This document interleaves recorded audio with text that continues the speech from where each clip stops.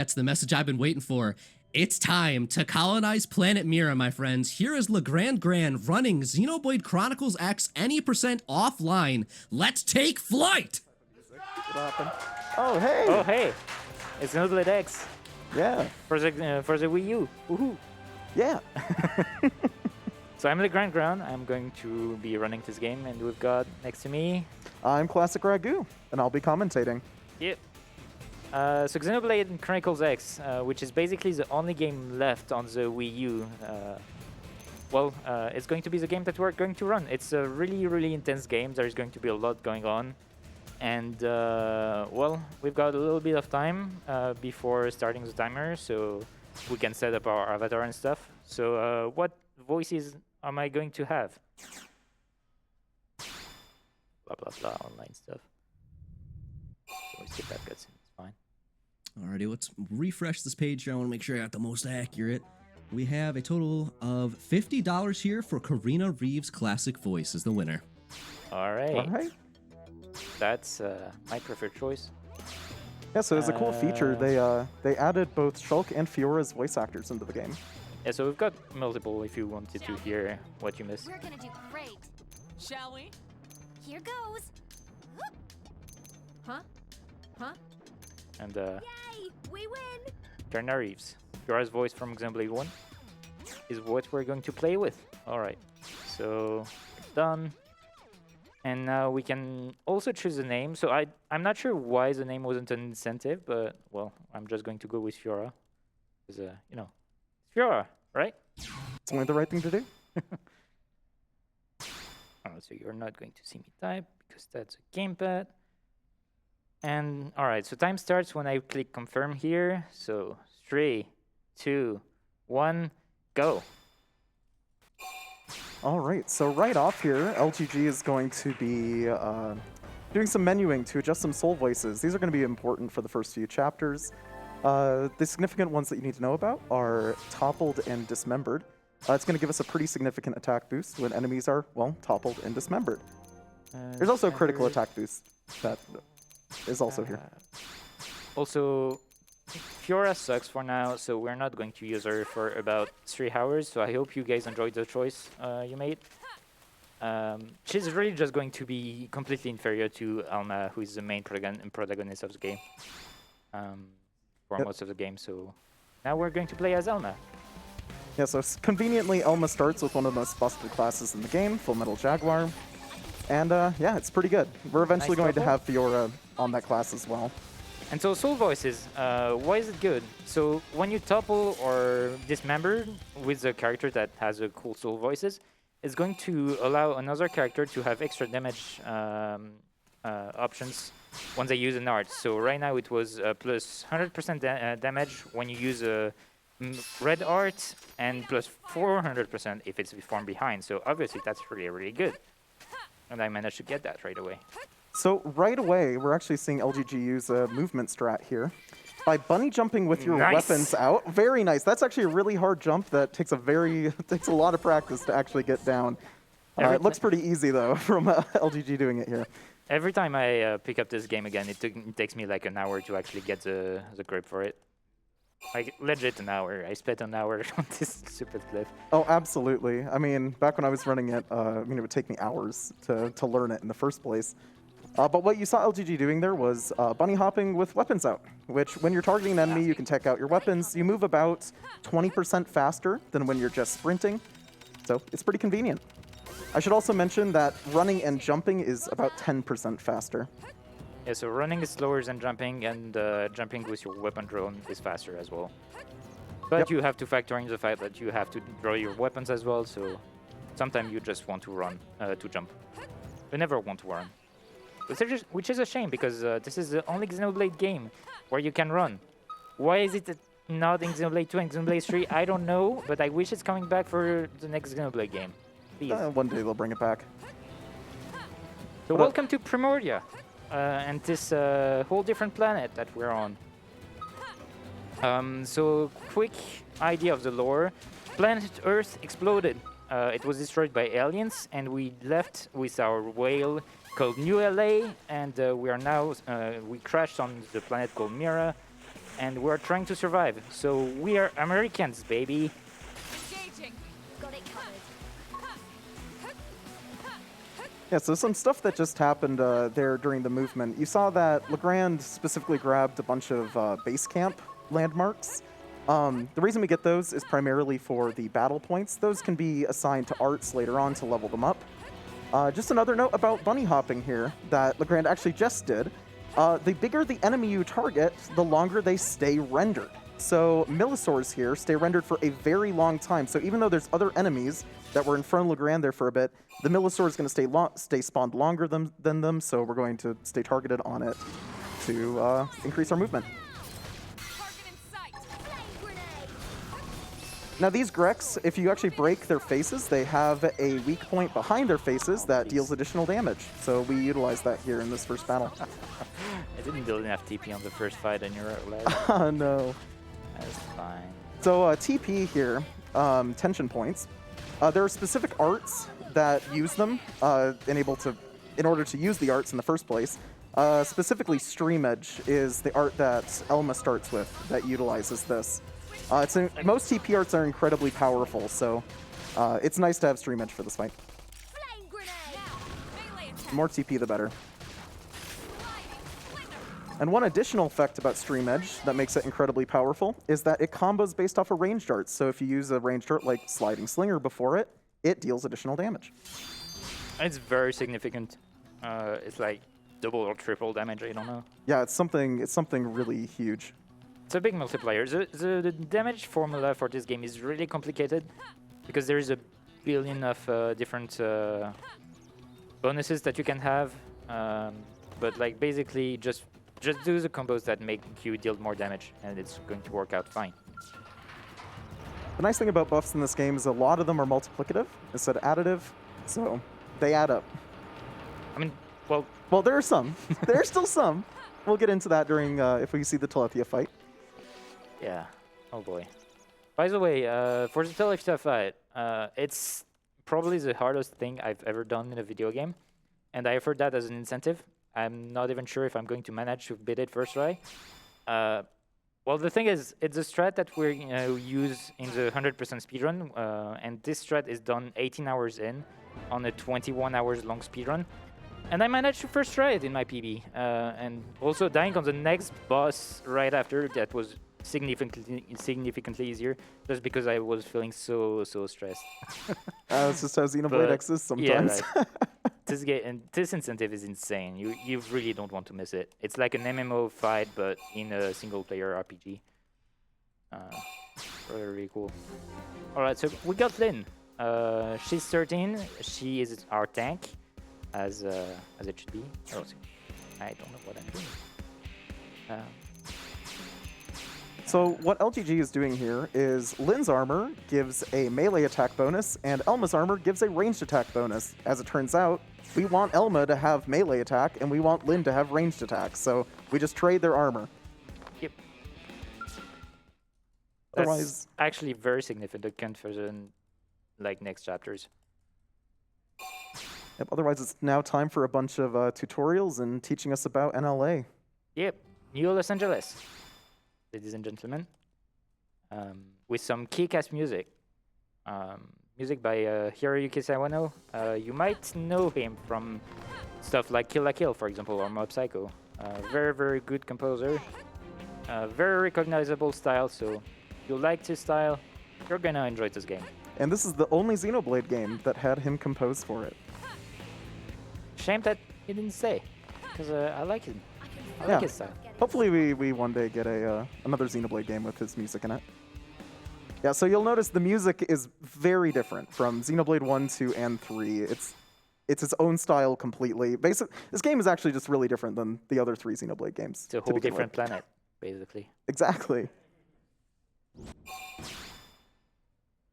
I'm not even sure if you get to hear that in the speedrun. Which one? It's a whole different planet. I don't think you get to hear it. No, you don't. You just hear the Oh, that's a Overdrive shame. theme. Okay, so we've got we're going to tour here in New LA and basically explain us hey, what are blades doing here? What are blades exactly? And so that was a Prime Secretary of New LA, Nagy, was going to explain us, hey, so that's your job here. So because like basically we were rescued by Alma in our safety pod when the whale crashed, and now because we're a blank slate, we're going to be explained what the world is all about. Starting with well, the online feature of this game that we're not going to use because this is offline. Yeah, we still have to do a tutorial for it. So online allows you to get basically characters from other people playing the game, which means that technically you can like play the game and have a character from a save file that was more than 9,999 hours playtime and play the game with that. It's fine. And so that's going to make the gameplay very, very differently because you're not going to do much. There's a bunch of other features. It's a really interesting run to see the online run. Shout out to Yamagashi and Blue from the Japanese restream because they really did a good job at routing this category. Yeah, and some of the strats from online have even managed to make it into offline. So it's actually really cool if you go and watch those runs. They're pretty different from offline, but they're really cool for what they are. And it's also like, I don't know, I think an hour 30 faster than this. Yeah, much faster. It's really bonkers different. Yep, they basically have a bunch of different scouts for different fights to make them go extremely quickly. Meanwhile, we just have Lynn, Elma, and Cross, or Fiora here. And a small knife and 2 small guns. That's about it. Good luck. Alright, so now I can see the minimap on the gamepad, which is great because you're not able to see it. But yeah. Yeah, so this game has a few interactions with the gamepad that I suppose now is a good time to go over. There's a mini-map there. There's going to be mining nodes, research nodes, various nodes you can place around the map. That is all managed through the gamepad, so you won't be able to see that, but know that they are fairly important for the speedrun, and we'll get into why a little bit later once it comes up. And the very interesting thing about it is that while the main game is loading, the gamepad is actually you can still interact with the gamepad. So during loadings, I'm actually still going to do stuff. This game is non-stop throughout all of it. Even during loadings, you don't have time to stop. You have to do stuff on your gamepad. And it's sometimes really, really tight to actually do stuff while still moving around. Yeah, you know, sometimes it's as easy as prepping your next warp, and sometimes you have to place 3 mining nodes and also get to the warp. And even then, like, basically you teleport once and then you have to prepare for the next one right away.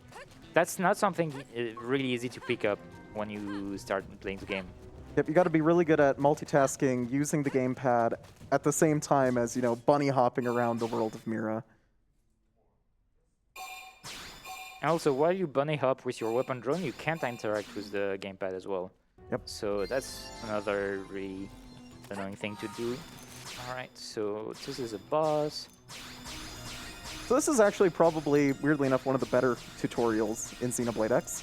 What they're trying to tell you here is that larger enemies, even though they can be a lower level than smaller enemies, are actually harder to kill. This is a thing that's unique to just X.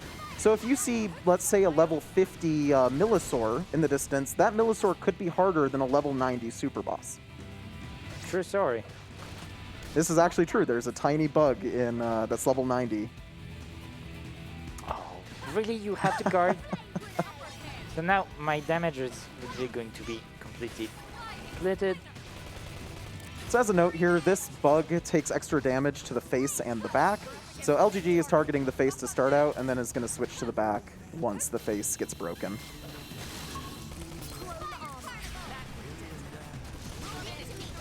Once again, just using the same combo that we've been using from the start here with using Stream Edge to deal a good majority of our damage, and Shadow Strike from behind. Shadow Strike is basically backslash, except there's also backslash in this game, and it's better backslash.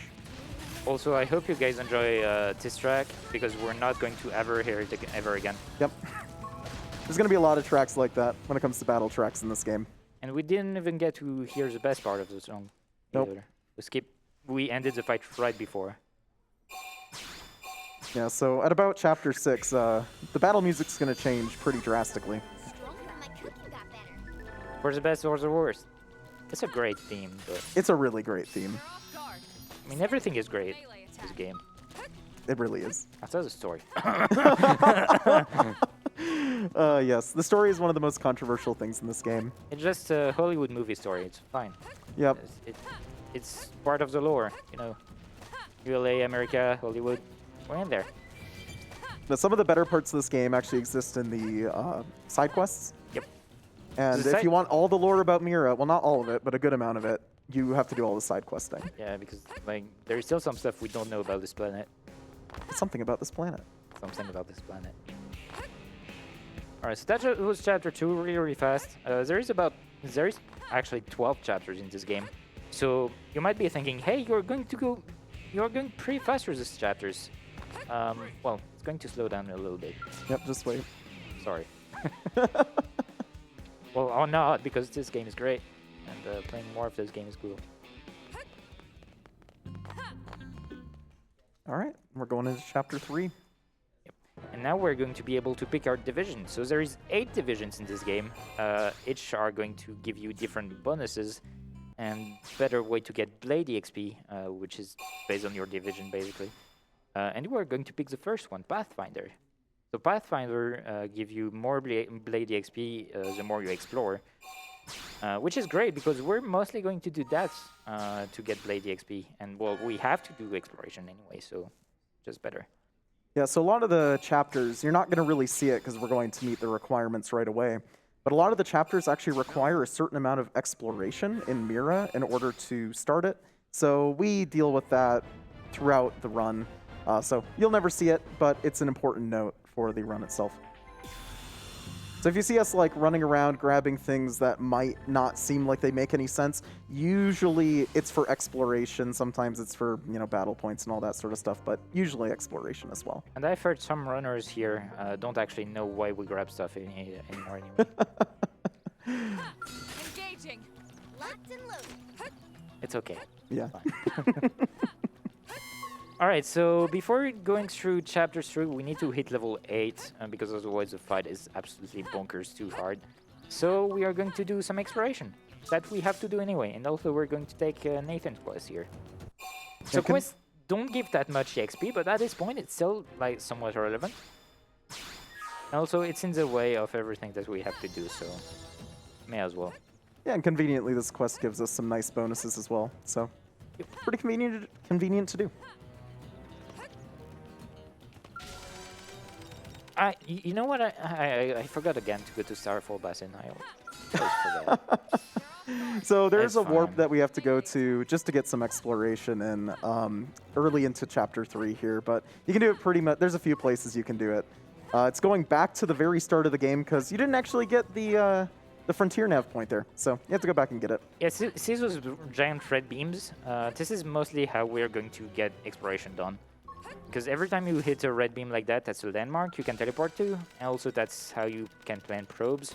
So it's really just a way for the game to tell you, hey, if you want to keep exploring, go this way. And it works out really well. You see a giant red beam and you try to get... Okay, that's one. So here what I'm trying to do is I'm picking up all those blue things on the ground, and I'm hoping to get 6 multi-spec ladybug. Because that's what we'll be needing in like 2 hours.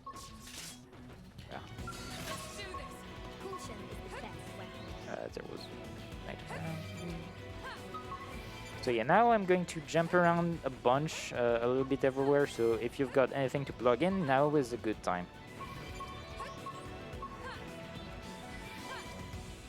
Okay, we have a lot of donations coming in, so let's see what I can fit in here. Let's start with this $30 here from Recklessus that says, always glad to see RPGs destroyed in speedruns for a good cause. Good luck to the remaining runners. I've also got $50 here from BNE27 that simply says, good luck on the run, LGG.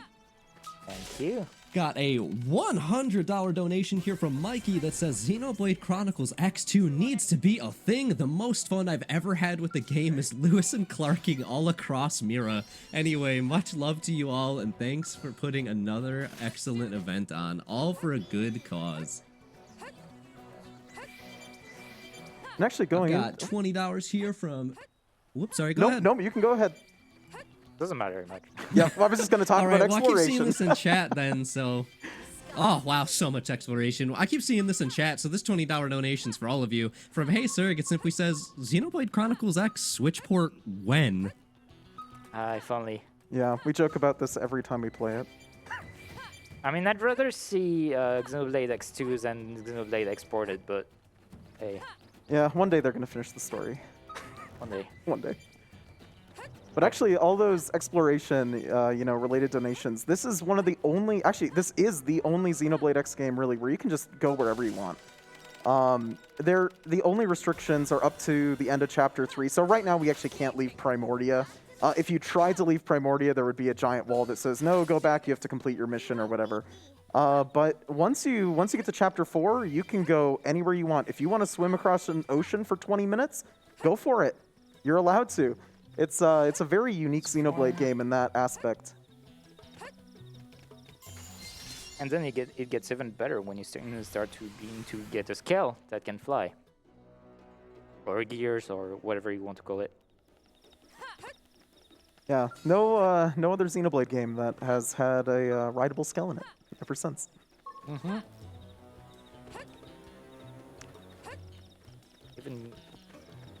Even in Disney Gears, you couldn't fly around as well as in this game, which says a lot.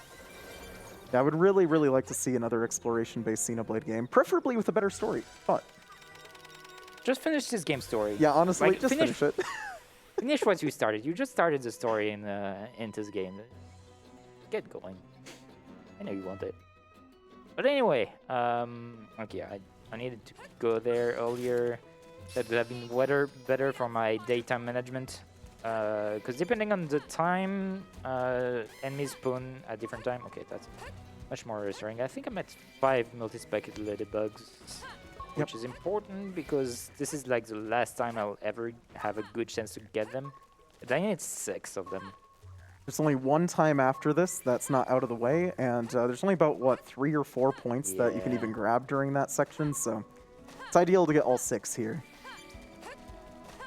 Otherwise, we're finishing up this quest. It's going to give a pretty convenient top as well to us, which we'll use later in the game. It has an open augment slot. It's kind of just a bonus. We needed to do this quest for EXP anyways, so it's nice to have.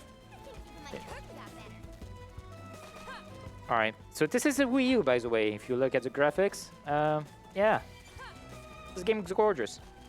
Also, there is giant ballenas flying around.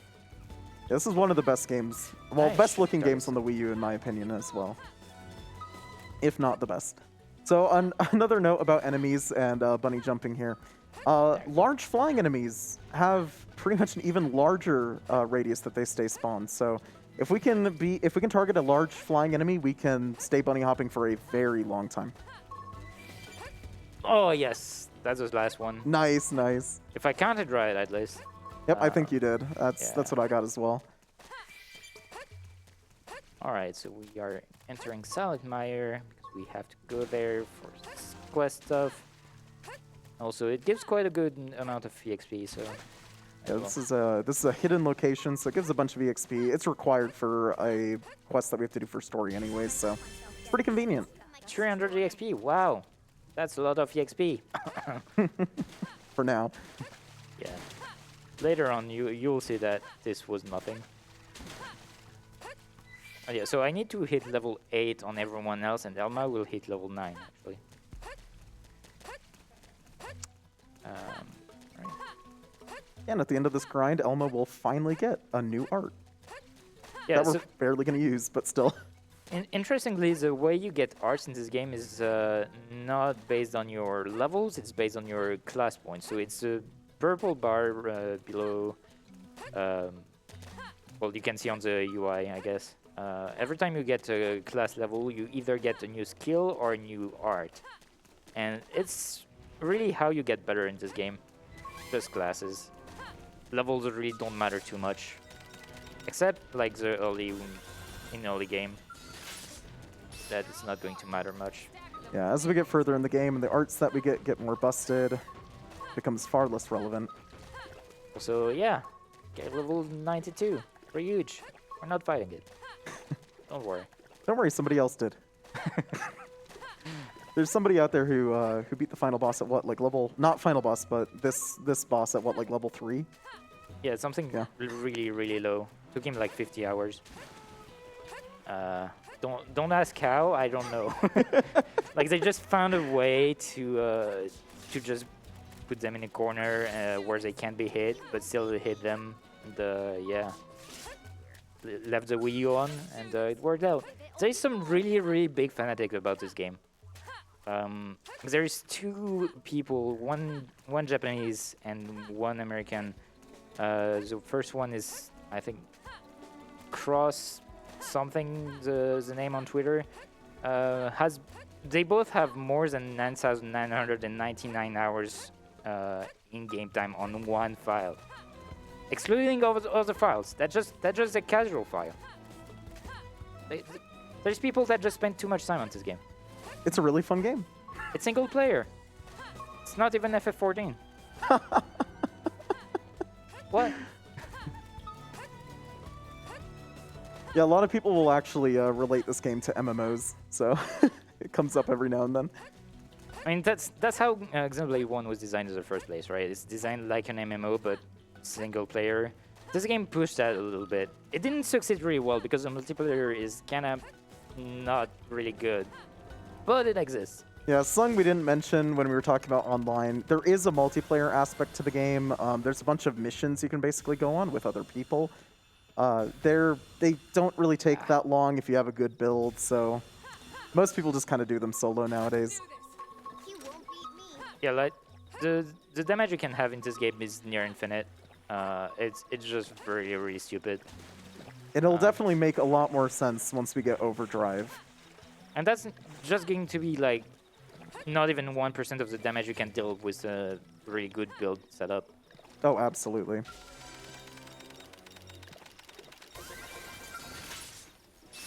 Alright.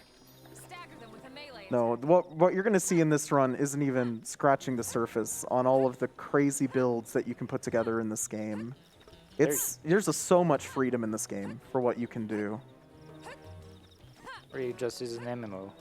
Just like an MMO. You even have fashion gear. I don't know. Oh yeah, so this was the Play this first Xenoblade game with fashion gear in it. That's a fun fact.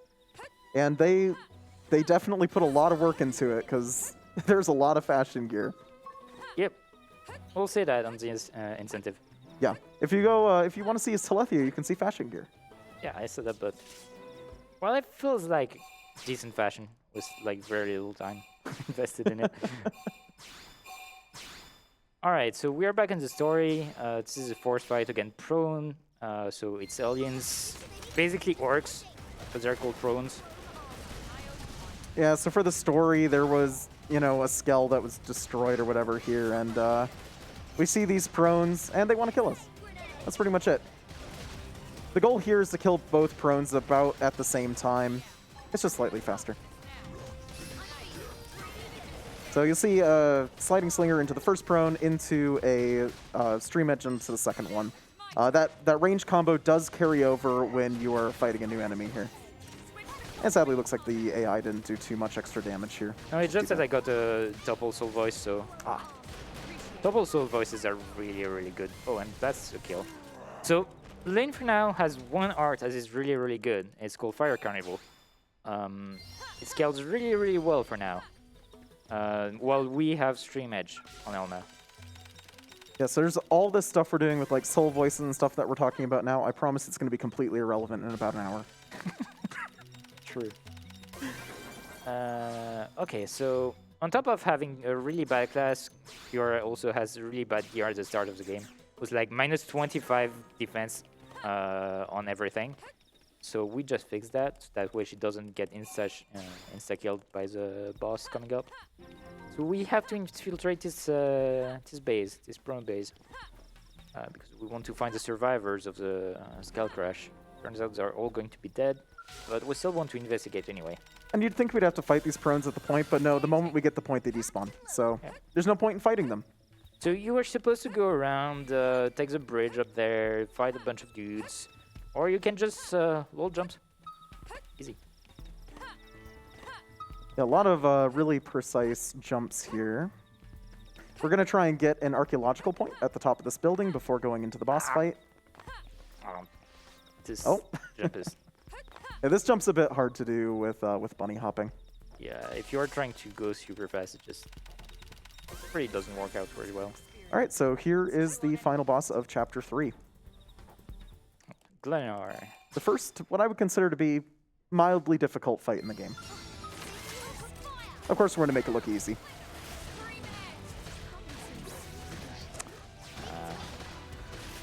Should be dead now. But not starting well. I'm also missing the soul voices. So Yeah, I've got no sadly. heal arts in this game. So I'm at 400 HP right now. That's going to stay like that for a bit. Also, Cross is dead, lol. Yep. This is fine. So Cross is kind of stuck with the Drifter class at the start of the game. It's a bit rough. And Glenar's in a really, really bad spot here where we can't really get to his back.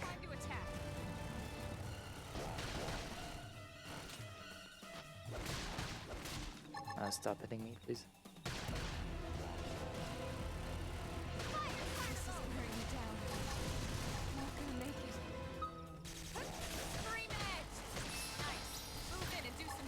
How is that? Not good. Oh my god. Am I going to die to Glenar? That happens. Oh, nice miss. Oh no, I got some nice heal from the soul voices.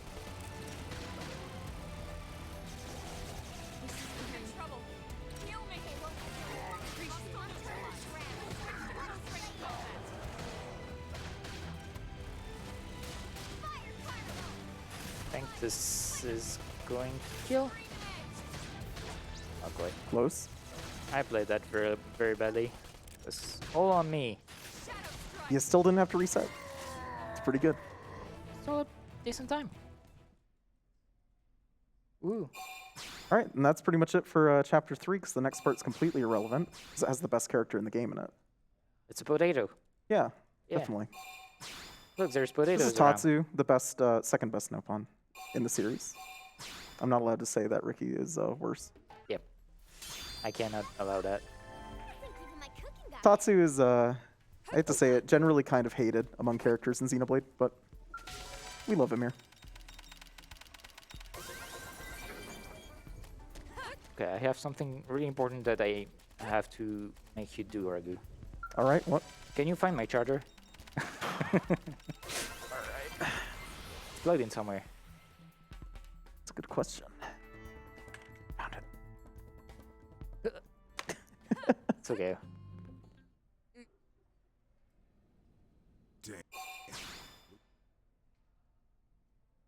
Alright, so that was chapter 2. Chapter 3, actually. And now we've got access to the whole world. We can do whatever we want. We can also complete the story, but we're not going to do that right now. Yep, if you wanted to, you could now cross that ocean that takes 20 minutes to cross by swimming. We could go to the very last place in the game. Yep. Good luck getting through it, but you can get there. It's gonna take maximum effort, but it's fine. And because of that, we're going to start doing all the exploration that we have to do before we get our scale. Because scale is going to change a lot of things in the run. Yeah, so at this point of the game, we're allowed to add people to our party, so it's basically just listing off every single character that we can now add to our party. It's basically all the blades that we have encountered so far. Yep. So we encountered a bunch in cutscenes. You didn't see it, but we did. I mean, we did see a frame of each of them. Oh yeah, of course. So the first thing we're gonna do is, as you could see on chapter 3, we got a blade level. So we're going to hand that in to Eleonora. That you can see here clearly. And the only level up that we even need in this game is mechanical, because mechanical allows us to get mining probes. Also, we can use all figures. Really, really relevant. Just decoration.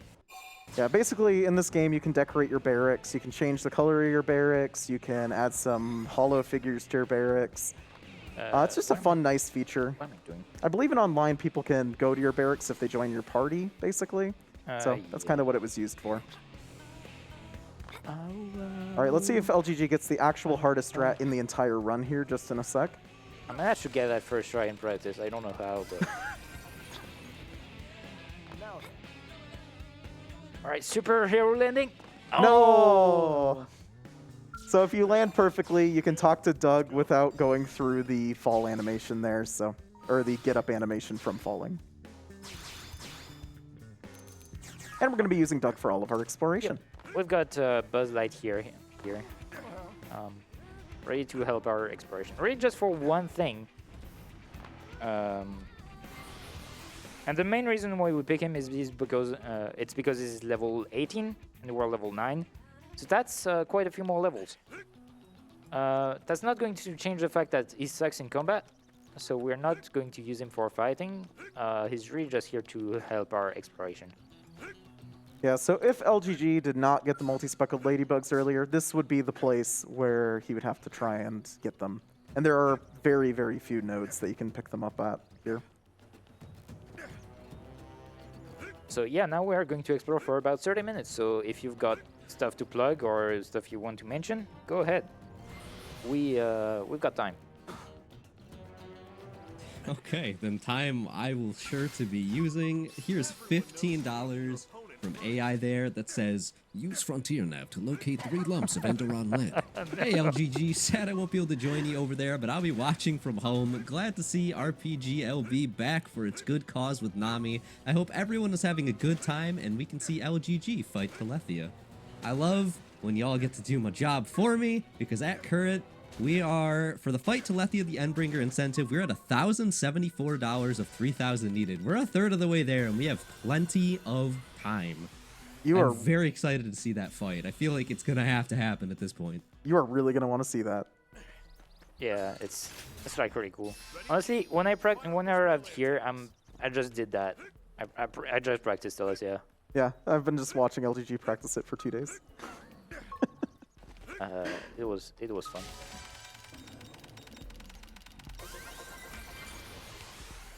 Plenty more donations if we still have time. Yep. Yeah, sure.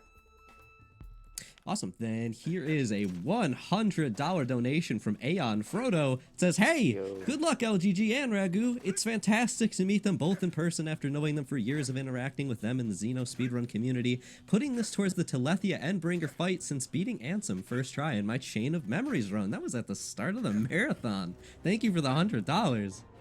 Thank you, Frodo. Yep, shout out to Frodo. And shout out to Aether as well.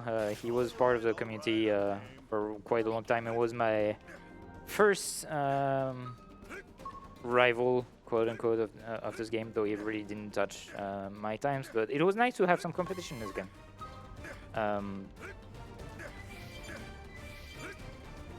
Also, this team is banger. I'll just say also shout out to the entire Xenoblade community. Yeah. Great people over there. You'll rock. Not like Rock. Rock is better. There's a character named Rock in Xenoblade X. Should probably say that. He's a cool dude. He's really cool. And we're not going to see him this run, but the 100% run season. We're gonna see a little bit of him. All right. Because we have to save Telethia. Oh, yeah, of course. In some of the final chapters. Anyways, we're in Oblivia now. I suppose we should mention that. This is the desert area of the game. It has a really good theme. Yeah, it's so you've got 5 continents in this game.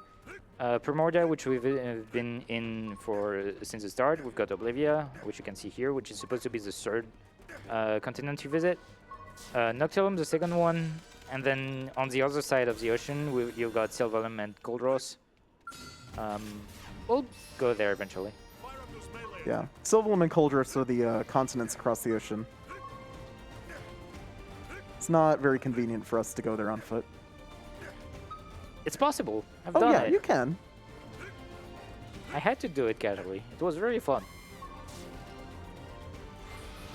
It's much faster. So I just got this landmark and I'm teleporting to it because you get to cross the bridge like that. Really convenient and really confusing as well if you're just watching the game and don't know what's going on. Yeah. And we will just say that Oblivia has some of the most nasty weather effects in the game. Not the worst, but some Yeah. of the worst. There are certainly worse ones. Hi, Sylvan. Yeah, hi Sylvalum. We might see that one. Hopefully not, but we might spawn. see it. I mean, Yeah. if we see it, I'm just going to reset right. Yeah, there's basically a weather effect you can't see in, and hopefully hopefully we won't see it, but it'd be cool to show it off. And there is a specific unique enemy that spawns in that weather. Is it? Yes, there is, Oh and my it's God. awful to get to. Oh my god! I suppose it drops good gear because that's how you know. Yep. Yeah, once you get really deep into the gear system of the game and making your own builds, there are some really crazy, unique monsters and stuff that you can encounter. And one of them happens to be in the horrible spore weather in Sylvan. Caution is the best weapon. So by the way, why are we playing just with Doug and Fiora? It's because, well, exploring gives you XP, right? But we don't want the XP because in order to get as much classy XP as possible, you need to be at the lowest level possible. So the lowest level you are, the better. And so when we're going to do a farm, because spoiler, there is going to be some farm going on after this, we want to be at the lowest level possible. So that's why we only have Doug, which we are never going to use ever again after this, and Fiora, which is forced. But like Fiora doesn't matter until like very late. Anyway. Yeah, Elma is the main character for most of this run. And we'll have a little bit of a shining moment for Gwyn. Spoiler. Just for a little bit though, and we'll immediately get rid of him like Doug. Gwyn's a good guy. Yeah, No, he's not. except he's weak. It's okay. At least you tried. Yeah, sadly, you know, later in the game, a lot of the AI characters just generally kind of end up being useless. There are some that are nice to have around for soul voices, but that's pretty much it. Yeah, you'll get to understand why. Yeah, you'll see why once we get to it. Alright, so yeah, if you've got anything to plug while we finish Oblivia, we've got time. All right, well, here's $25 from our friend Anonymous. Great friend. Says, oh boy, not even a distant land. We're stuck on a whole different planet. So happy to see Xenoblade Chronicles X being represented here. This is one of my favorite games of all time, and I hope this gives more people the chance to see it and why it's so good. Throwing this toward that Telethia fight. Keep pushing that incentive. I love it. Hell yeah. Here is $25 from Zero that says, it's awesome seeing Xenoblade X in a marathon. Best of luck on the run to LGG and hope to see that Telethia fight. I love the support here. We've got a $20 donation from Steven with no message. A $20 donation from Jessic Gunleon that also has no message. Appreciate those two. Another one that's gonna give me a moment to warm up for this one. $25 from Revenon that says, what? Tatsu not taste like chicken. Let's see the end bringer of the game. Thank you for that pun.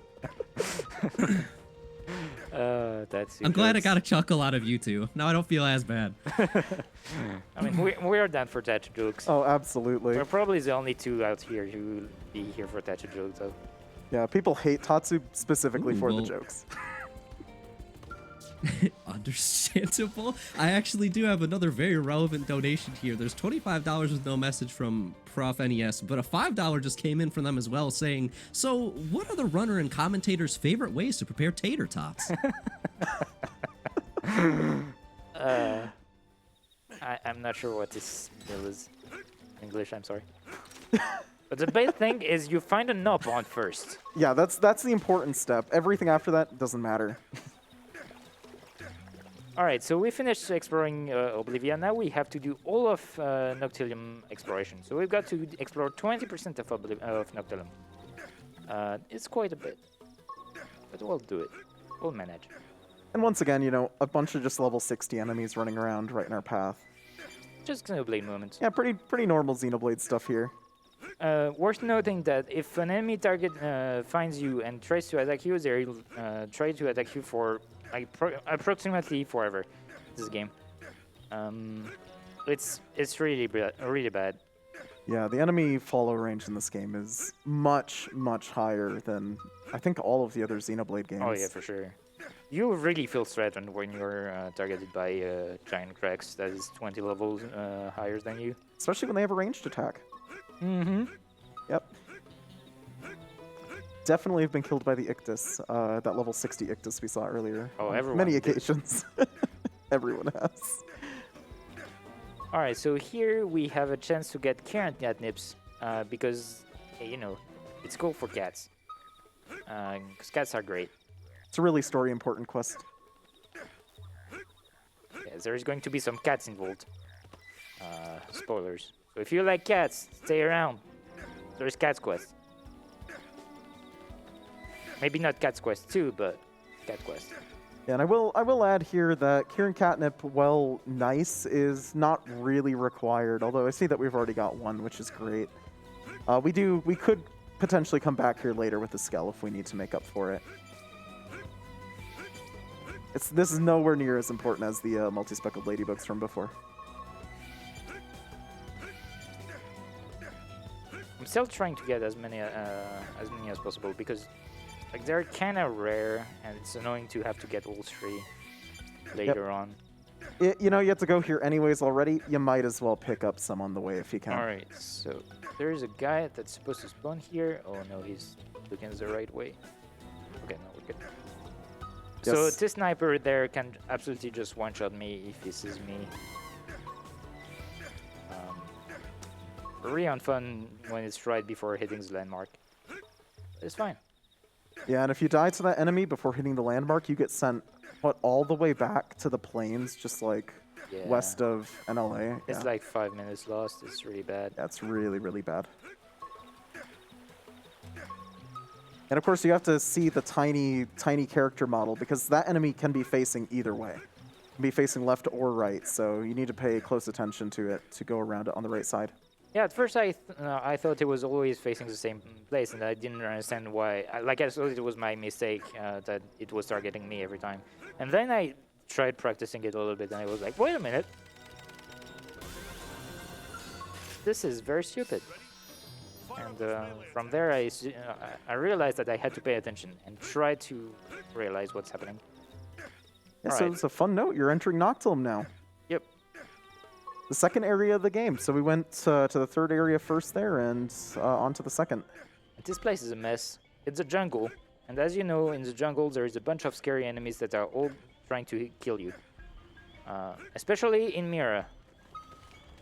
Yeah, so the pathing LGG is using here is actually relatively precise, just to avoid specific enemies that are facing you if you go around a corner or something. So, No, not Oh. this way.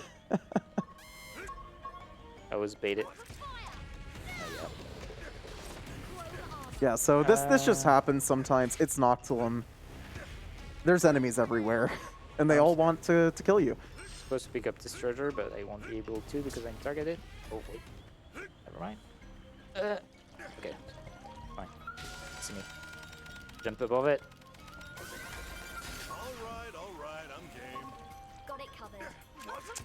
Yeah, see? Playing it by ear a little bit. Oh, Yeah, it worked I out would well. personally say this is probably the hardest area in all of the explorations that we have to do. Yep. Well, this little section here, afterward, it's Oh, it's easy. much less of a problem. Yeah, the entrance in Noctilum is by far the hardest part of it. All right, I'm game. Roger.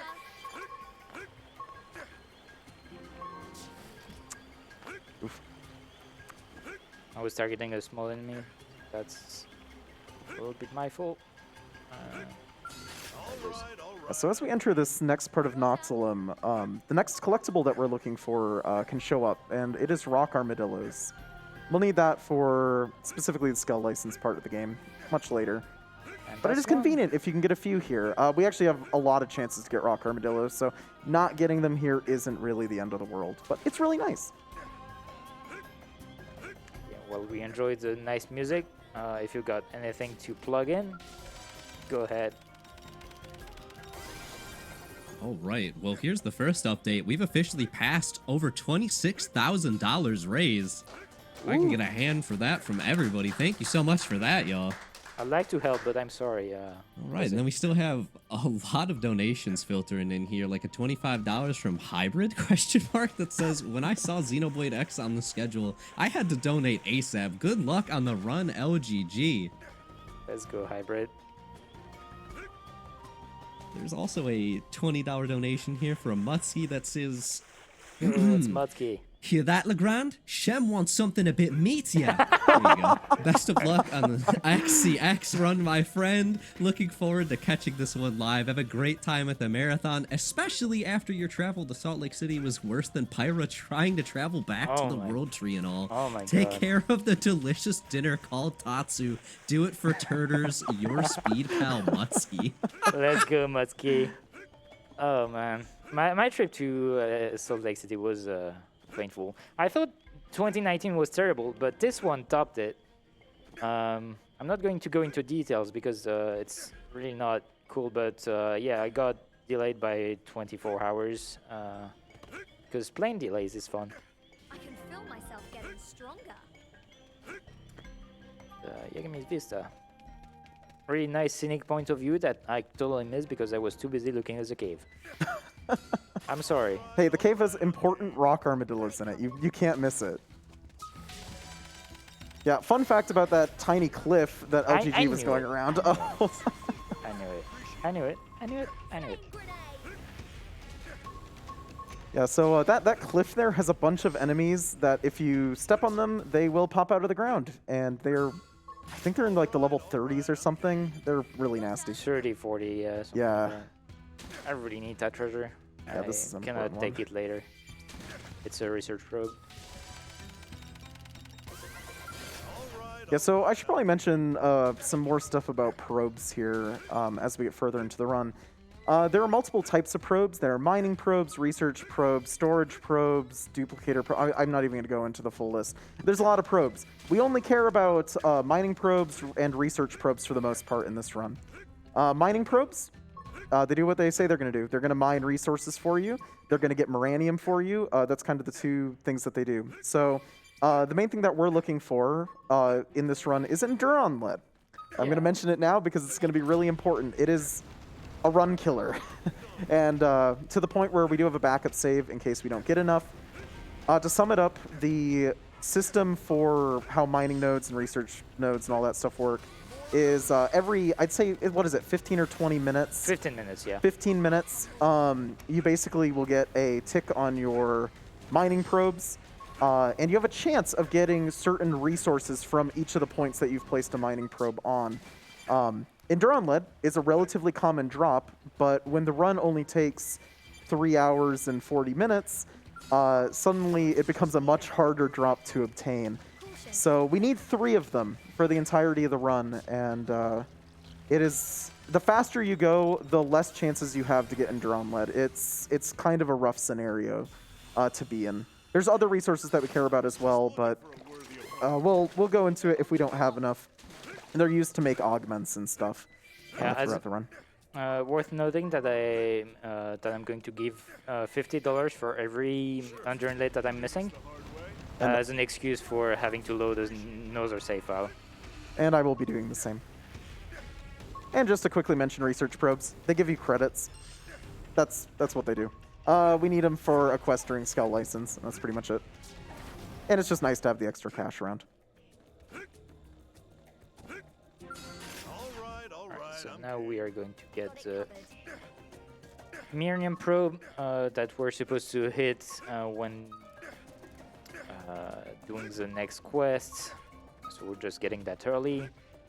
Pretty much all we're doing right now is getting exploration done in a way that we don't have to do more movement when we are doing quest cleanup, story cleanup, whatever you want to call it. Yeah, and just as a fun note, the reason we went into that cave full of really high-level crabs is it gives you a research probe, I believe G5, which Yeah. is a really, really high-level research probe for something that we can just obtain this early in the game. So that gives a lot of credits to us and will allow us to clear the Scout License quest much easier.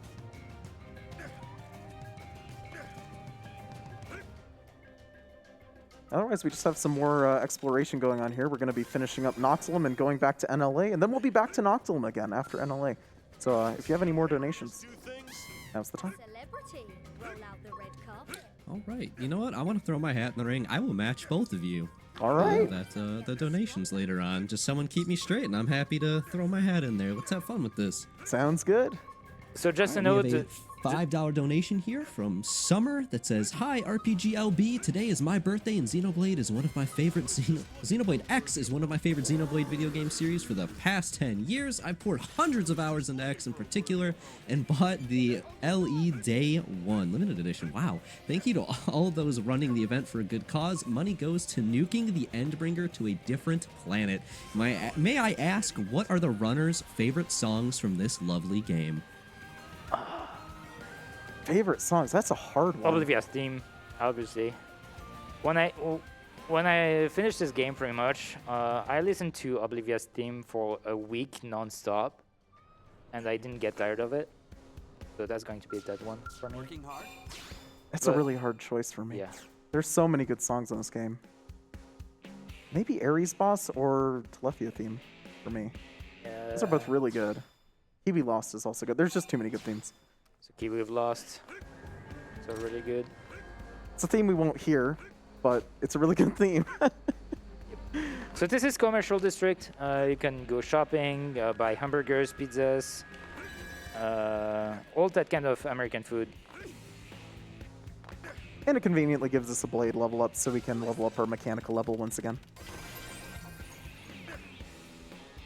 Oh, listen. All right. So in order to continue Noctium exploration, we need one more level of mechanical, which is why we're taking this stop here. And conveniently exploring commercial district gives us just enough. And we will go back to commercial district anyway later on because we've got quests to do here. So yeah, it's a pretty nice routing. All thanks to the fact that we've got Pathfinder, and I'd like to give a shout out to Doc Mod who came up with most of this route here. At first it was mostly me and Howden King at the very start. It was a terrible route involving killing I don't know, bugs for 3 hours, and then we cut that to 1 hour 30 when Fell Visage and Nepomuk arrived, and now the farming is only 30 minutes thanks to what Doc Mob did figure out. So shoutouts to Doc Mob for making this run so much more consistent and fast. Big monkey. We're going to be seeing a lot of big monkeys here for a little bit. I also just want to note some stuff about this little part here is there's like bugs in all of these bushes to the side, so you kind of got to avoid a few of them. I mean, it's a jungle. There's always bugs everywhere. Yep. Except those are pretty big. And conveniently, this giant monkey is sleeping and won't see us. I mean, he can see you if you just jump above his head. Because that's Advised his not line to of do sight, that. right? It's above his head. That's way too well detailed. Yeah, so as we get through Noxlum here, you'll see that the space opens up a lot. This is where it kind of gets, I don't want to say it's less dangerous, but it's still, it's nicer to get through. Also, the music's really good. You're going to be hearing that a lot tonight, I'm sure. So you gotta be careful with this Xiphias, because if you go, if you swim in the water, he'll see you, but if you're walking on the water, you're fine. Which is why I'm taking this little detour down like that. Because that way I'm still walking on it. Or walking. Jumping on it.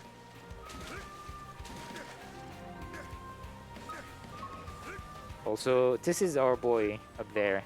You can see him. He's the best guy around. Best ever. Best ever big boy. I can't target it. Come on. Let me target you. Come on. Really wants to target those bugs. Fernando! Alright, there's no story about it. He's just a cool guy. He has some good drops. Yeah. Yeah. Also, we got 100 lead. Woohoo! That's, Nice. 1 out of 3. $150 less for charity, I'm sorry. I was just looking for a worthy opponent. Caution is the best weapon. Let's be too cocky here. Alright, we've got a lot more exploration to do, so if you've got anything to plug in, go ahead.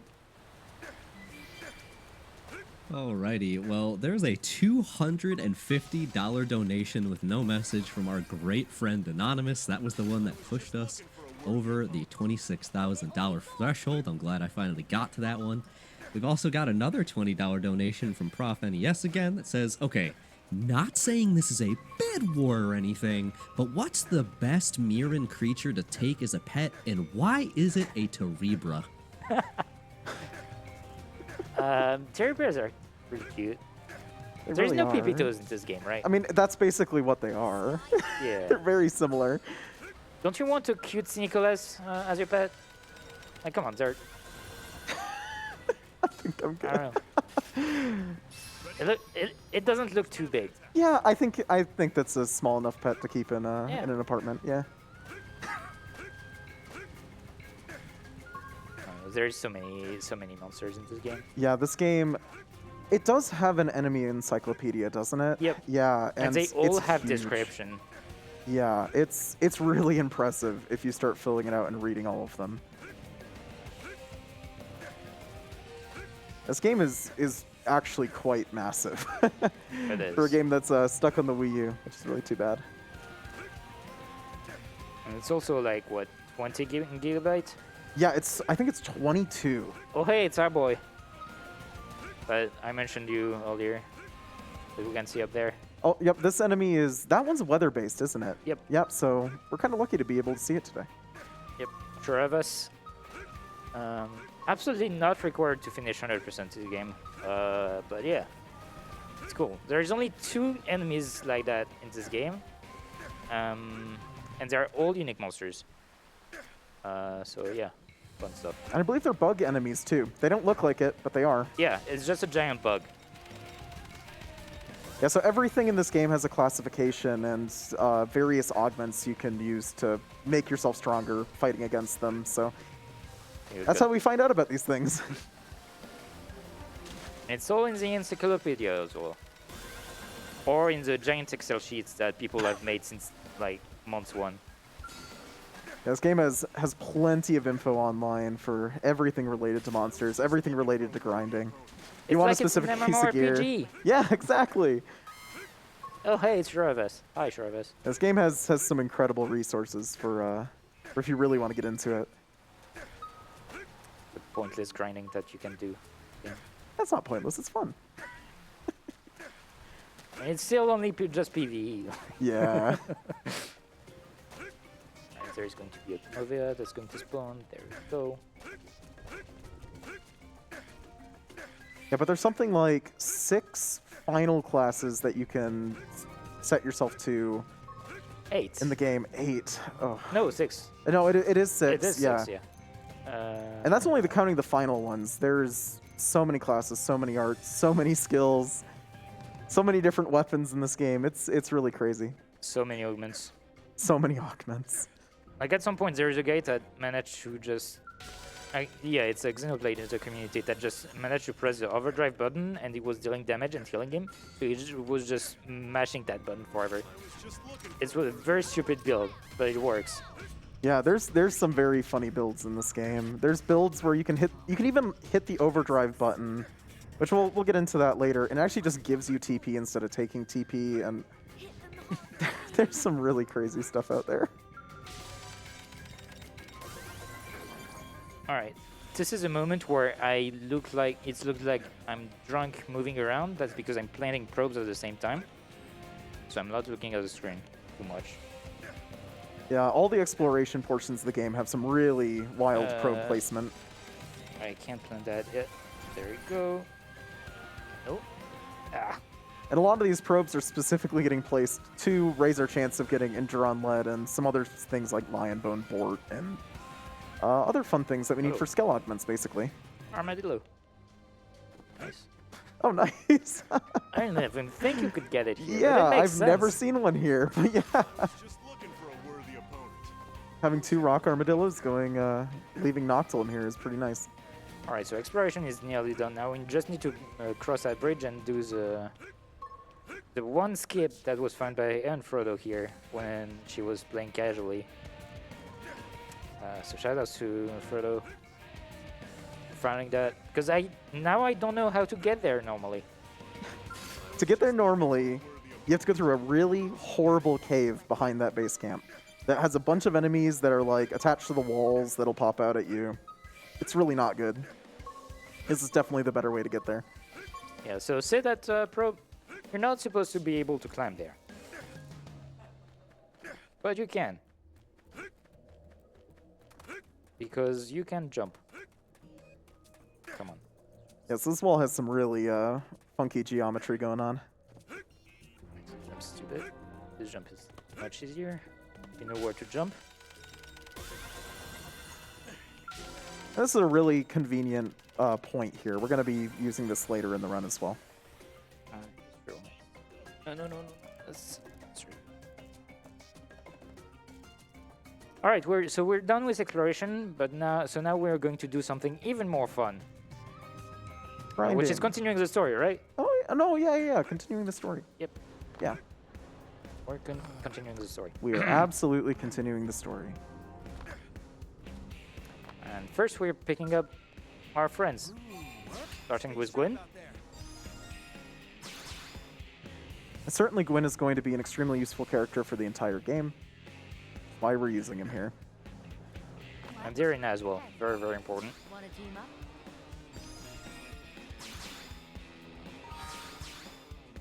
So just like at the beginning of the game, we're just going to be stealing armor from people here.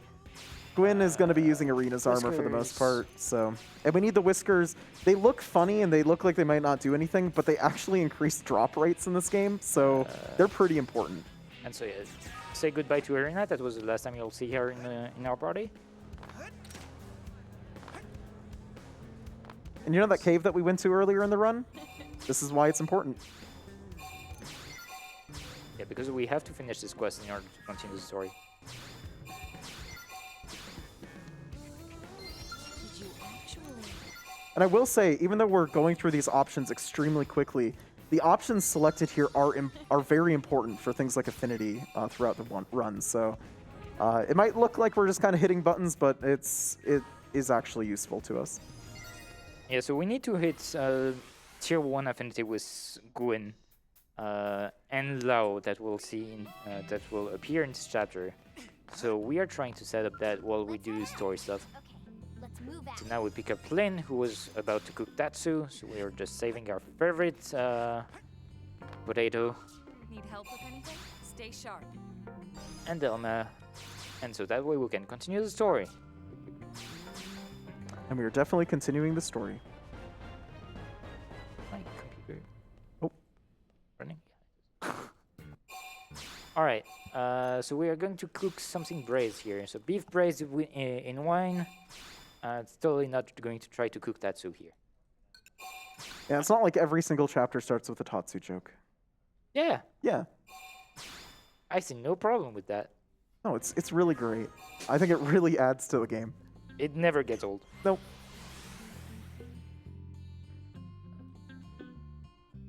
Scroll in the notes a little bit. Up until now, I was doing it memory because that was fine, but now I need to make sure I don't forget anything. So, okay, so that's story continuation up here, but we're not going to do that just yet.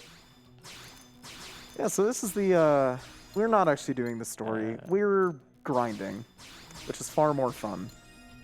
The goal here is to get Elma's class level up, to get a skill called Executioner. So we gotta kill a lot of Suids for it.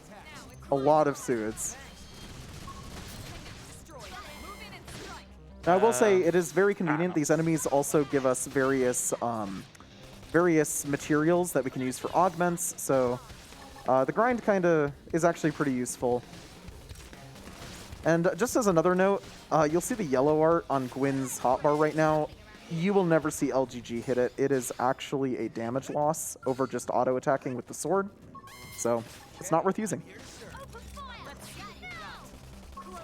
Actually, going over Gwyn's kit in general for the grind here.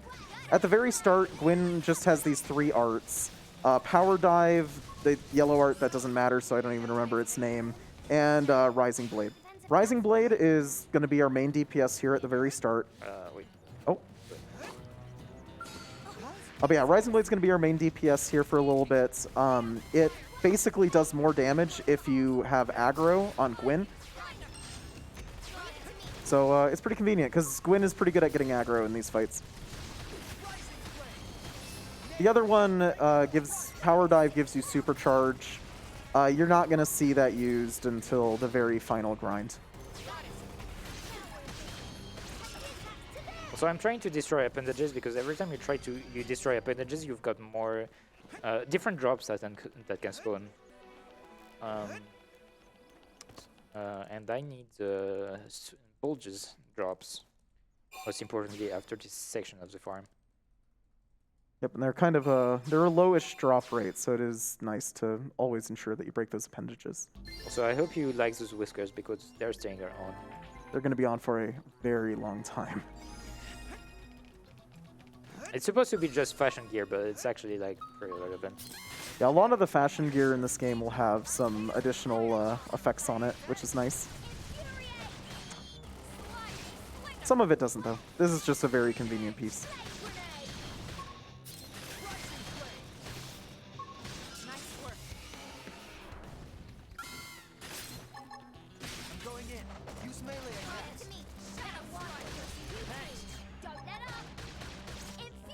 And if you want to plug anything right now, now is probably a good time as we continue to kill these suits.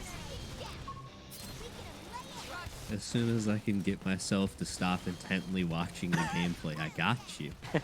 All right. Here is a $15 donation from our friend Elta that says, donating for fellow Tatsu appreciators, second best Napon, first best potato. This is what Xeon would have wanted.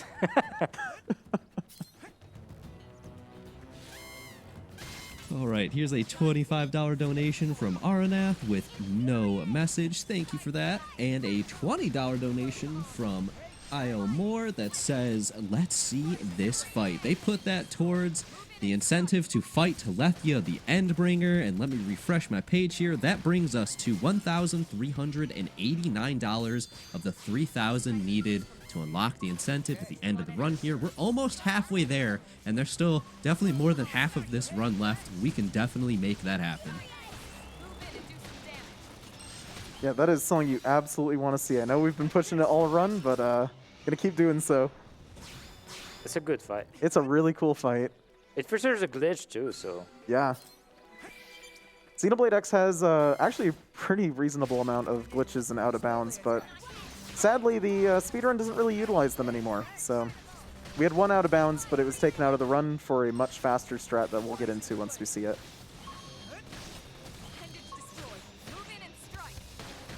Getting some really bad with this farm.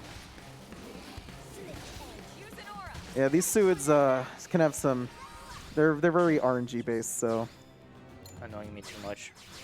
Infuriate, as a fun fact, that art that just got taken off of Fiora here, that art basically just makes Fiora's aggro on the enemy much higher. Or actually, I think just straight up aggro's the enemy. It's a taunt, yeah. Yeah, so it's really nasty when Gwyn's Rising Blade is your main damage and you can't aggro enemies.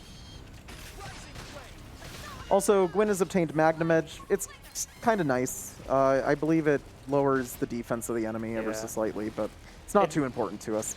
It's just one more art to use, really. Yep.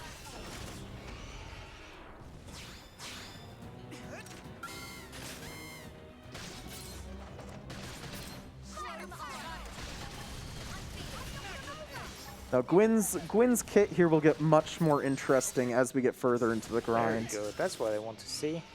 Very nice. First time I actually see it. Yeah, so that was the 400% boost from Topple. We have not seen it up until this point, so it's really nice to see there.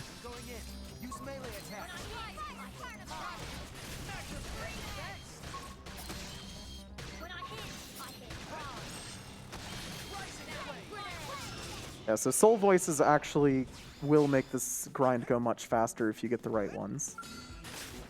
That's going to be the last suite that we're going to kill for now. Then we're going to move on to not Suits for just a little bit.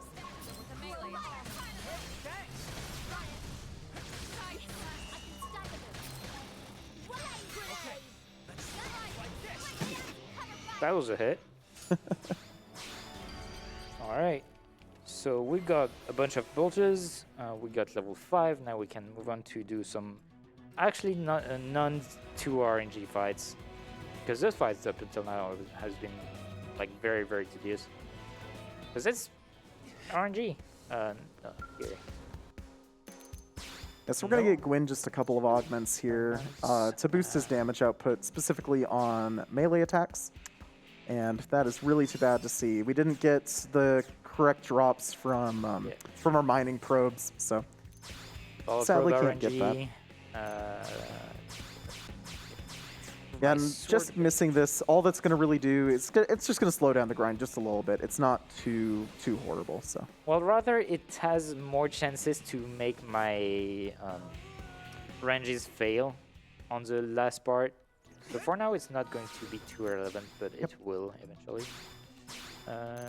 So that weapon that I got earlier, I make now arts. We got Ultra Slash here, and we're getting it to level 5 because that's Gwyn's best art for now. Use melee attack. yeah, so you know how I said that Shadow Strike was backslash? Well, this is also backslash, but also even better than backslash. It just deals kind of an insane amount of damage.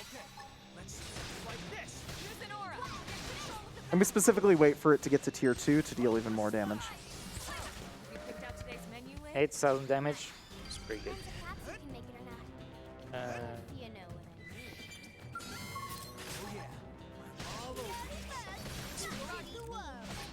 Now, my turn. So always make sure to target an appendage, so that's why I get more dismembered soul voices. Sometimes it helps, sometimes it doesn't. So yeah, before we were strongly with fighting enemies that were like, I don't know, level 11. Now we are just easily killing level 18 monsters. Yeah, and this just goes to show how powerful Ultra Slash can be. This is why we specifically go for Gwyn here. And the only reason we kill these guys is because there is a bunch next to each other. So it's pretty easy to farm. Yeah, and they also conveniently drop Fleecy Fur, which is used later in the run for some augment-related stuff.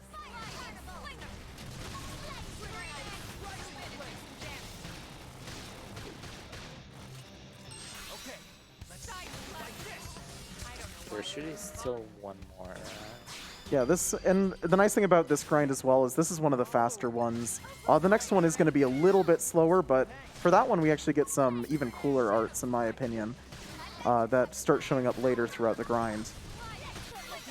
And that's a kill, because soul voices are nice. Very nice. Okay. Okay, I may... Like, the farm has been going really badly. I think I'll have to... change time, which is a Yes. shame. So sadly, these enemies are only available during the daytime. And right now it's evening. Time is going to switch over to night, and we will not be able to fight these. I need to finish at 7 p.m. And I need to kill all those guys here pretty much.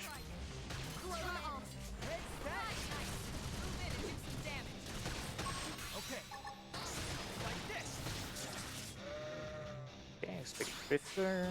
So now we can change Cross's class. Forcer.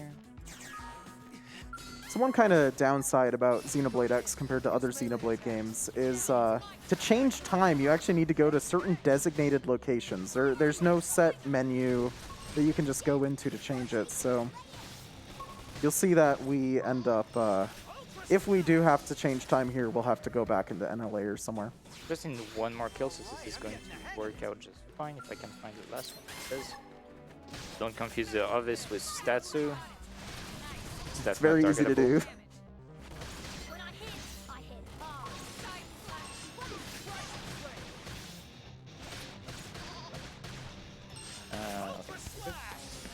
that's class 7.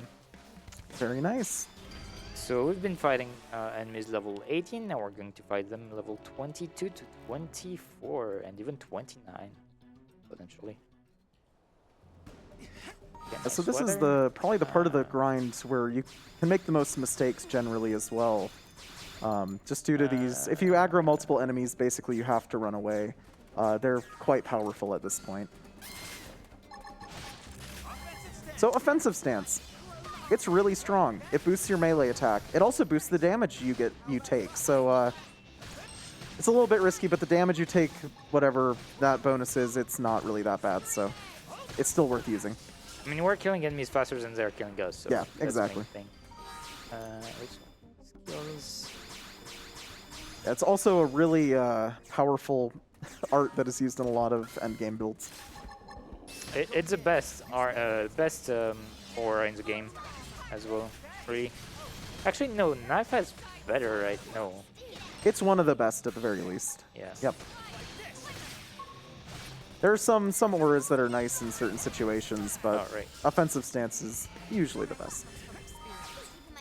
So that would I only needed level 2 on Enforcer, because that gave me a good drop, a good skill for way later. It's really not too complicated to get. So on this section, I really need to be careful what I target. I don't want to be fighting more than one because I only really have one art rotation. 'Cause I die if I have to wait for the second one. Yeah, these suits actually deal enough damage to kill you, so you need to be very careful. Depends if Patsy can make it or not. You should also note specifically what you're targeting here. So these suids, even though you'll see that there's an appendage on the back and an appendage on the front, the appendage on the front actually has additional defense. So you generally don't want to hit it, because it will actually reduce the damage taken from Ultra Slash.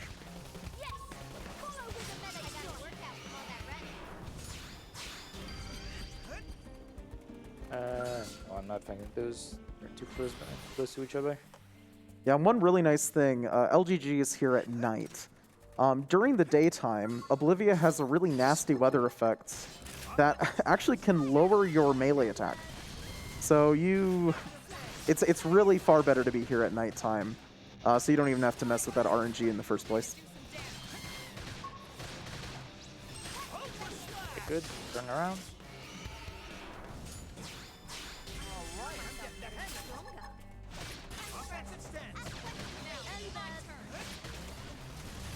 So yeah, we're going to kill Swiss for quite a bit, so if you've got anything to plug in or whatever, go ahead. Alrighty, well I've got my own set of whiskers here at the remote hosting desk now, and from what I'm reading, it's supposed to boost the rate at which donations are put towards the Fight Telethia, the Endbringer incentive here, so I'm gonna start watching that one intently. As a reminder, we are at $1,389 of the 3,000 we need to unlock that. That's more Xenoblade Chronicles X. That's more RPG Limit Break. It's a fantastic boss fight. The fact that you said you might not even get it on your first try is what really, really has me intrigued to see this personally. And we've still got about a roughly estimated 3 hours in this run to get it. There's plenty of time there.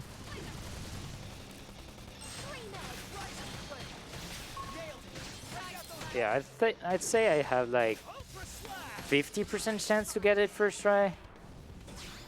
Maybe, probably more since the practice, but it's really not as high as I'd like it to be. But like, I'm not going to actually get it. If I don't get it, but I get pretty far and I get to showcase everything I want, that's going to be plenty, because the fight is like 8 minutes long again. And it's a fight, as I mentioned, if I do one mistake, it's over. So you can understand how painful it can be to do this fight.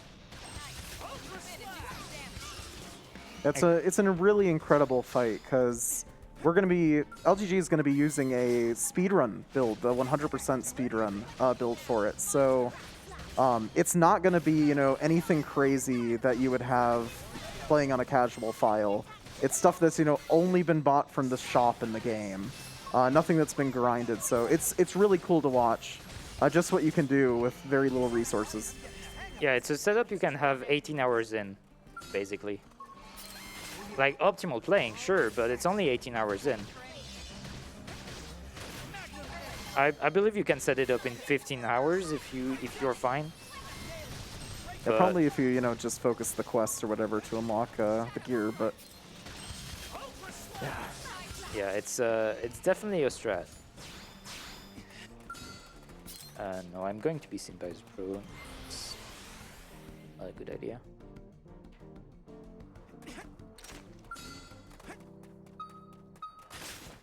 I'm going in. Use melee attacks. So we want to hit level class level 11 with Gwen here.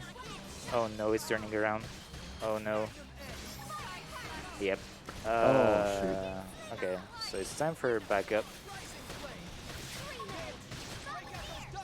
yeah. So you'll see here we LGG just can't fight two Suids at the same time. Generally, it's the Suids have this dash attack that can basically insta-kill you if you're in offensive stance, so it can be fairly difficult. Yep. I tried to be greedy and kill both of them at the same time. I could have if I didn't get targeted too much, but alas, there is no way to draw into manage aggro into the game, so Looks like we've got no choice. so now I have to build TP again to use offensive stance. Yeah, so offensive stance is a TP art, so it costs 1,000 TP to use. Conveniently, sword auto attacks give actually a pretty considerable amount, so it doesn't take too long to build up.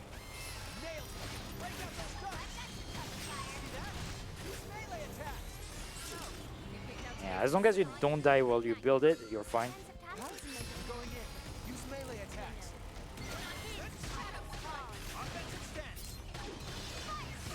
And the nice thing too is LGG now has another skill called Tornado Edge, whatever. It's a really useful art that basically, if you have a aura on, so offensive stance, you actually get TP from using the art. So it's really convenient to have. It turned around at the wrong moment. That is really rough. So Ultra Slash, like we said earlier, it's basically backslash. It deals additional damage from behind. So if you're on the side of the enemy or in front of the enemy, you don't get that damage bonus. And it's a very, very significant bonus. Yep, it's what, like 400% or something wild I like don't that. know, it's really big. Yeah. If you hit it, you deal a lot of damage. If you don't do any damage. Very much. Oh yeah. I'm all over this. Caution is the best weapon. Offensive stance. This is really risky, by the way. Yeah, that other suit is right there.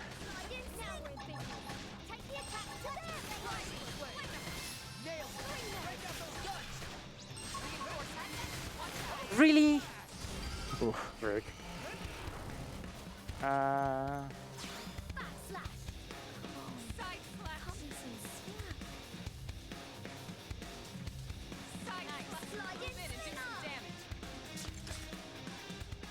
It's really not really going well.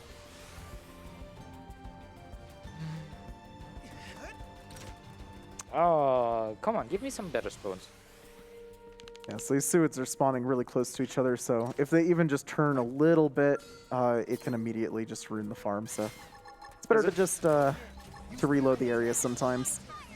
I didn't mention it, but the farm is really the hardest part about this run. You can lose so much time on it. Yep. Specifically this portion too. The next portion a little bit, but this one is... The suids are so close together, and there's very little you can do if one just turns to see you. The next one is a little bit more lenient than this one, but requires you to use your arts a bit more efficiently. Also, it depends on how good your material luck has been. So right now, I know I'm going to have ranges issues on at least a few of them. Strength comes from experience. That's true on any Yeah, planet. fighting those. Very bad luck with the spawns of the swords. Melee attacks. Luckily, we're getting pretty reasonably close to the end of this grind, so not too much longer fighting these suids in particular. Let's fight this sleeping guy.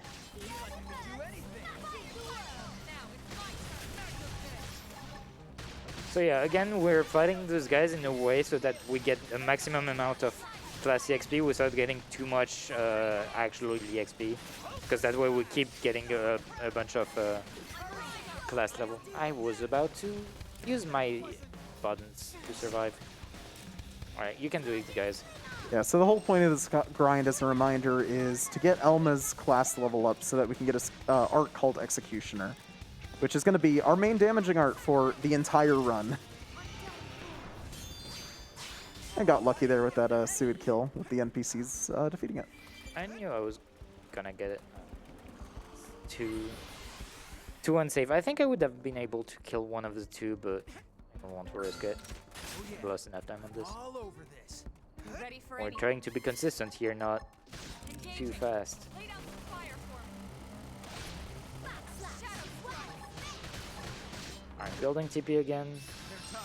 And you know, the nice thing is too, this is only the only really long grind in the game. All of the other grinds are relatively short. They only take like 10 minutes to 20 minutes. So luckily we get to get this one out of the way pretty early. Yeah, there should be one more kill here. One or two. I think only one. Yeah, it looks like just one.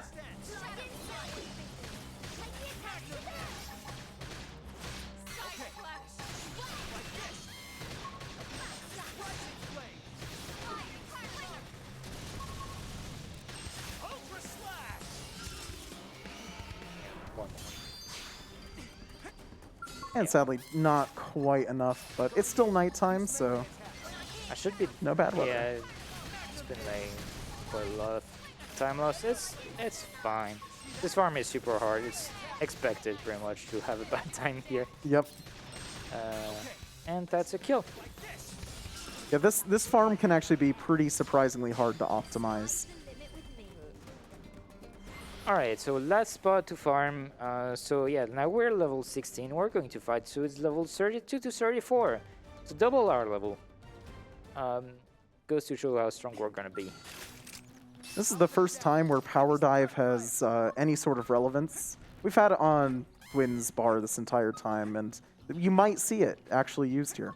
Yeah, I only want to use it on level 34 armor Suids, not Femina Suids, because Femina Suids have lower physical defense, so usually the ranges are fine. Also, we should just note, even though it's, you know, very unlikely to be used here, there's another art that Gwyn has gained called Medic Free. Medic Free is kind of funny. It allows you to, it just revives you from being incapacitated once. So it's kind of an emergency button if you absolutely need to use it. I might have to here, because I didn't get the melee augment 5 on the level 34 Suid specifically. And that's what I wanted to pop when I died on the level 29 earlier. I just didn't have the time for it. Talking about level 34 adamant Suids. Yep, and conveniently, there is a Frontier Nav point here that we can just grab, so if we die, we respawn here. It's nice.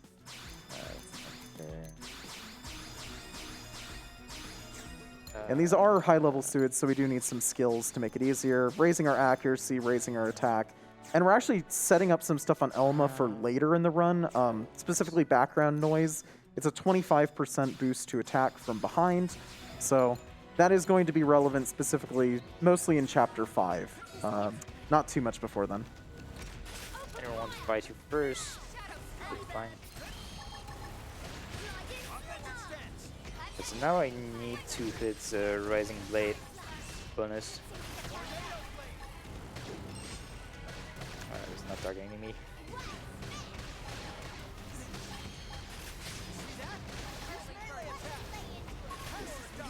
Yeah, so another fun note about Power Dive is it actually gives you invincibility for the duration of the animation. And it's a reasonably long animation, so you can use it to dodge an attack that you think is going to kill you. Yeah, I know the animations and how and once the damage happens, so I know when to time it. It's not the easiest thing in the world to figure out, though. Yeah, it's something that comes with a lot of practice in this game. You'll actually see green arts in general, not green arts in general, but we're going to be using a few green arts in this run, specifically for some invincibility. So, on those fights, I'm getting the maximum amount of class points you can get per kill, which is 30. Which is why we're going here now, and also, like, we've got all the skills, all the maximum damage we can have for this section, so it's optimal. Yeah, so there is a cap on EXP gained in this game. It'll come in more relevant later as well, but it is good to know about. Aha. Power dive movement.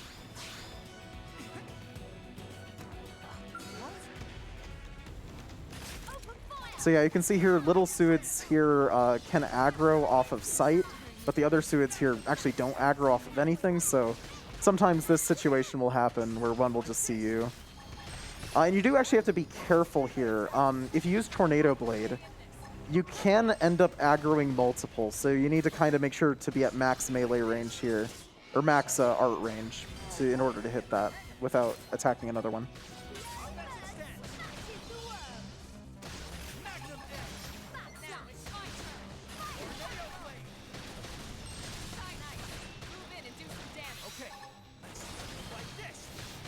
Luckily, Tornado Blade is the only art that we really have to worry about for this in this section. There is also Magnum Edge, but Yeah. that's not as bad. Yeah, it's Magnum Edge is just like a line, and it's a much shorter range. Even though it looks like Tornado Blade is just the like tiny blade animations around you, it's much larger than it looks. Okay, let's like this. Is it still? All right, I'm getting the hang of it. Nadir, if you've got anything you want to plug in, go ahead. We're just going to kill more Suids. It sounds like a blast to me. I'm actually a huge fan of grinding in RPGs, so I don't mind this at all. I like watching the strategies, and even if it's just like, I'm gonna keep repeating the same moves over and over again, it's like, I'm having a good time. It's good music.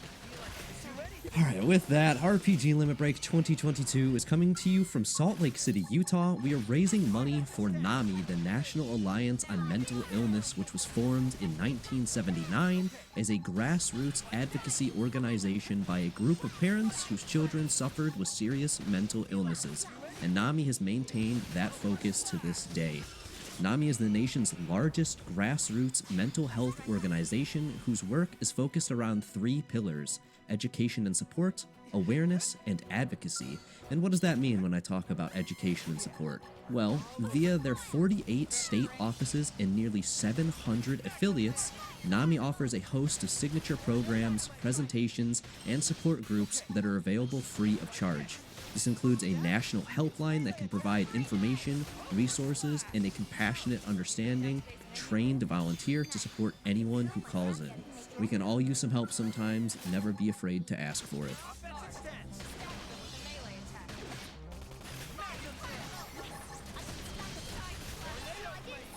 Maybe a double? Oh, so just another note here. LGG now has Incendiary Blade. It's only useful for one fight. And slightly useful for the grind, because it's just an additional art that we can hit for damage. Alright. We're getting our progress for Fiora's class. So we want her to hit the same class as Elma. Turns out she's a big Elma fan. She's kind of an Elma person, if you trust her dialogues. So she's going for the same class as her. Why? Because it's very broken. We'll get to see that somewhat soon. Yeah, once we get around to getting FMJ, we will go over all of the fun things about it. Because the version of FMJ that Cross gets is slightly different from the one that Elma has, and it has a very, very interesting art.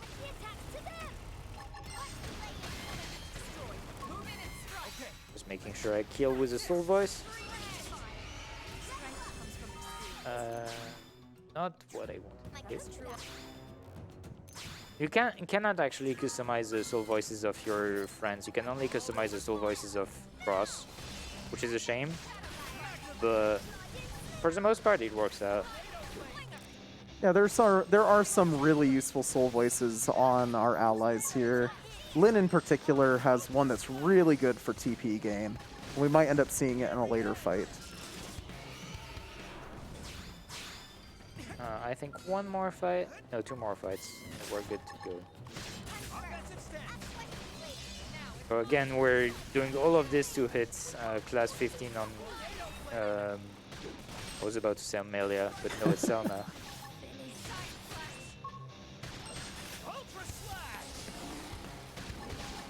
Come on. Just die. Okay, one more. Won't have to kill the second one.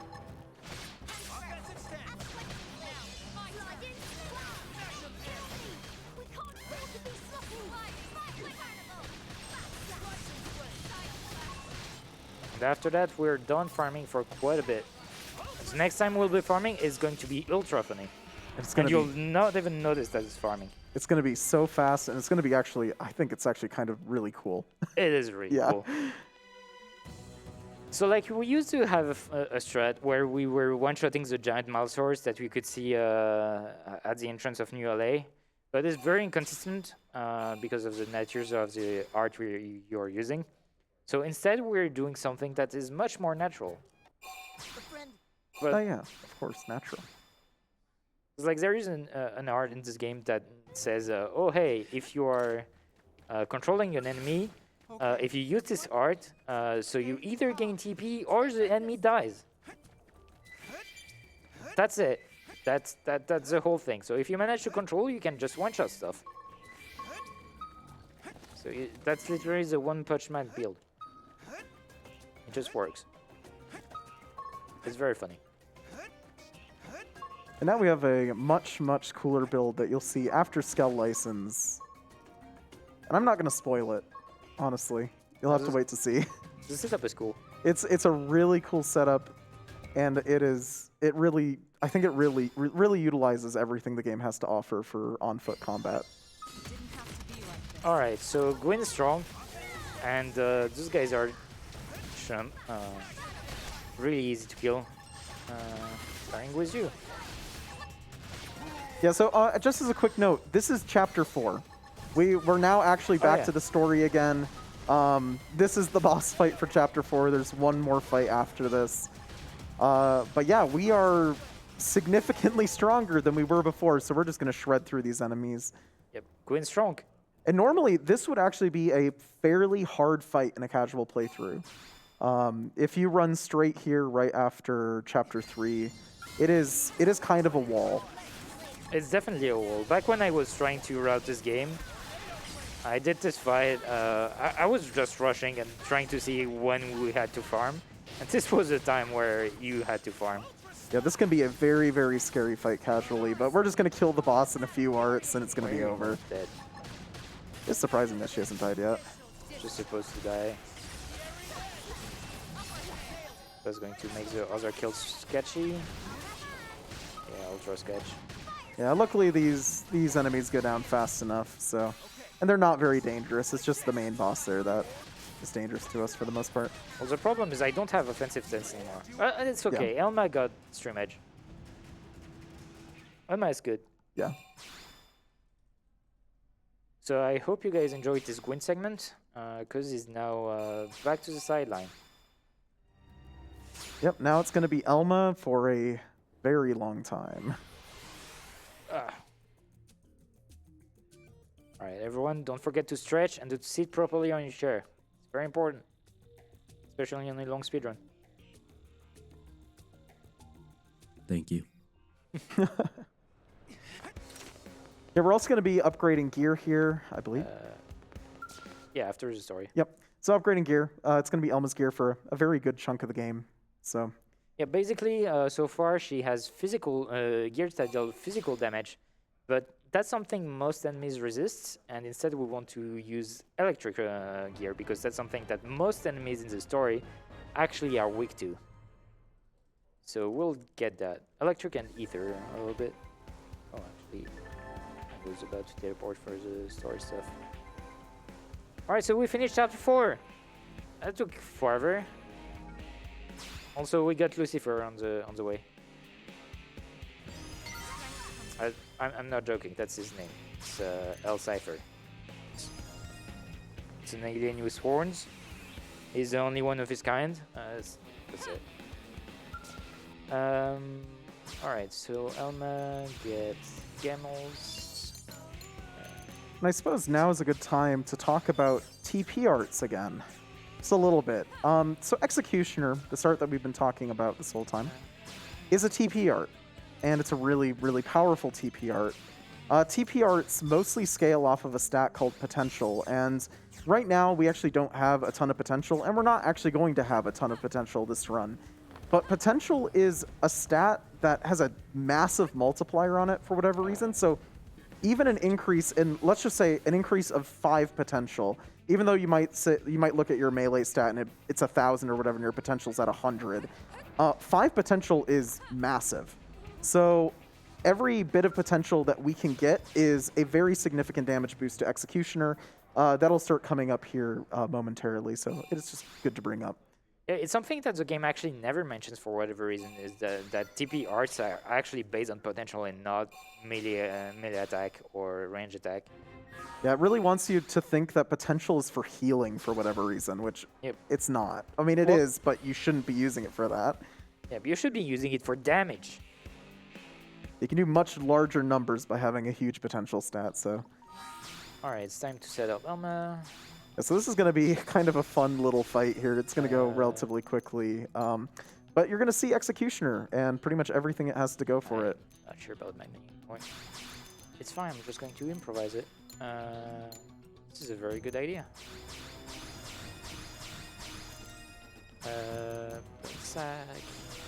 I'll just mention quick, Blood Sacrifice is a art that gives you 1,000 TP when you use it at the cost of half your health.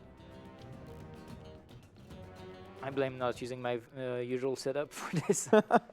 Yeah, some of these menus are incredibly difficult. I don't really take precise. that yet. There we are. If you want to see some really crazy menuing, definitely go watch LGG's world record. Yeah, it's much better than this. This is a joke.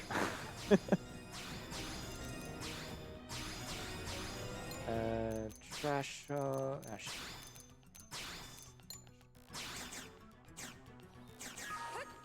Okay, so now we've got Blood Sacrifice.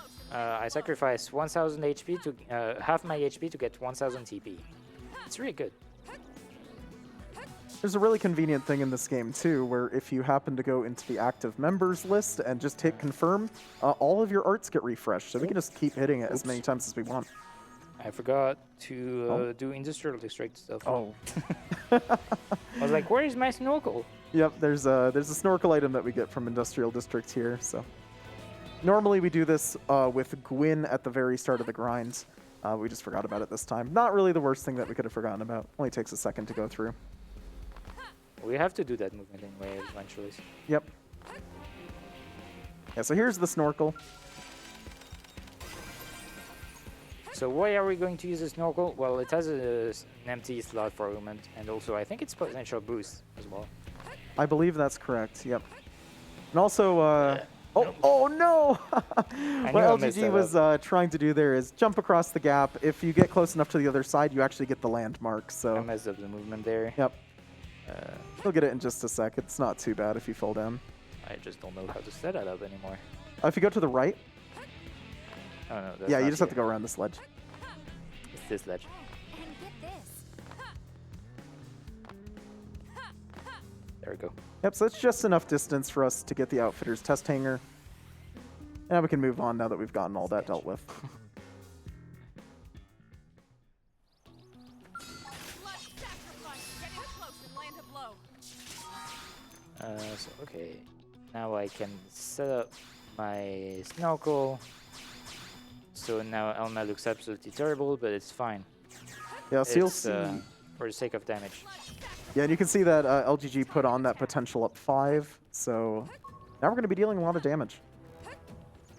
Yep. And this is just the start. We're going to be dealing even more as we get further in the game. Yep, this game is all about like dealing more and more damage as the game goes on. And we're not even going to touch whatever damage output we're going to deal against Telethia. Yep. Which is still far from hitting the amount of damage we deal against, like...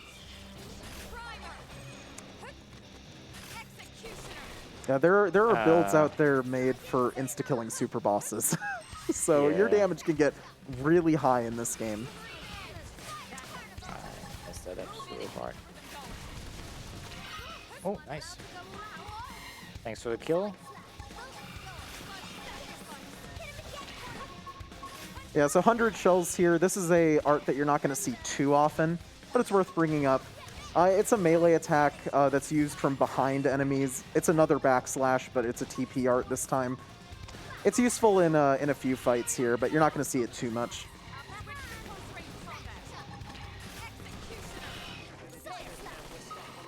There's still one. Oh my god.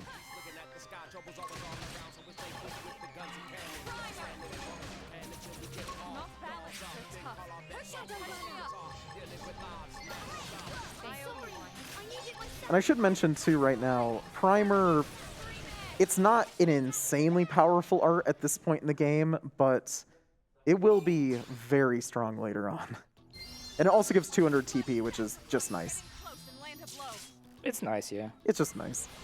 But the nice thing about it mostly is a very, very fast animation about it. Yep. That'll become much, much more relevant starting in Chapter Alright, 6. time to fight the dark bird of this game. Yeah, so now you're going to see, if you didn't think our Executioner was doing a lot against those birds before, now there's another bird for us to use it on. You and me. We should weaken them just to be safe. Should mention too, Shadowrunner boosts your damage from behind, so... Also nice gives skill. you potential boosts. And it has another effect that we haven't shown yet, where it makes it so enemies can't see you if you're running around. Oh yeah, it's pretty convenient. That'll be coming up here very shortly once we get into Chapter 5. Alright, so for whatever reason this mission was required in order to progress the story, which is why we took it. So there is quite a few quests where it just affinity missions with each like puts into light one of the character of the game, whether it's Lynn, Elma, Irina, oh, where are you? Yeah, so a lot of the stuff that we're running around just grabbing people, it might seem like we're grabbing just random people. A lot of the time it's for affinity, or there's a mission that requires specific individuals to be in our party, all that sort of stuff. We specifically need, affinity on Lao, on Lao and Gwyn, and a couple of others. So. It's just Lao. Just Lao and Gwyn, yeah. Okay. But sometime like we need to do Irina's quest, so we're going to pick up Irina. Alright, time to make Fragora. Should probably mention, Legrand is specifically not picking the top option. That's more relevant for something in Chapter 8, of all things. So Yeah. It's really just saving an input. yeah, it barely saves any time, but it's still time worth saving, so you might as well do it.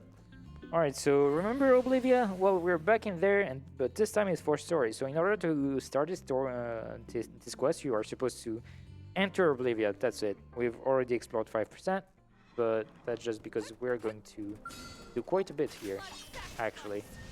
Yes, So we needed to set up all the landmarks. Yes, this is going to be our first introduction to the Manon. They're pretty cool. Yeah. They have a really good theme on their ship. They also have a cool ship. They also have a really cool ship. So yeah, like, there is prawns. We've seen ganglions with Goetia. So more aliens. There's starting to be a lot of aliens on this foreign planet that we just crashed on. What a mysterious planet we're on. Oh. We're not even scratching the surface. The side quests have so many more aliens in them that you just don't see in the main quest. So Yeah. really, you really should do the side questing if you play this game. There's so many good things in it. Like there is some aliens that are like really, really funny because they feed off pollution. It's weird aliens. Oh, nice weather. Let's do this. Yeah, so our quest right now is the Manons want to move their ship somewhere, and there's a bunch of anti-air turrets that we gotta go destroy. So that's pretty much all we're doing here.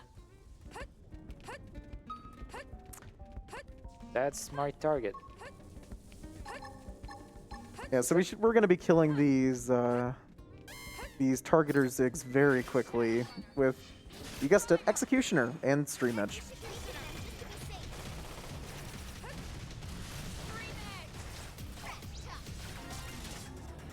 That costs a lot of TP though, all of it.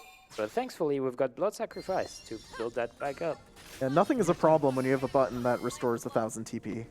Yep. And we've got really easy way to refresh it, because every time you the game makes you tuck your weapon because the enemy is too far away, well, you can reuse your art. And so we're going to make sure to tuck our weapon properly at the good moments, so that we can refresh Blood Sacrifice every time we need to. There is, like, it's really interesting how much you can manage arts and drawing weapons for movement and stuff.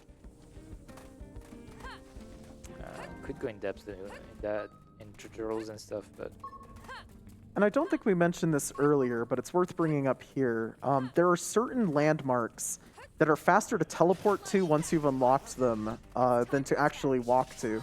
yeah, So I'm up here in just a going second, to die if LGG I is going to don't be do that. utilizing that. Also, going into the active member list and restoring that also restores all your HP as well as all your arts. Weather So is not it's pretty an nice. issue. Because you can die from the weather in this game. Yep. So don't say at 1 HP. You just die. So all of a sudden, we've moved right into the center of the fortress just by grabbing that landmark. Let's do this fast. And you might wonder why we're attacking the enemy first. Well, Executioner is strong, right? Well, what if it was Executioner level 2? It will, in fact, insta-kill whatever we're trying to attack, basically. So we're going to be using that here.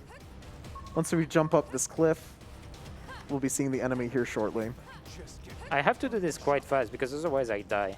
Yeah, if the enemies actually do catch up to you, you will get hit and you will die. The nice thing is, though, if you enter a cutscene, the enemies will de-aggro. So we're entering a cutscene, and the enemies will no longer have aggro on us. It's like we're playing Fire Emblem. Spoiler for a later game in this marathon. And we have one more to take care of here. But we also conveniently have a treasure, and this is going to be, I believe, our first actual use of Shadowrunner to avoid enemies. So enemies that can see you, or, you know, any type of aggro will not see you when you have Shadowrunner up. Shadowrunner, like, FMJ is really cool. It has an art to build TP, an art to deal damage, an art to avoid aggro. Like, I don't know. Is it missing a button to survive stuff? Oh, I think so. Yeah, certainly it doesn't have that. Because otherwise that class would be broken, right? Yeah. Why would they add such a class to the game? That's the other side. So let's going back into story stuff here. After we destroy these turrets, the Bannon get kidnapped that we were talking to earlier, and we need to go save them. Yep. That's going to be pretty much it for the chapter, and things get much more interesting after this chapter is completed. Because there is going to be some spoilers here. Yep. Because there is some kind of story going on.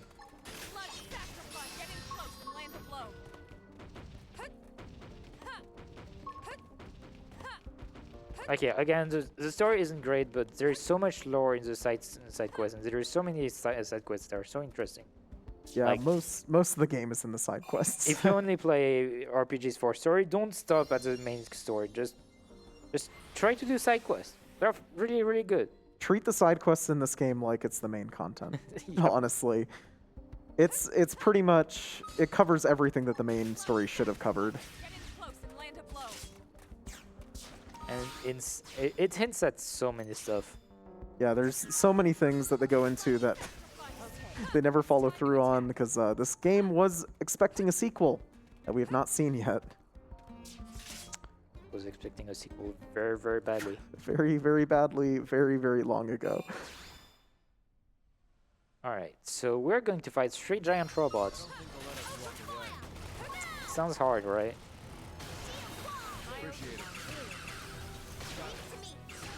This is a good place to mention, when we were talking about background noise earlier, this is the fight where background noise really helps. It's helped us up until this point, but this is, if you don't have it here, this fight can really suck.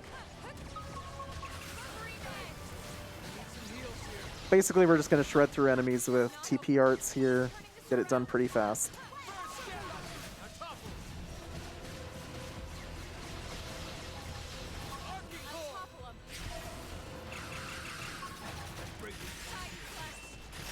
I am not dealing much damage.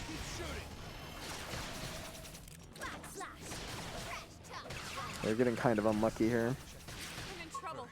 Heal Yeah, ideally the 2 ads die when you hit them. But you know what? The fight was still pretty good, so that's going to be it for Chapter 5. Yep. And this is where the plot takes a turn. Yep. Turns out we are all robots. Oh, and by the way, we can use overdrive now. Yeah. Yeah, because you're a robot. You're a robot, so you can overdrive.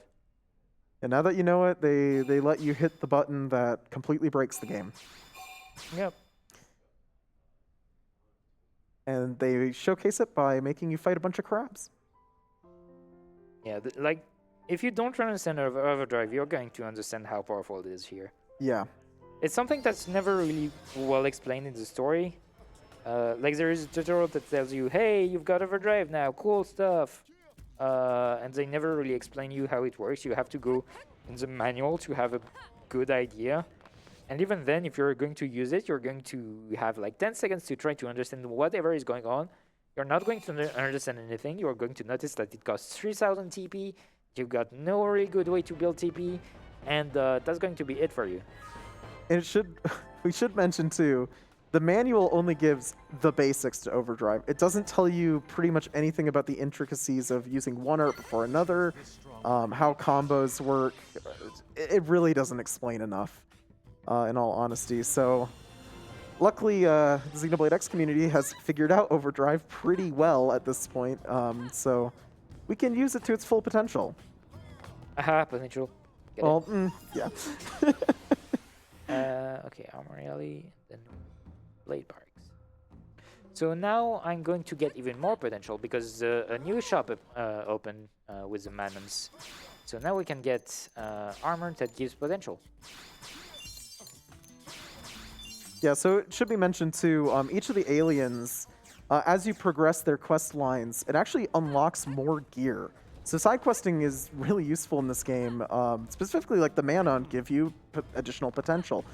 Some other ones give you additional boosts. So side questing is really beneficial as well to improving your builds. Oh. Need to remove Lao. Stay sharp out there. Right. Alright, Lao, you're gone because I need to take a side quest that is required to keep the game going. Yeah, so this side quest is mandatory, but I don't even remember the plot for it really. Lao got kidnapped or something. No, it's more like Yeah. there is an issue with a team of Lao and Lao is missing, of Lao's team and Lao is missing, so we have to help them instead of Lao. Yeah. Now, why is this guy mysterious? Why did this guy mysteriously disappear? Who knows? Ooh, this wouldn't be story relevant later in the game. He's mysterious and also super edgy. Yeah, Lao is supposed to be this extremely mysterious character throughout the game. He's not really mysterious.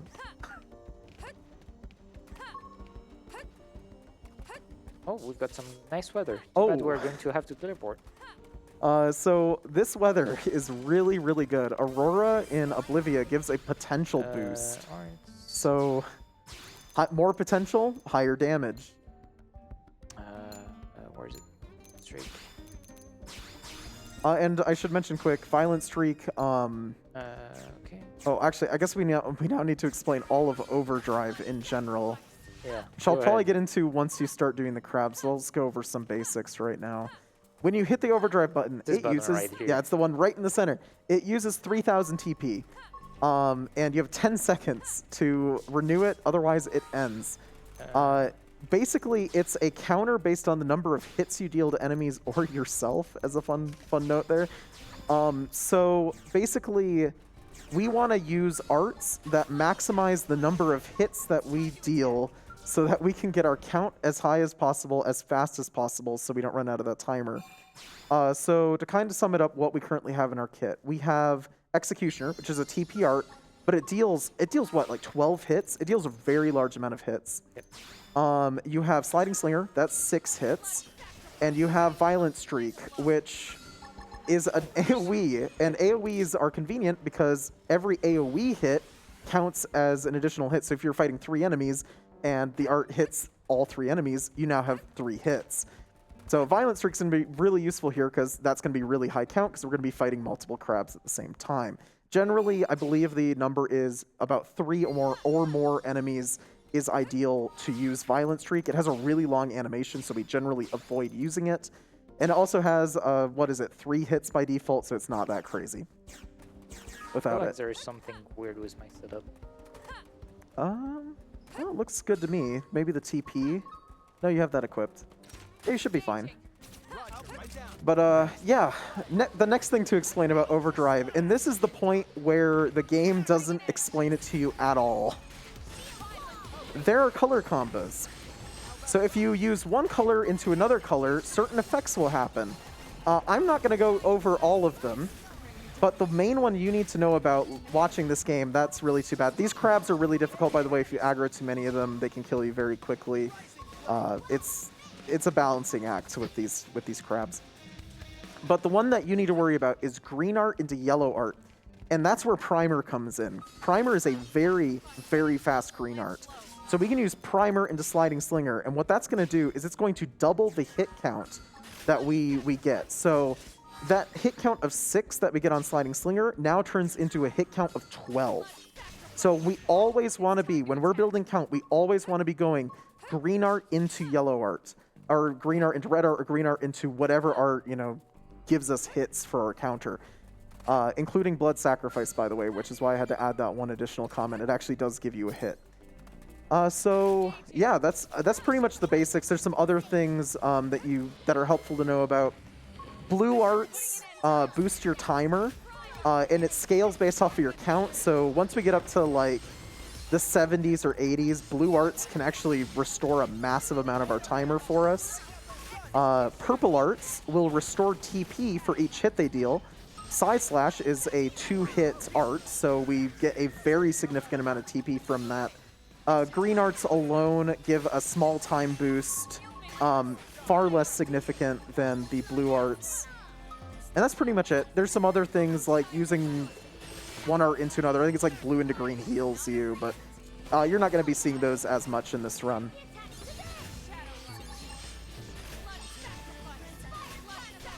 Otherwise, now this is where Executioner gets really, really strong. If you thought it wasn't strong already, it's just going to tear through enemies in no time.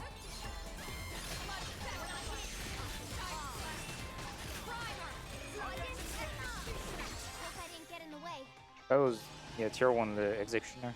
That was really messy, but because my count was really low, oh my. It's fine. You'll beat it fast enough. These crabs are luckily pretty weak, so.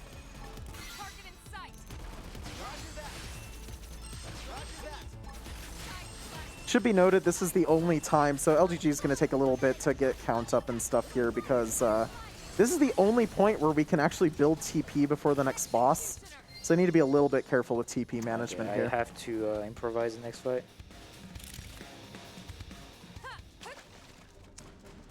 Yeah, so TP management at this point in the game is one of the most important details. It's why purple arts are so important to us.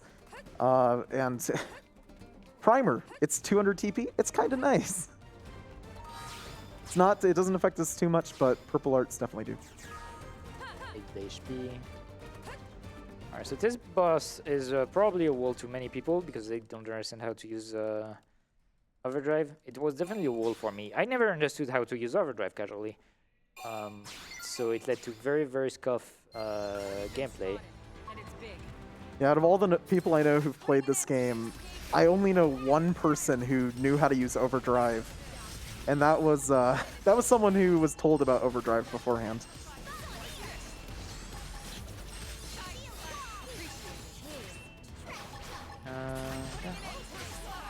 It should also be noted, when we say like purple arts give additional TP, if you use a purple art at like 10 count, it's not going to give you any TP basically.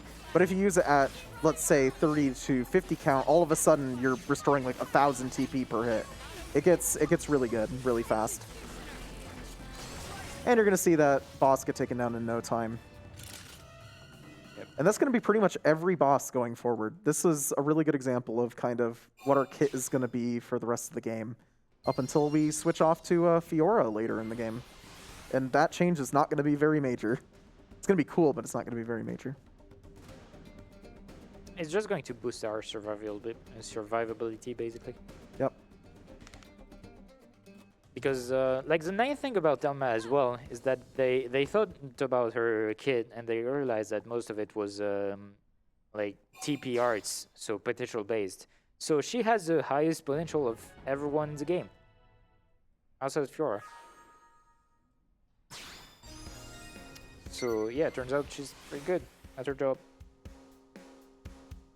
Yeah, Elma is a very convenient character to have from the very start, and Elma is usable on every single story mission. So there are some characters that are actually locked out of specific story missions, so having a character that you can use for every single one that happens to be really powerful ends up being really useful.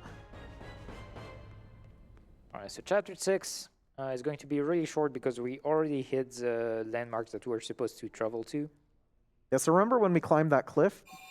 This was that landmark. And also we have a really, really good combo for this fight. It's actually, this is my favorite combo in the game, so. Yeah, so basically you can improvise all the combos, but you can also, because like everything is pretty much fixed, you can just figure out a combo, like lab it a little bit, and then you've got the optimal combo with the minimum amount of inputs you've got to do. So I took a little bit of that time to figure them out when I was grinding for record back then, and this one worked out pretty well. The one on the Vigent fight that we had earlier works like only half the time, and I don't really understand why, but it exists. Yeah, we do have combos for every fight. Some are less consistent than others, but this one is fairly consistent. And like the thing is, since it doesn't really matter because it's saving like 2-3 seconds because you're just saving time on doing good fights and stuff, like yeah, you can just do always whatever. just improvise. I Yeah, think once you that's get a good- overdrive and you get an idea of how to use overdrive, when it's safe to use blood sacrifice, all that sort of stuff, the game really opens up to you. Let's do this. All right, let's go around. Alright, on to Crab's Treasures. It's a remnant of the old route stuff.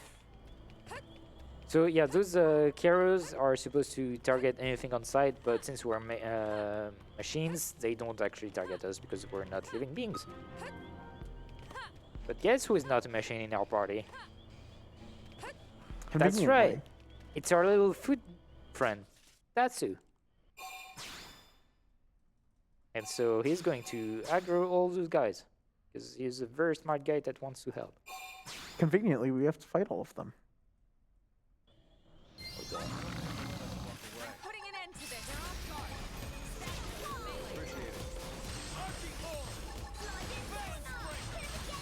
Yeah. We're on top of them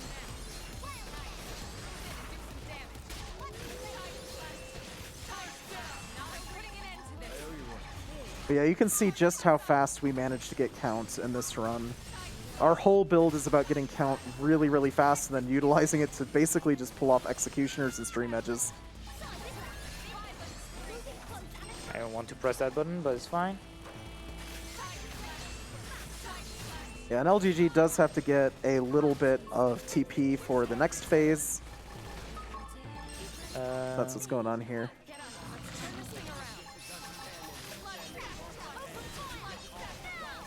Okay, this is really bad. Oh. It should still be enough.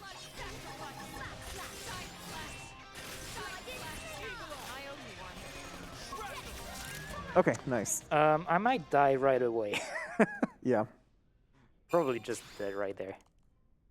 We'll see. Just The nice thing is, it does save that you've beaten the first phase, so it'll just put you right back into Sphinx if you do die.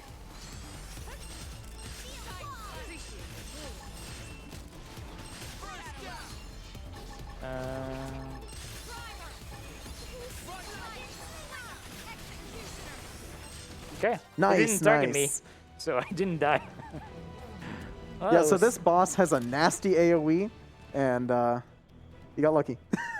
Yeah, so what happened is like when characters die in the game, you can revive them by using 3000 TP, and by pressing A when they're there.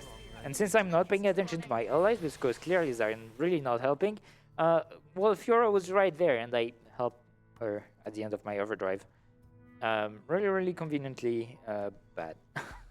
But Yeah. that was a nice improv. Honestly, I'm glad I managed to pull it off because that was really not going well for me.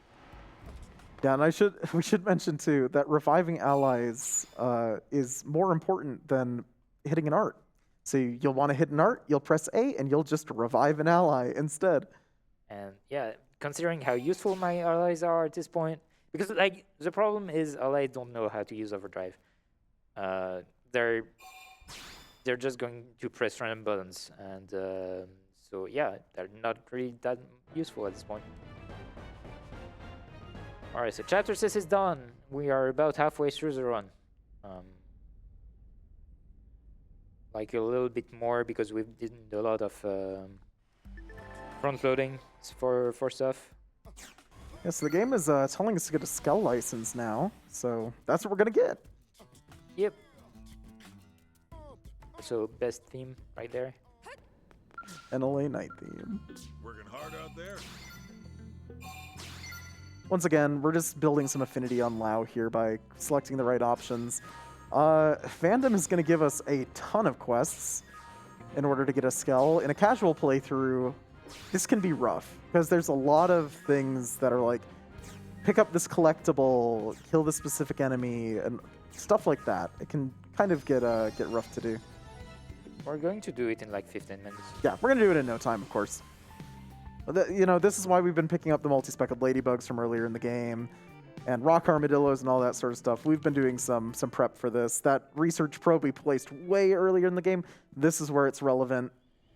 So all of the stuff that we've prepped before is finally coming together, and sadly, you do not have all the multi-speckled ladybugs. What? I also counted 6. That's really too bad. Lay down some fire Well, for me. Yeah, luckily it's just a quick run back to Sickle hate Rock this guy. Rise. Yeah, this crab will just randomly get in your way sometimes, so you do have to kill it. It's kind of irritating.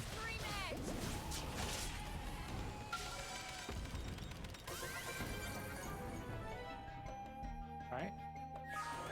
Yeah, they're gonna have us running around doing a bunch of random tasks. We're gonna have to basically go and kill a bunch of bugs, kill a few other enemies in northern Primordia, and kill a unique monster. Land a blow. I'm supposed to pick up Gwyn here. It's fine. I'll get it It's only later. important for the Ictus section, right? For the Grexes, Oh, yes, yes. it's an outfitter quest. Let's wake 'em up. Yeah, there's another weapon. There's another quest to test out weapons that Gwyn is required for, basically here. So Oh wait, but that means I have to actually manually kill these guys. Yeah. I don't know, is it worth it to go pick up Gwyn? it's probably worth it to go pick up Gwyn. It won't take too long. Maybe do one run in here first. Yeah. Get in close and land a blow. So we have to go into this cave twice anyways. So once we deal with these bugs, we'll go out, we'll grab Gwyn, we'll come back, and we'll finish off these bugs. So this is also the place where we get Rock Armadillos, so works out pretty well. And luckily we got a pretty good number when we came in here earlier, so hopefully it shouldn't be too bad for us to finish that out.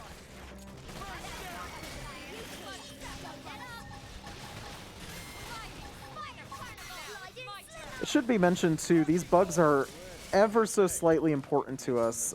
These insect wings that they're dropping are actually used for an augment later in the game. So we would ideally like to get as many of those as we can.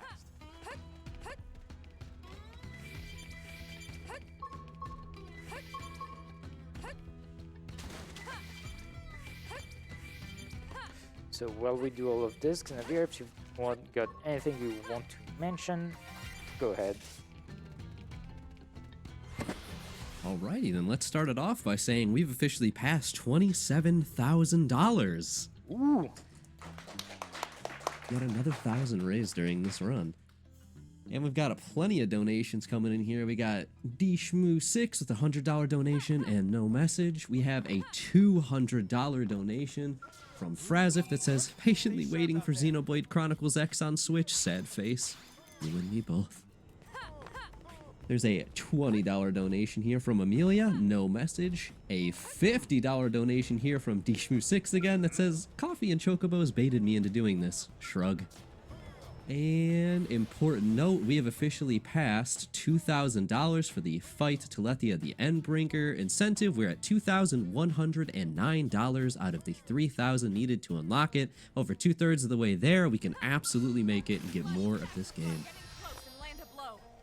Yes, please don't make my practice go to waste. It'll be very entertaining. Guilt them.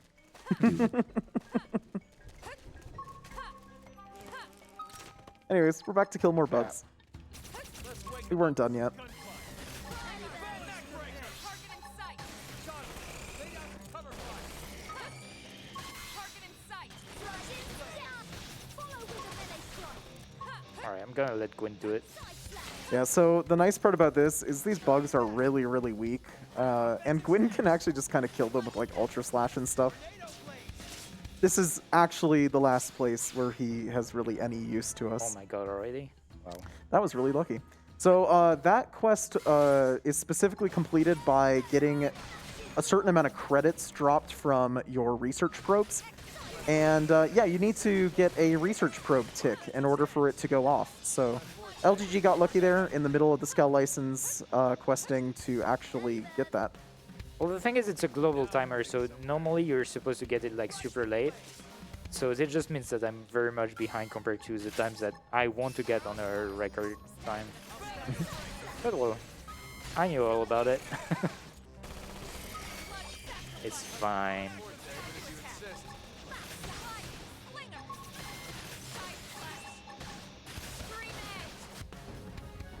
Just go that fast.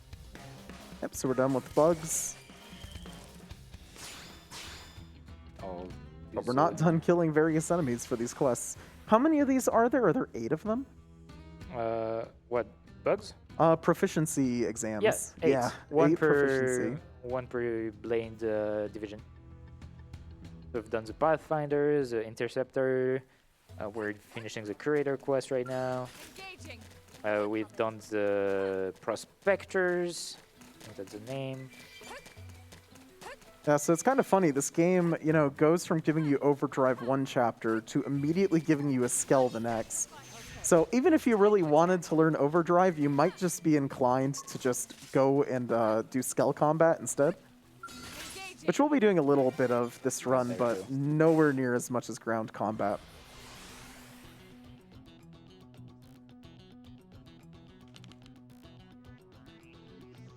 Yeah, clearly, as you could see, like, Overdrive allow you to get some crazy damage in. And on top of that, like, I don't think you mentioned it, but the most important thing about Overdrive isn't so much the damage that you're dealing. That's more of an added bonus. What's really important about it is that your cooldowns are really, really fast. So you can spam your buttons. And that's what matters when you're doing Overdrive, is that, like, at max count, you're just doing rotation, art rotation on cooldown optimally. Stagger them with a You just forget about the notion of cooldown. You just press buttons. They're always available, pretty much. Yeah, the Overdrive has so many features built into it. Doesn't it also increase the chance of applying debuffs? Like, it has so many things. Maybe, though it doesn't really matter. Yeah, it doesn't matter during this run, but it's nice to know about. Yeah, Overdrive is very, very powerful. It's the heart of the game. Yep. That's never explained. It's one of the coolest features in the game, and they never explain it. Yeah, for people who play this game, a lot of people will play it for, you know, the side content. Some people will play it for the combat, though. I play it for the combat. It's incredibly good and incredibly fun. Once you get good at Overdrive, the game completely changes. Yeah, the fights are not tedious anymore, basically. Because if you're fighting without overdrive, oh boy, fights are annoying. Alright, so this cave has my big flea squashes, but it's super rare. Am I getting it first try? Yeah, so previously, before this route, you used to have to go to the lake on the northern end of Oblivia to get these. Yeah, And then somebody found this cave. Yeah, or rather, they told me about this cave. When I was routing this game, I knew nothing about it. Let's do this. I was really bad at the game. Like Fel Visage came into my stream when I was routing. It was like, okay, buddy, I stop whatever you're doing. I'm going to explain you how overdrive works. Okay. Shutouts. And ever since I got much better as a game. That's true. Was it now? Primordia? I think we're going to Primordia next. If you're going to kill Grexes, yeah. Well, oh, and the unique monster into the north and North Point Actually, Cove. I'm not supposed to go here first. I'm supposed to do the outfitter quest, yeah. Oh, yep. Well, that's fine. We can do this You can do this in now. pretty much Alright. any order. You got lucky. So this this unique monster has a random chance of showing up. I got lucky and saw it first try. It's a pretty high chance of it appearing, but still, it can mess with you on runs. Buckle up.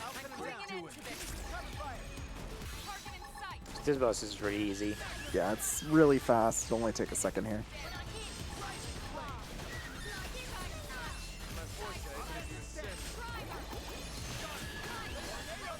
Target in sight. And dead. Okay, maybe not dead.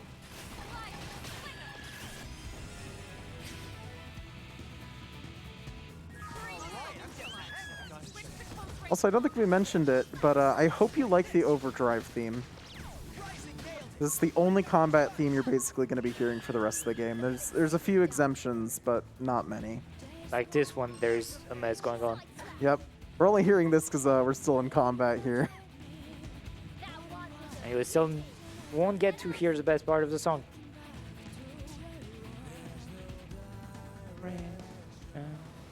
Yeah, a lot of bosses in this game have like really, really cool themes. You just I mean, it's won't just hear them. uncontrollable. Oh, yeah, Uncontrollable's great, the unique monster theme or whatever. But even some of the later ones, chapter 10 through 12, you're not going to hear their themes. Alright. So in order to finish the Scout license, we also have to take one of the 3 quests that is proposed to us. This one is the fastest by far because you just need to get a Nakamura soon. And it's going to explain you how cool the Manons are. Did you see that you got the drop for this? It's a really high chance of appearing. Yeah, I have. Okay, more. good. That's all good. Yeah, it's a drop that very rarely will end runs, but Now the problem can. with the Manon chip is that it loads super fast. Now why is that a problem? It's because when stuff loads fast, then that means I need to be super fast with my gamepad if I don't want to lose time menuing on the gamepad when there's no loading.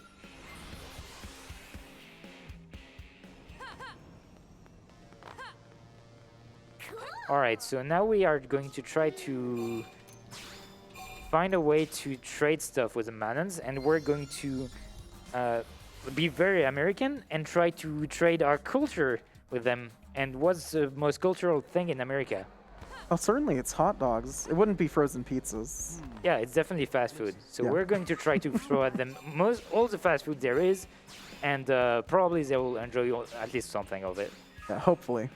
So let's pick up a hot dog first. We're going to go get pizza and a hamburger. Very American again.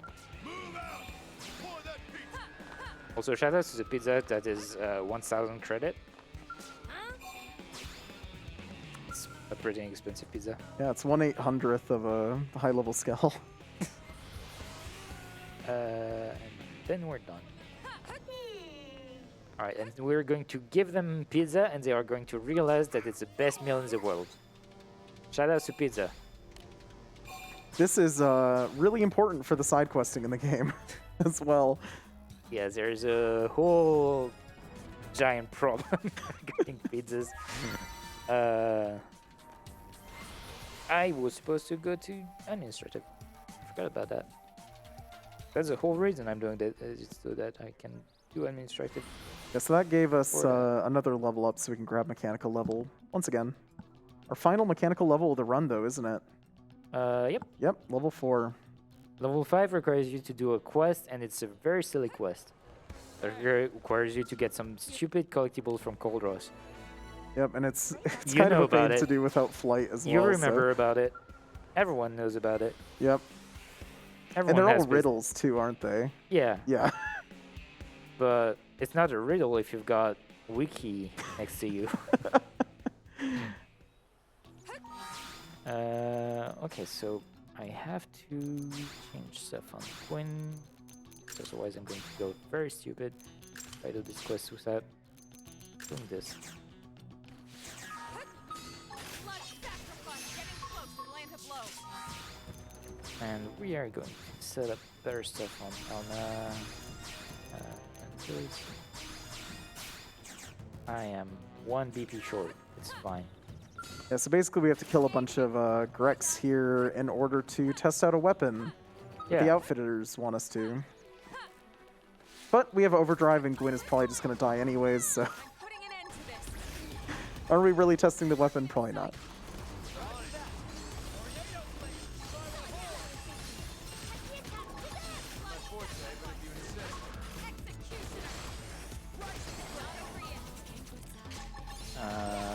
Shoot.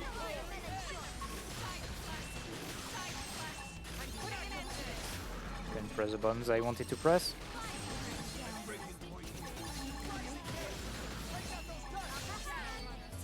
Kill me! Okay. Target in sight. Relevant heal.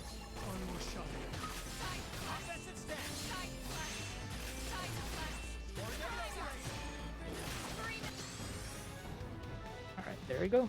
Yeah, so I know we talk about Executioner a lot, but Stream Edge is very powerful as well. So It's the same damage ratio, it's just that the arts has a slower animation, Yep. so it's less good. The nice thing about it too is that, you know, Stream Edge combos off of ranged arts, so if you don't beat an enemy quite as fast as you'd like, it has a little bit of health left, you can go Executioner into Stream Edge. That is a possibility. It doesn't give you an overdrive bonus, but it still gives you the Stream Edge bonus, so... Yeah, we never explained it. I don't think we explained it, but when you do yellow into orange on overdrive, that means that you don't get the overdrive bonus, you don't get any count on your overdrive, so it's just really bad. Don't do this. Unless you know what you're doing. Yep. Alright, now time to get our skill. Yeah, so now we can move around. If you thought bunny hopping was fast, now we have a car. Yep. Because it's the best kind of skill. It's not just a skill that just walks around. It's a skill that's also a transformer. Very conveniently makes us move much, much faster, including across oceans, Yep. which we'll be seeing soon enough. Not right now, though. We have to go do something far more interesting Yeah, we've got to first. farm. Oh my god. Did you get a roar? That might That might be bad because you don't bad, want to deal too much actually. damage. Yeah. Yeah. Weirdly enough, this was a bad time. I think I'm just going to let this play out for itself, then explain what's going on afterwards.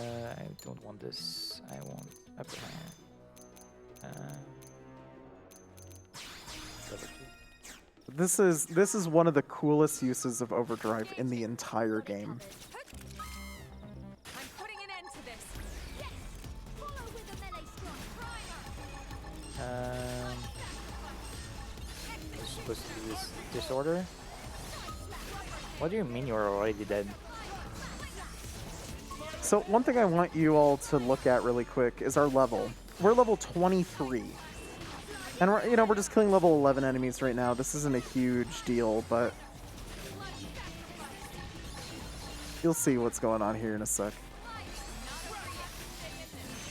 The LGG is going to get up to about 80 count before we really show what's going on here. Alright, so we have these convenient level 60 Ictus.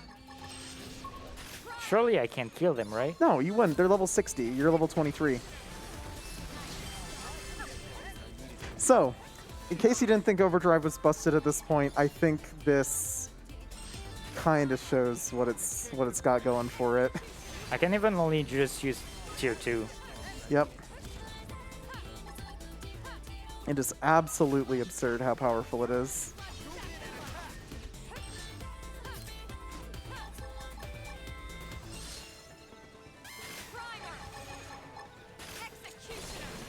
Yeah, so it should be noted we're not going to get... I mean, we're getting good EXP from this, but we have hit the EXP cap. That So was we can't gain more than that. Really close on the kill on the dude. Yep, but you know, it still worked, so hey. Yeah, that's one of the coolest uses of Overdrive. We use the, you know, the Grexes at the start. That's just to build count. We get up to our 80 count. We have all the multipliers that we need to then kill level 60 Ictus. And that's a grind, by the way. That was specifically for level, you know, EXP for classes and levels. And now I'm level 29.5, and with the rest of the exploration that we have to do, we are going to hit level 30. Yeah, so we just gained 6 levels in about a minute and a half. That was giving me maximum amount of EXP, which is 999. Getting the 3 kills. So good stuff. And now I've got a car. Yeah, so this is going to be the second exploration segment of the run. We're going to, you know, cross an ocean and grab some things that we couldn't grab before because we didn't have a skill.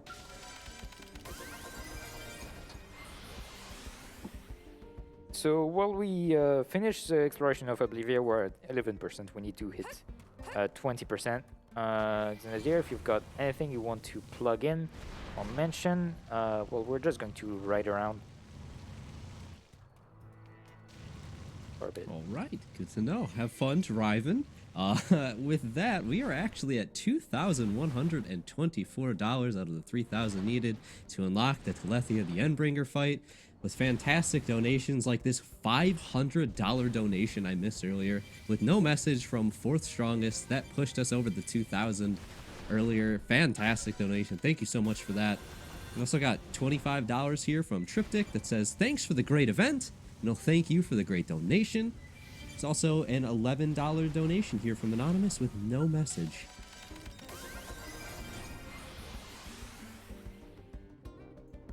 And something.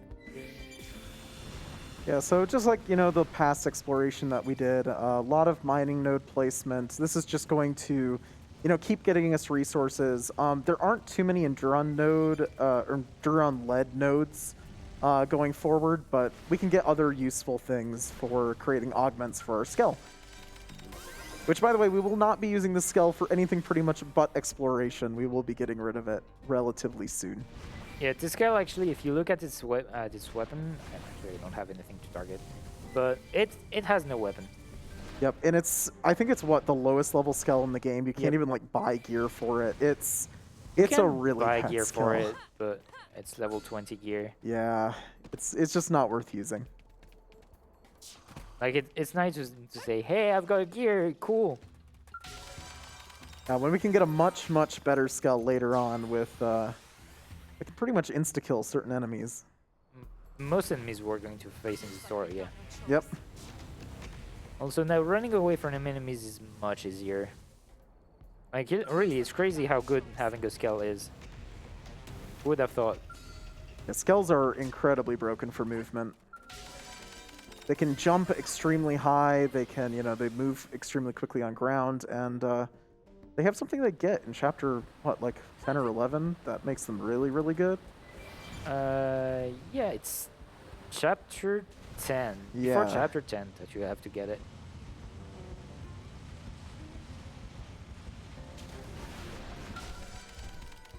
Yeah, all of these nodes before were just, you know, too far out of the way, but now we have a skill. Yeah, up until now we've really been just doing exploration for what we absolutely needed to complete side quests until we get our skill. Now that we have it, we can just do whatever we need to finish our requirement to keep the story going. Yep, so this is our last major, well, our last exploration of the game. We're going to pretty much, you know, wrap up everything we need to here. Get all the points that we need to, get all the, you know, exploration we need to for continuing the story. As well as picking up, as a fun note here, we pick up a lot of credits from all of these various mechanical points. That's gonna, help us towards getting a new skill. Yep.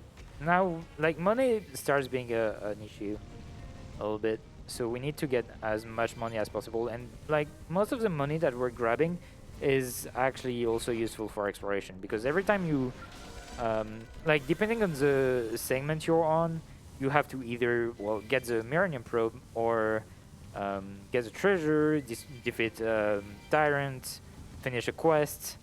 And, well, getting a treasure is usually pretty fast and not very, very cost effective. So that's mostly what we're trying to get to do here. Because finishing a segment is also much better percentage-wise, completion percentage-wise compared to getting a probe for whatever reason. Yeah, and so what you can't see is on the gamepad on the minimap, there's basically a bunch of hexagons covering the gamepad. And in each of those little hexagons, there's going to be an icon in them once you've surveyed that area. And that icon can be a quest, it can be a unique monster you need to kill, it can be treasure points. So by completing each of those hexagons, it's going to complete part of your part of your survey in that region, which survey, of course, is required for the story, and it's pretty important that we actually do that. And yeah, so when I was talking about 100% for this game, well, the 100% definition is obviously 100% mirror survey. Because that's very easy to figure out. Just complete all the hexagons. Yeah, so on the mini-map, you'll also see a percent. You can see the percent of all of Mira, so it's pretty easy to tell how much of Mira you've surveyed. And once you've got 100%, you've got a little surprise waiting for you. Yep. I'll let you find out about it, because it's quite a challenge to actually finish 100% for this game. Mm-hmm. Definitely the hardest one of the full Xenoblade games.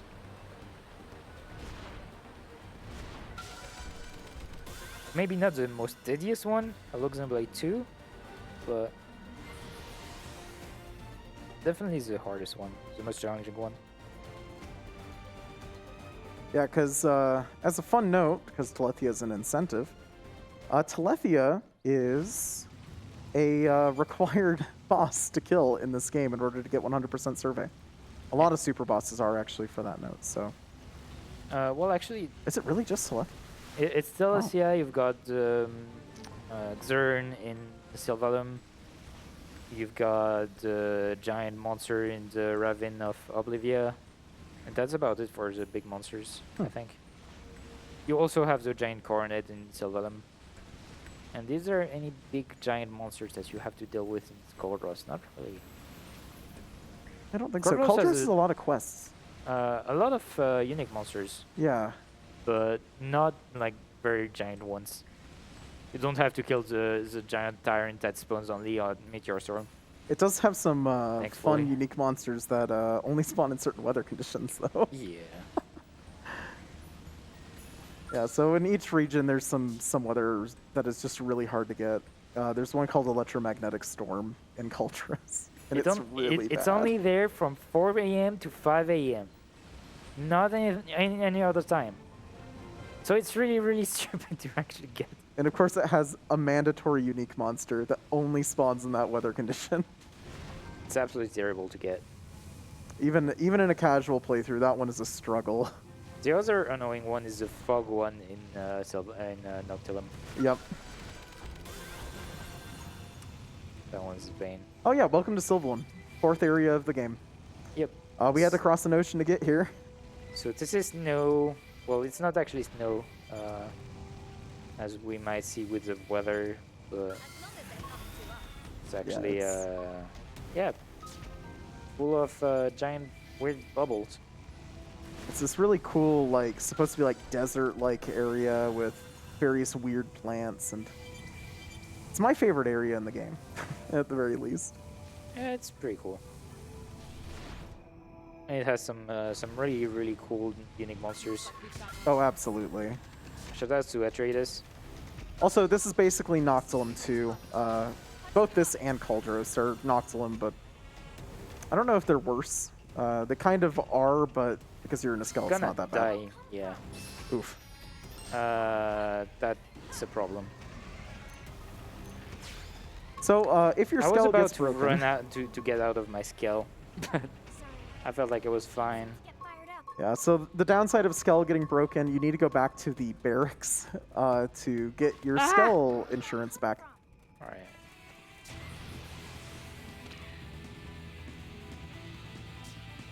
It's really rare that your skull dies here, so I usually don't account for it. Don't pay attention to it. Yeah, usually you No move offense. fast enough that it's not really a huge issue. I can't know what killed me here, but just pretty unfortunate. Your insurance has replaced your lost skull. Yep. So as a fun note, by default, whenever you get a skull, you get 3 free insurance. But if I believe you hit the QuickTime event, you do not use your insurance. Yep. Yep. It's only if you fail the quick time event that you lose your insurance. So you lose your Joker, and if you've got 0, well, if you've got to repair to get your skull again, it's going to cost you like, I don't know, I think half of the price. Yep. It's a very large amount of credits. Yep. Now, as a fun note, if you're online and you pick whatever team is winning, you can get a salvage ticket, and that gives you an additional insurance, basically. But only when you're online. Online has a bunch of cool features. Online still exists in this game, huh? Yep. You can, if you pick up this game on a Wii U today, you can play online still. You won't be able to enjoy the beauty of Miiverse, but Yep. can still enjoy all the features of this game. It should be noted, it is actually impossible now to get every single achievement in the game without cheats. Yeah, Because 2 of them were Miiverse. They were tied to Miiverse. Alright, so it's this giant cornets here. Absolutely harmless. Unless you are in Aurora Borealis. Then they start to target you. There's a really nice Aurora weather effect here, but it makes this mad at you. So while we drive around Xenoblade Deer, if you've got anything to say, go ahead. Alrighty, well, we got 2 donations lined up here. The first one was $15 from Elta, who requested this is read very particularly. Check out this sick new skull, which is great timing because we just had to use an insurance. It also says, thank you RPG Limit Break for putting on a great event, and good luck to LGG on this run of my favorite game of all time. Very excited for that one. I'm glad you get to watch your favorite game played. That's always amazing. $25 donation here from the Axeman that says, gotta get some appreciation into LGG for making the long trip out there. It's always a pleasure to be here at RPG Break. I've been wanting to come back here ever since 2019 when I got to my first RPG Break, and I'm really glad I got to be here again. Though that means I had to pay for both HDQ and this event in a short amount of time, but that's my problem.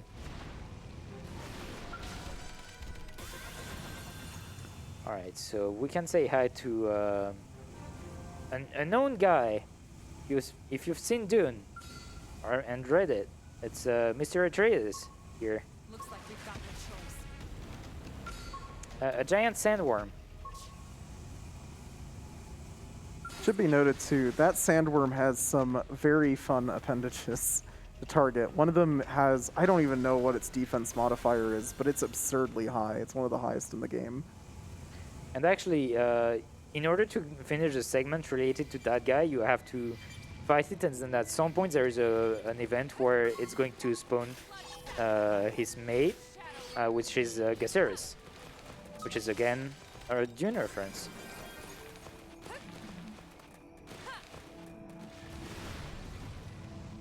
Yeah, we're pretty much just wrapping up Sylvalum here, right? There's only a Yep. few more things to do.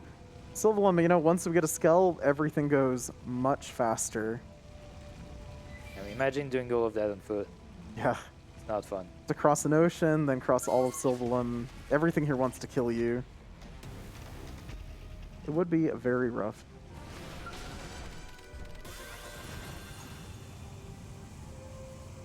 Yeah, so we're entering the final area of the game, Kaldros.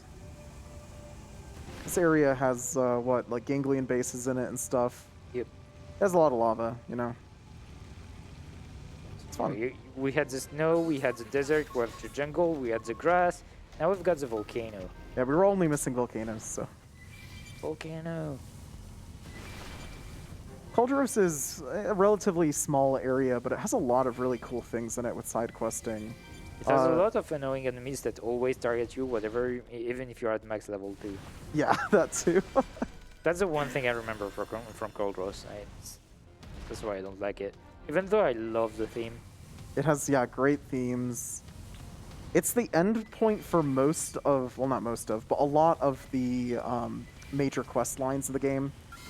Like Definian Downfall and all that sort of stuff. Really, really cool side quests. So that's to Mia's quest. Mia's quest goes here as well. Mia is the best girl. Well, no, this is not true. Celica's best girl. But she's a good girl. She starts down, but she ends so high.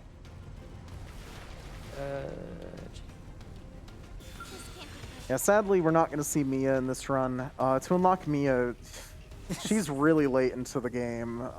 It's a pain. Yeah, it's kind of a huge pain. You have to do a bunch of quests to even unlock her in the first place. You have to finish Definian Downfall, which is like one of the big quest line of the game. Yeah, it's a very long quest. I don't even know the number of quests you need to do before that quest, but Probably it is a like lot. 15 or something. Yeah, 15. That sounds right Because to me. it's like the conclusion of multiple quest lines as well. You have to finish Professor B, you have to finish the start of the Definian. You have to do like, so many. Like, yeah, there's just so many things. It's a really good ending. The side questing, we can't say much more than it's just really, really good. It also leads to the end of the Blood Lobster quest, which is also a really fun one. Yeah, so there's this fun quest in the game where you have to pick up blood lobsters. There's a lot of them. 100 of them actually. There's 100 of them. It's like little plushies of blood lobsters, except they explode when you touch them. So yeah, you have to find them in the whole of New LA. Good luck. There's guides for it now, but Yeah, it used to be really rough on release. I had to figure out how to route that in 100%. It was really not fun. I'm sure it wasn't. Well, it was interesting, but thank God it's done so that I don't have to do that ever again.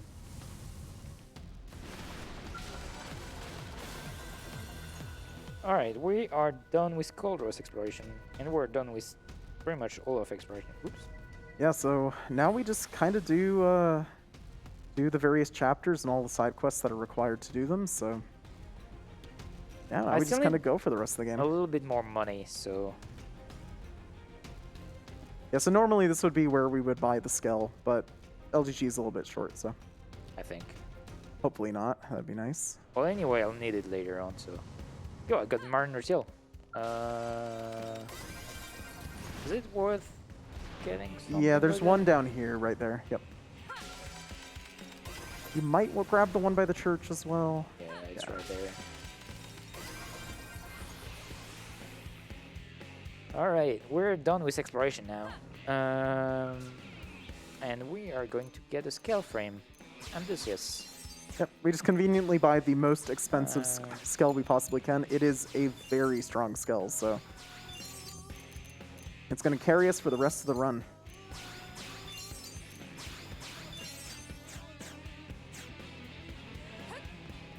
And we are going to pray that I actually got some good drops here. Yeah, so you know those insect wings we were talking about earlier? We need Insectoid. This is going to be important for the final major grind of the game. As well as just grabbing accuracy and attack buffs as well.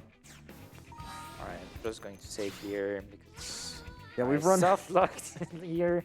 yesterday. Yeah, this is where we we had to end yesterday. I took the quest and I got locked here because the quest didn't want to start. Yeah, so we don't exactly know what causes it, but I think it's just going too fast between two events. yeah, it must be. But you can soft lock on quests and main story quests. If you run into a cutscene trigger, it can just lock sometimes. It doesn't happen too often, though. We only have I think you and maybe one other runner who have run into it. Yeah, it's really rare. Elna, here. I'm going to all the elements that I crafted. So, I saw the amount of Endurance lead I have right now. Do you want to Alright. know? Yeah, I would. 2. All right, we don't have too much more time left on that Enduron lead. Only have 1 more time left on this Endurance lead. Yeah, so if we don't get enough Enduron lead, we'll move to a backup save. The Curse of Enduron lead, as I mentioned earlier, the faster you go, the less chances you get to get Enduron lead, and you need 3 of them. So sometimes it happens. It is a run ender, but like I said, we have a backup. It's not the worst for us, and we will be paying $50 for every Enduron lead that we are missing if we have to load that file.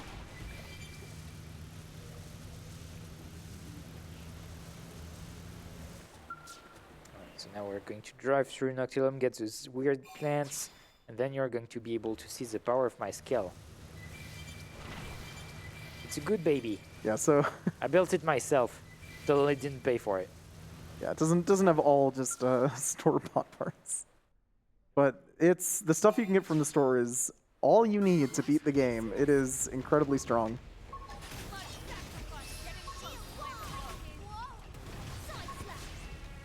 When I hit, I hit. Yes! Hit him again for me! Ah! Sport. It's weird. All this MK90 per cooler. It's like actually important for 100%, but don't need them right now. And we do have one small grind coming up after this, right? After chapter 8, so it's much later on. All right. And it's a cool one as well. Yeah. There is one quest that Alright, requires it. so we got a really cool art called Phoenix Wings. Yep. If you didn't catch it, let me show you again. Don't worry about it. So it's supposed to be an art that is inflicting debuffs. It's not really here for debuff. Yeah, that's hits 3 times, by the way. Yeah, so Phoenix is extremely powerful. It's an AoE so strong that we'll even be using it all the way through the final boss. It's very nice to have. The problem is that it's not really a good Phoenix because it's only a store-bought Phoenix, and like basically the ones that you get in stores is just worse than everything you can ever drop. But it's good enough. Yep, it just needs to be good enough for us. This is going to be a very, hopefully, short grind. We need to get an upgraded coil here, I believe. Yep. That's only standard. So I don't need it right now, but I'll need it eventually. Much later on.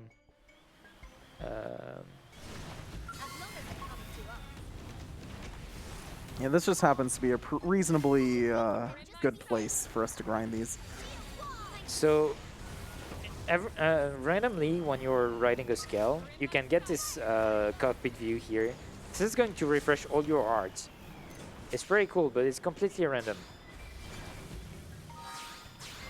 So it's really not worth planning into getting. The only time when you can, like, when it's worth looking into is when you've got Scale Overdrive available, which is a thing. Basically, you need to hit 3000 TP and then use it. It's going to play very differently from human. As in, it's kind of bad.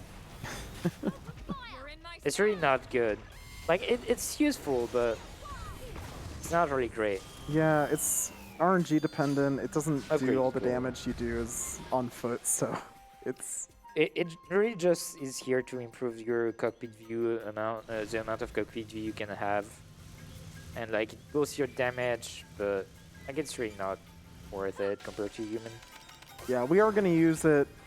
I think we use it once the entire run during one possibly, of the yeah. bosses. Yeah, so Well, what do you do after you will this? see it, but it's only used once. It's not that useful for us.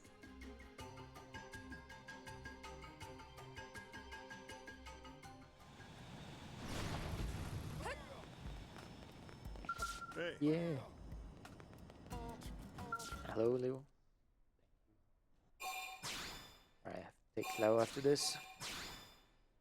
So now that we've got our scale, we've finished this quest, we finished exploration, we can finally go back to the story.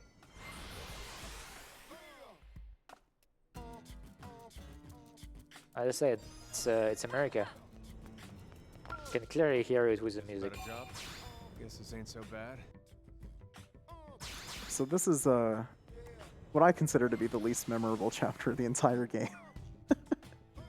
It's only one boss fight. It's not that crazy. We do it on foot, so Yeah, it the won't thing take us is, too long. we are overpowered for it. We're supposed to take it at, like, I don't know, 20-ish. Yeah, 5. we're We're- really highly leveled. We have Phoenix. We kind of have everything to just tear this fight apart. So it ends up being nothing. Chapter 8 is where things get a little bit more interesting, I would say. Story-wise. Story-wise, things definitely get more interesting in Chapter 8. Speedrun-wise, it's really not the most interesting chapter. It has the longest loading screens in the game. Yeah. Don't worry, the game is going to be fine. Yeah. Yeah, there's some concerningly long load screens in Chapter 8 for whatever reason, I mean, it's and a lot of good- cutscenes. It's probably setting a bunch of stupid flags and stuff like that. Oh, it definitely is. Yeah, there's I'm not some supposed changes. to take that quest yet. No. I'm supposed to go get my light-speed jet fin I don't Yep. think they'll let us walk away.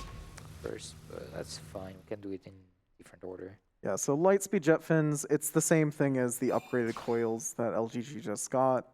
We need them for a quest later, but it's convenient to get them now. It's actually one of the rarer drops in the game, so it's kind of rough to get sometimes.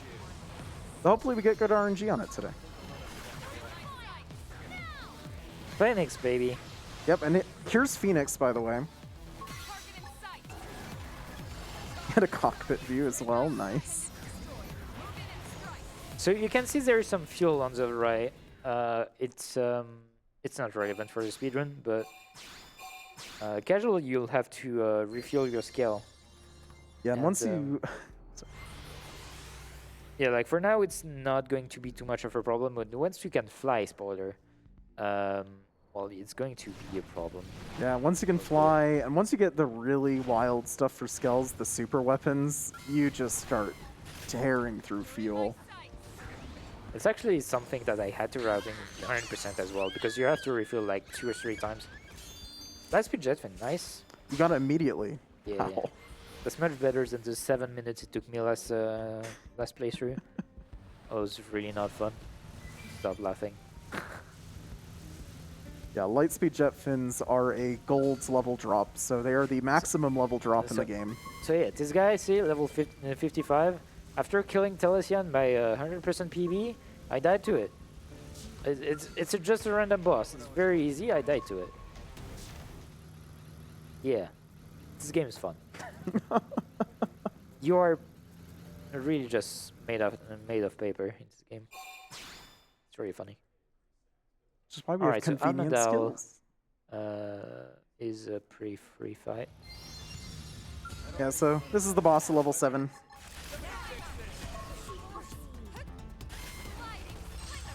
Okay, mission might be over. Appreciate it. My forte, but if you insist. And it's over. I think my combo changed since I made these notes. These notes are old, they're not the current good ones. Yeah, that was faster than the ones that I had used in the past. Yeah. It's fine. Sky's the limit with the Blood sacrifice. Get in close and land a blow. I was a little bit too gung-ho on the TP though. I'll need to build that a little bit. Though, no, it doesn't really matter anymore. Well, it's kind of a backup for Chapter 8. Yeah, it's not really required. I'll get 3,000. Be cool with it. Yeah, Chapter 8 is almost entirely done in a Skell. Well, it is entirely done in a Skell, ideally. It is the one time that we're going to use Skell Overdrive in the entire run. Alright, we're done with Chapter 7. And Chapter 8 is Strength comes from experience. That's true on any unique in... Well, okay, we have a few things to do before Chapter 8, but Yeah. to just sum it up, it's going to be a chapter that is entirely scripted. It's on timers. We can't actually go faster, really, up until the very end of it, so... but you'll see that once we get around to it. We got to do spy games first. Got to go infiltrate a ganglion base, and yep, and that's pretty much it. Also, remember the current catnips that we got earlier? Well, it's going to start mattering here. I'm still missing some, right? I think so. I think you're missing either one or two. Yeah, it was in practice that I got all 3. This load is really concerningly long. Yeah, that was that's the longest load I've seen for spy games before, I think. Yeah. Sometimes I wonder that, like, if I'm mashing plus and A, it makes the loading slower.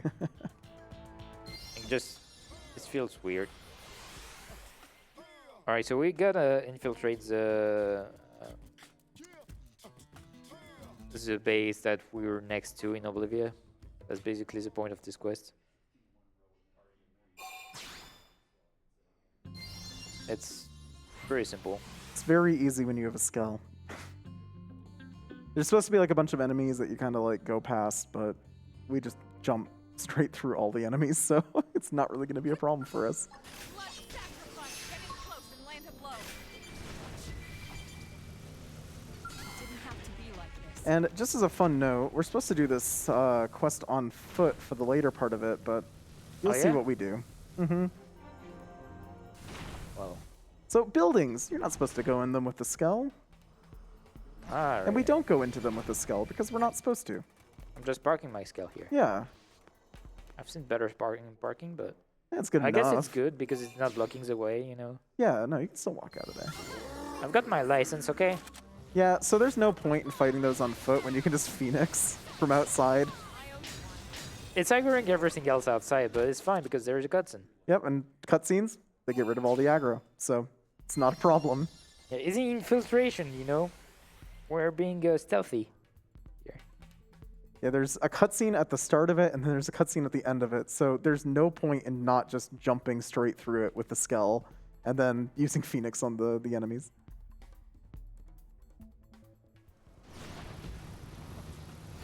Oh, please. Parking your scale is extremely hard. It is. It should be brought up as well. Different Skell types have different movement, and heavier Skells are harder to maneuver than lighter Skells generally. So since we are in the heavy class Skell now, it's kind of annoying to maneuver. Yep. We were on the lightest one with the urban earlier, but Yeah, conveniently, the Skell they give you at the very start is really good for maneuvering, so it's good for exploration. the problem is when you're used to heavy scales, because let's be real, everyone is using a heavy scale nowadays. Oh, yeah. It's a pain. Yep, absolutely. Though I think Layla is not heavy. No, it is heavy. Yeah, I think it is heavy. I had to think about it for a sec. I'm thinking of the Urban, that's light. Yep, and that's the one that we get at the start. There are some builds with the Urban and Evasion, but they're not used that often. Alright, make sure to pick the second option here because I messed up earlier. All for allows affinity. Alright, so yeah, so just like any kind of RPG, we now have to rescue a cat. Yep. It's important to the plot. I don't think it's really important to the plot. It's extremely important, that's why it's required. It's important to unlock Hurt to Hurts, though. Yep. Yeah, certain characters want you to have like certain pets. It's fun. Yeah. And one of them is Elma with a cat, and she's asks you, okay, so are you a cat person or a dog person? And there's actually a third option, which is I'm an Elma person. And everyone I know has selected that. I mean, why are you going to pick something else? Yeah. Oh, it's hilarious. There's some really, really funny talking options in this game. Like, Once again, side questing is really good. like I think there is a random NPC you can talk to who is just saying that, oh my god, my life is terrible, blah blah blah, and you pull off the smallest violin in the world. Or something like that. Like, I don't know. This game is great. Yeah, there's so many things like that in this game. Can't believe it.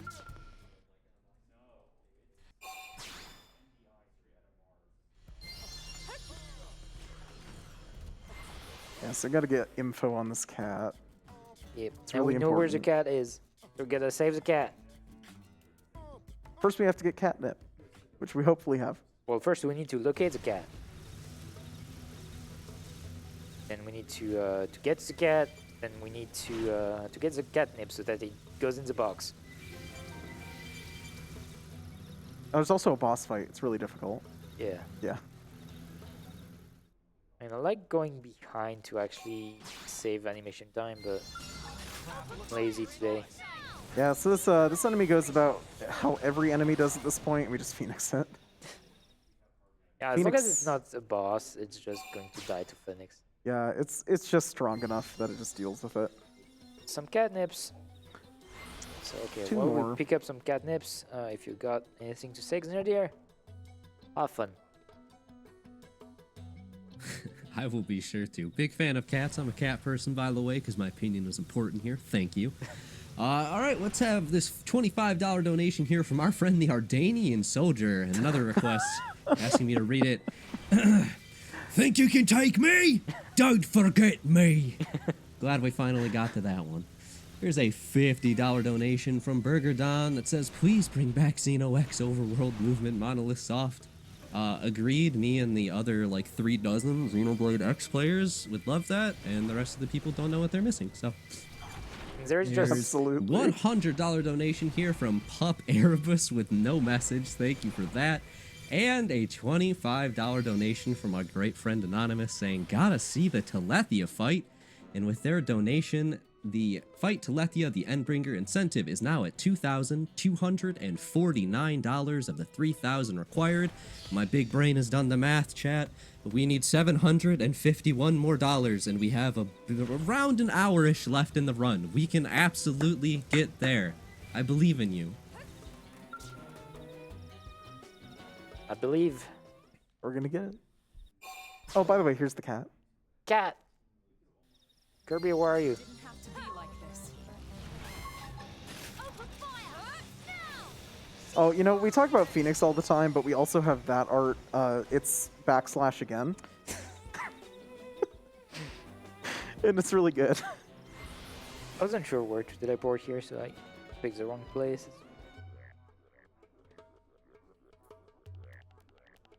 Alright, so next up is our best friend. Matchmaker. Yep, so this is the Enduron lead check. Coming I up think here I'm in still just a missing one. sec. I think you probably are. I haven't seen a Frontier nav tick go off. Maybe I didn't pay attention, who knows? That happens quite often. Also, you learned to Ultra Slash. That's really useful. Yeah, you know that art at the start of the game. Yeah. All right, here we go. Do we have enough Enduron lead? Gwyn, you're out.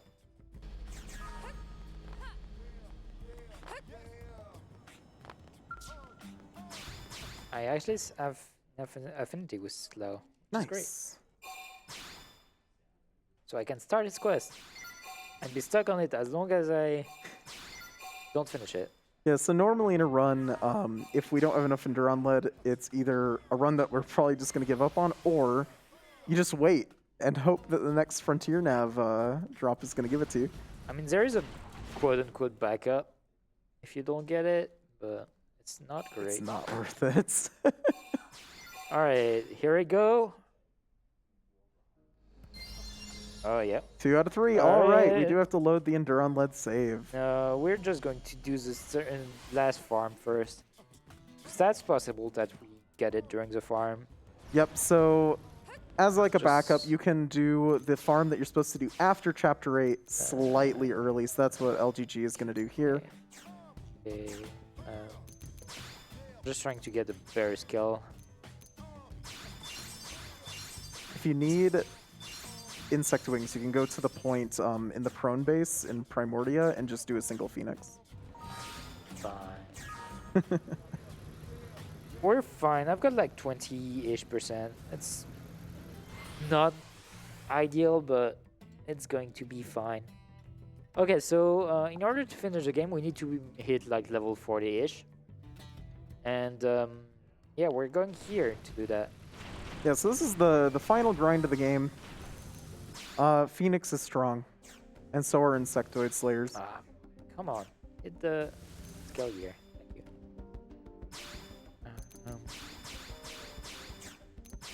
I definitely have more than what I'm gonna put.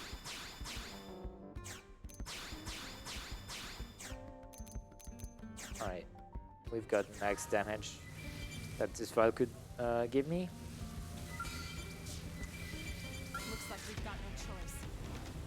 So okay, let's see this little cave. It has a lot of enemies in it. All very small enemies. Yeah, so as a note, these shields that LGG is using are raising ranged attack and raised accuracy, which is pretty convenient when you need to kill a bunch of bugs.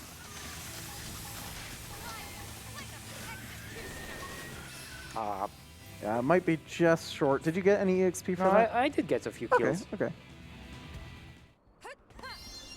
Oh, hey. We can Nice, stop. all right. All right, we got lucky. Yep, so that is the backup. If we had reached the point where we actually had enough class levels and all that sort of stuff, we would have had to switch to the next file because there's nothing else we can do story-wise. So, yeah, we are able to continue this run, which is really cool. Thank you, video game.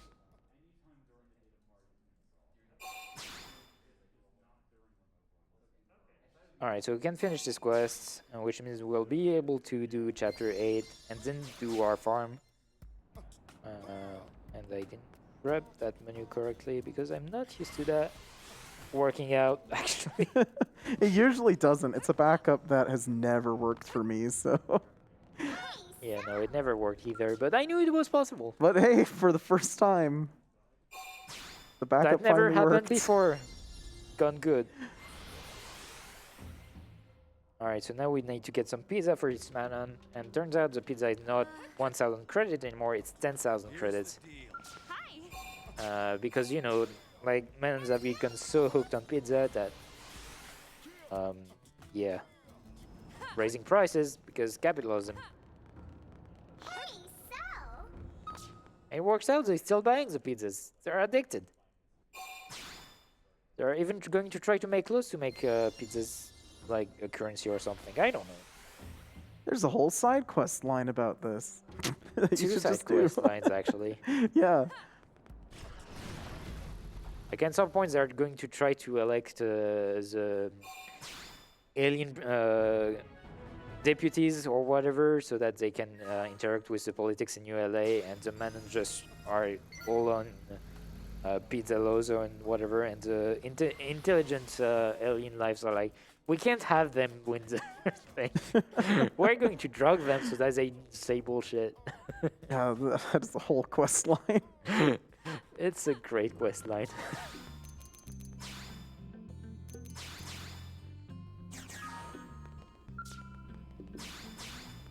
So that's the Manons. So welcome to Chapter 8. Probably the most important story chapter in the game. Probably the worst for speedrunning. But it's really good for... And we finally get some KFC. Yep, finally, after all this time, we finally get to select the first food option because it saves one input. Yeah, because basically on chapter 8, the food that you are trying to cook is interrupted, so you get to cook it again. So you're going to get to cook more KFC later on. Ooh, and also this load is long. Yep, welcome to Chapter 8. These are the longest loads in the game, and there's a lot of them. Oh, So to sum it up really quick, NLA is getting attacked by the Ganglion, and there's a lot of enemies. and more loading. And a lot of loading screens.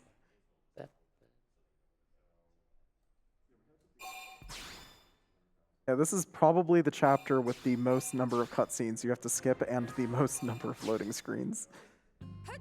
So, fun thing here, the shops are now inside of our barracks. You won't see it there, but basically, the moment we leave, we enter Chapter 8's combat sequence, so they conveniently moved all the shops inside of the barracks temporarily just for Chapter 8.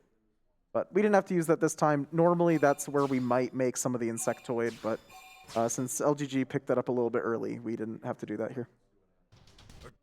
Attention ganglions.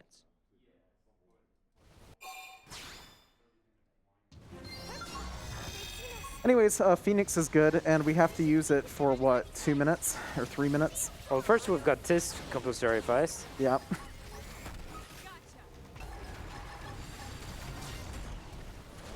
And And another now- cutscene.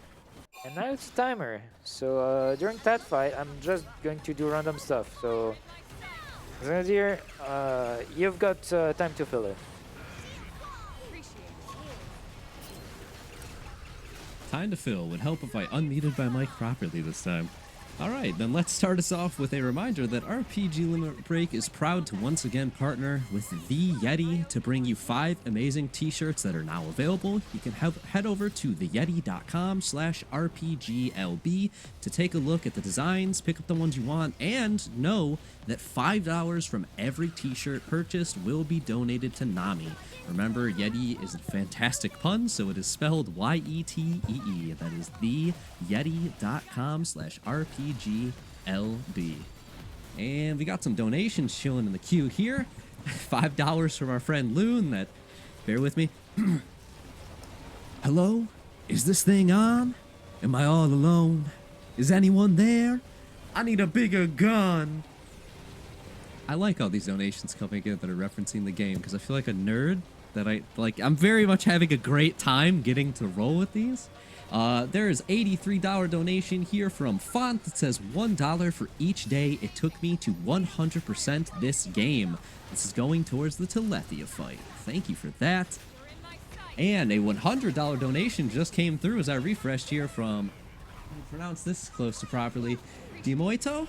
It says, hey, RPG Limit Break, Dimoito here. I'm a little old to understand all this speedrun stuff, but as promised, on behalf of Kateria, I'm donating all the loose change I've been collecting from under students' desk for these past 30 years. Kateria tells me to wish the runners blessed RNG, whatever that means. I think that blessing is what got us the final lead there, huh? And with all these donations coming in, the fight to Telethia, the Endbringer incentive, is now at $2,432 of the $3,000 necessary. We need another $568 to max that out. We're getting closer. I believe in us. You having fun there, I've LGG? still got some time to fill. I can talk about some of the prizes we've got, or you can take back over. No, go ahead. We still have like 30 seconds. Alrighty, then at current, until the end of this run, we do have 2 prizes that are currently available. For a $20 minimum donation, you can get an NES Classic Edition, or for $15 minimum donation, you can be entered to win a copy of Xenoblade Chronicles 3. Fantastic game! Same series-ish. Like I said, that's until the end of this run, so you got a little bit more time there. If you donate $20, you're entered for both automatically. You don't have to select it. And if you donate a total of $100 throughout the entire marathon, you are automatically entered for our grand prize, which is a still annoyingly hard to find PlayStation 5 with a copy of Final Fantasy VII Remake and Tales of Arise, just for bonus RPGs for you. All right, well, we're just wrapping up this part of Chapter 8, and we have a boss fight after this.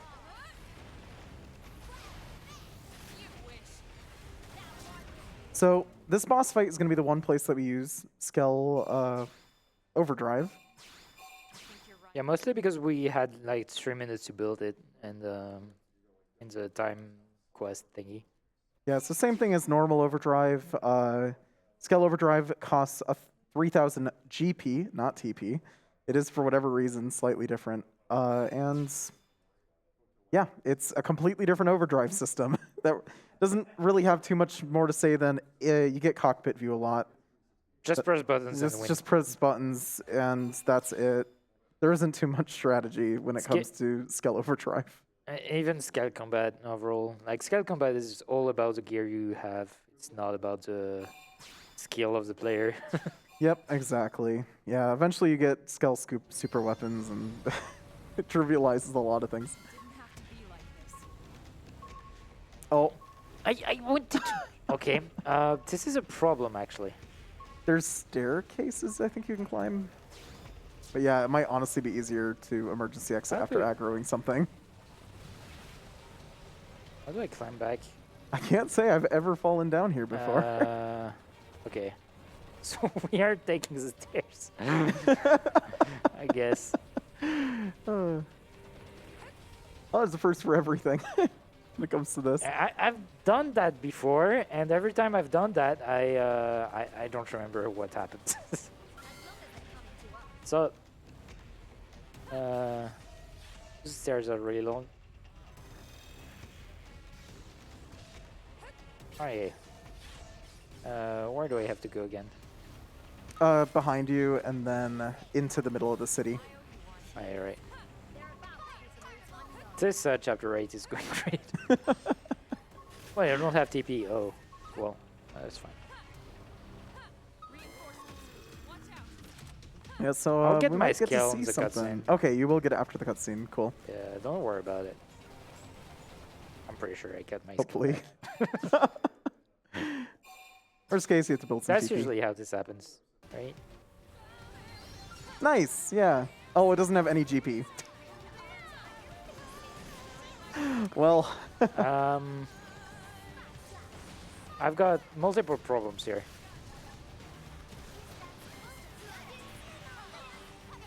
so normally we would just be using cockpit view to get Phoenix back over and over again.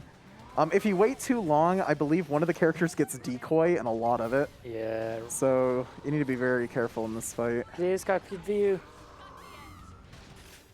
Oh, nice. That was lucky. Oh. Okay, never again.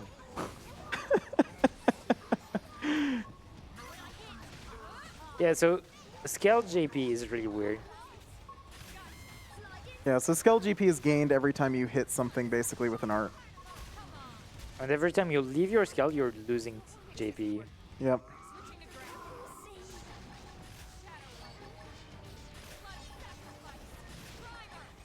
No, stop. Nice, nice. Good recovery. I know my backups. I've done my share amount of mistakes in this game. Though this one is a new one. Yeah. I have to say, it's very, very new. Anyways, we are now approaching the point where we're going to use Fiora. Yeah. It's finally time. We waited through 8 chapters of gameplay with Elma, and we finally are using the character that we created at the start. So at this point, well, I guess we need to do a little bit more grinding still. So Yeah, we it's need- not quite time, but We still need to close. get to hit level 42 in order to get the final affinity mission. Mhm.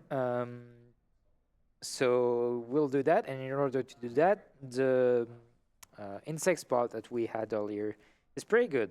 On top of that, because that's multiple enemies, that also means that's a lot of class EXP that we're going to get at the same time.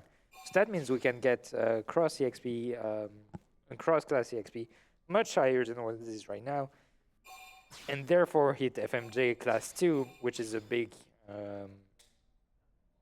mark that we want to hit.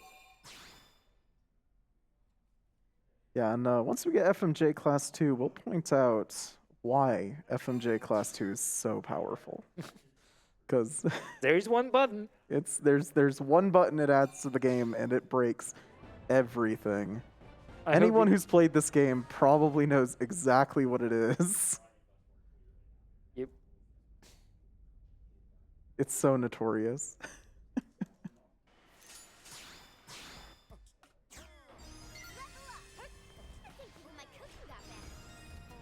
Alright, back to Oblivia. We're going back to our farming spot. Hopefully we can get more kills than what I had earlier. Yeah, so the nice thing about getting more insectoid here is you're able to kill more of the bugs more easily. So that, of course, means more EXP, shorter grind. It's not the end of the world that we don't have a crazy amount here, but ideally we would have more. Yeah, we want about 30%. I've got like 20 right now.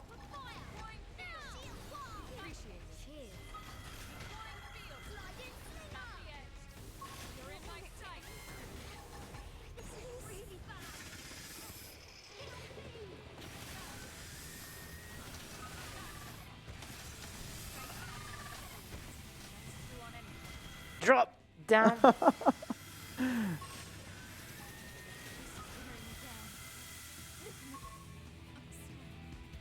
I don't know why. Sometimes you can't drop down your scale. It's Yep. really annoying. All right.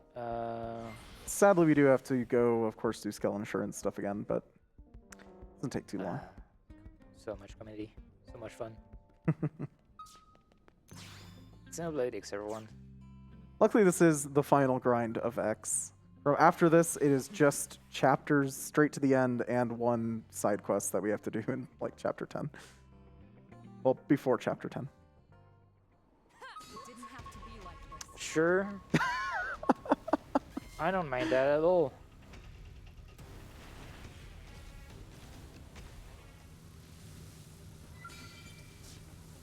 So because my insectoid is really low, I'm probably going to have a lot of trouble getting the ranges.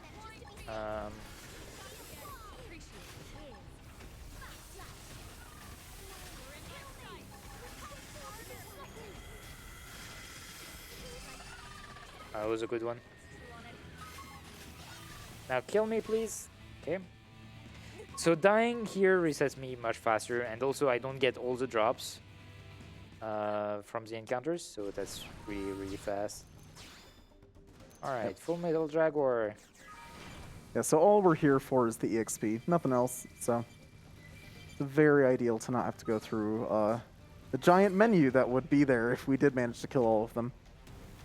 And yeah, get out. Yeah, because every enemy you kill that drops something, you need to go through and view the treasure it drops.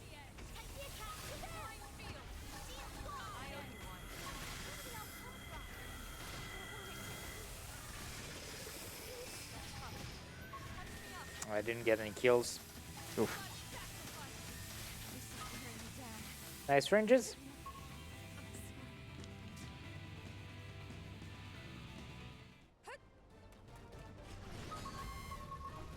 I just need 5 more levels. That's not much.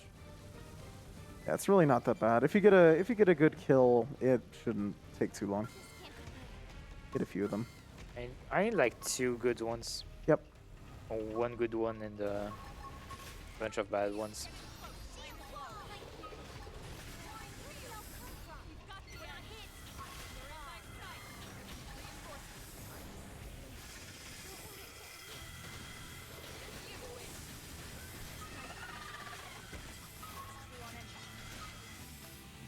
That was 1 level.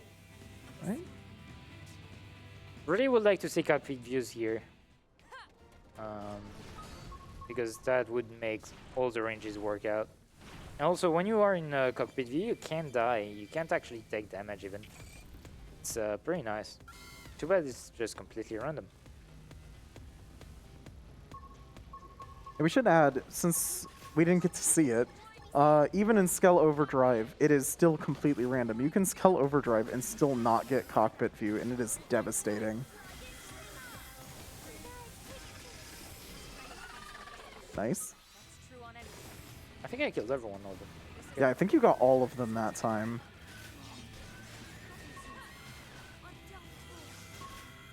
So yeah, the augments that we get are really just there to help this range work out. Please get the scale.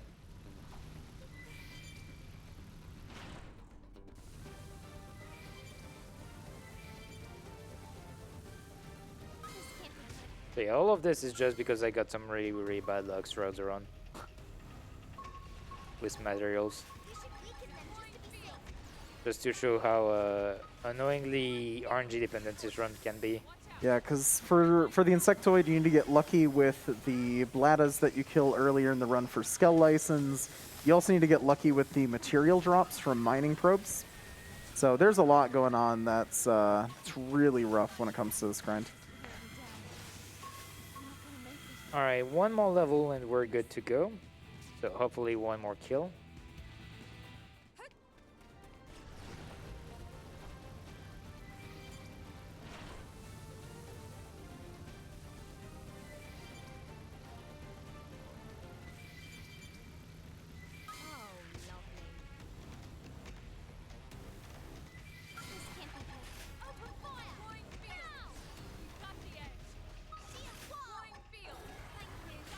No. Bad Oh, timing. that's really rough. Ideally, we want to see the cockpit view on the Phoenix. But we're good to go. But it still worked, and that's great. And so that class 7 on cross, so quite a lot of extra time. So I think it's time to talk about why it's important that we got Cross up to these levels. Well, the Cross- main reason is because we need Gwyn to be level 40-ish. Yeah, Gwyn needs to be level 40, but conveniently, Cross gets an art called Ghostwalker. Yeah. Elma that doesn't have that. Elma has a different art called Ghost Factory to replace it, but Ghostwalker gives you a buff called Decoy. You don't get hit for the number of decoy you have. You just dodge everything. So, as you can imagine, if you're in overdrive and your cooldowns are extremely short, and you are using Ghostwalker, you are just not getting hit. On top of it, when using Ghostwalker, you are invincible. So it's a pretty convenient art, and it's a green art, so it also combos. The list just keeps going on. The only really big downside is that it has a really long animation. Both a downside and an upside, though, because of the invincibility.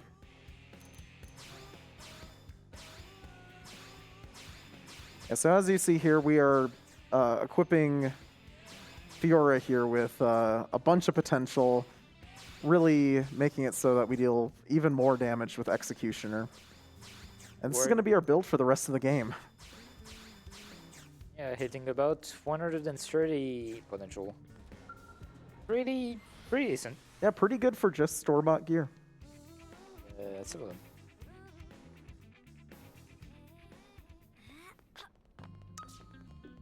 Fiora time. Okay, Elma is now on the sideline. She's worthless now. Yep, she helped us for, 8 chapters. Now Cross good. Also, the whisker is gone. I'm sorry. Darn. I could bring it back with fashion gear. Really wanted to. Yep. That's Very the convenient. one. So anyways, we're going to go fight Rothians. You would have Gormatis, we said. It's Gormatis. Oh yeah, excuse me, Gormatis from Xenoblade 2. But we saw them in chapter 8. They were pretty much just in cutscenes though, so you didn't really see them. But they're working with the Ganglion, and there are a bunch of side quests related to them. Where's Shadow? That's two. Primer. 2. Right. 3. I want Ghostwalker. Yes, this next fight is one of our... Well, it's not the last application of Violent Streak. We actually use it once on the final boss, but it's one of the final main uses of it, because we're going to be fighting a lot of enemies. really good for gaining count here. Uh, Yeah, so we're uh, taking everything Elma had here because Cross is our main character, so we should have all of the augments. Camo.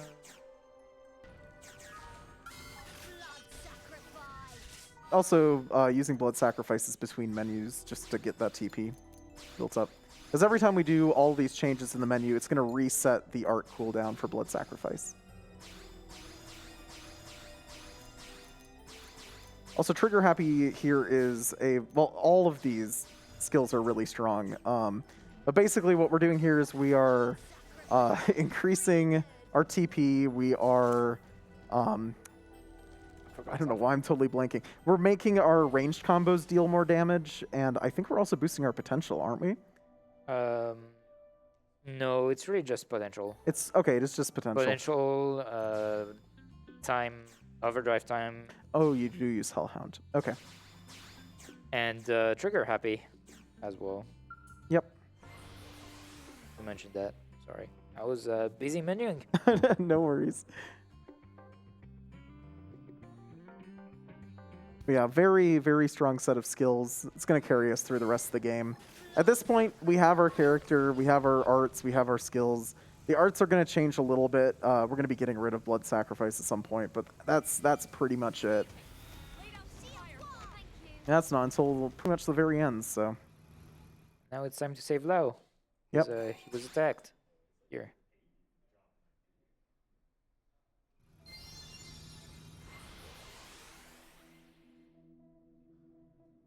Alright, so Rothians are a specific combo.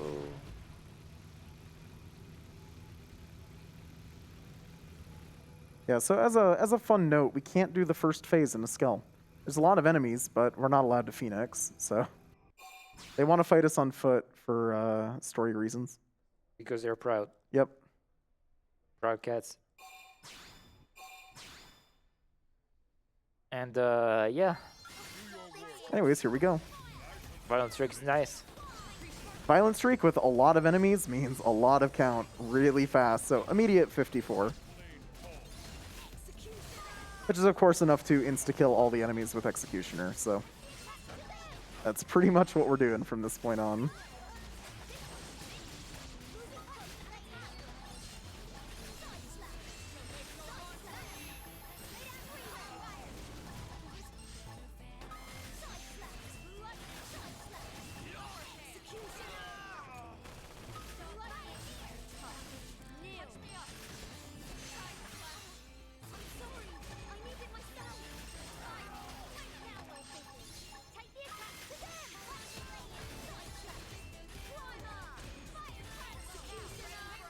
So anyways, that's not the end of this chapter. There's still one more fight.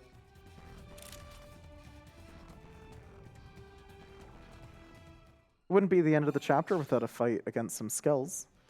This fight is interesting because the main boss can actually go invincible if you don't kill him fast enough. So it's really important here that we build count on this ad so that we can insta-kill the final boss of this chapter.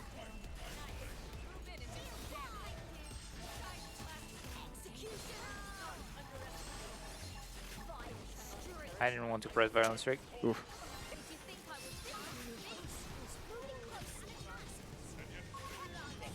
Oh, we might be seeing the ads in this fight. I might just die too. Yeah.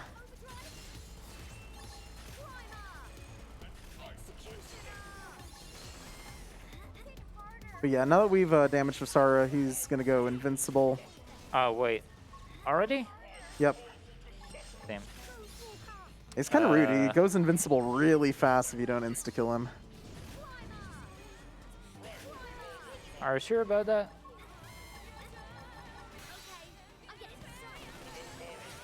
Oh, hey, nice. I did not know that. He has to go really, really down. Oh, Also, wow. I used what's her name? Lynn's soul voice to actually get my TP back. Oh, that was a good recovery. Nice. Yeah, one misinput, and there's everything that goes to hell.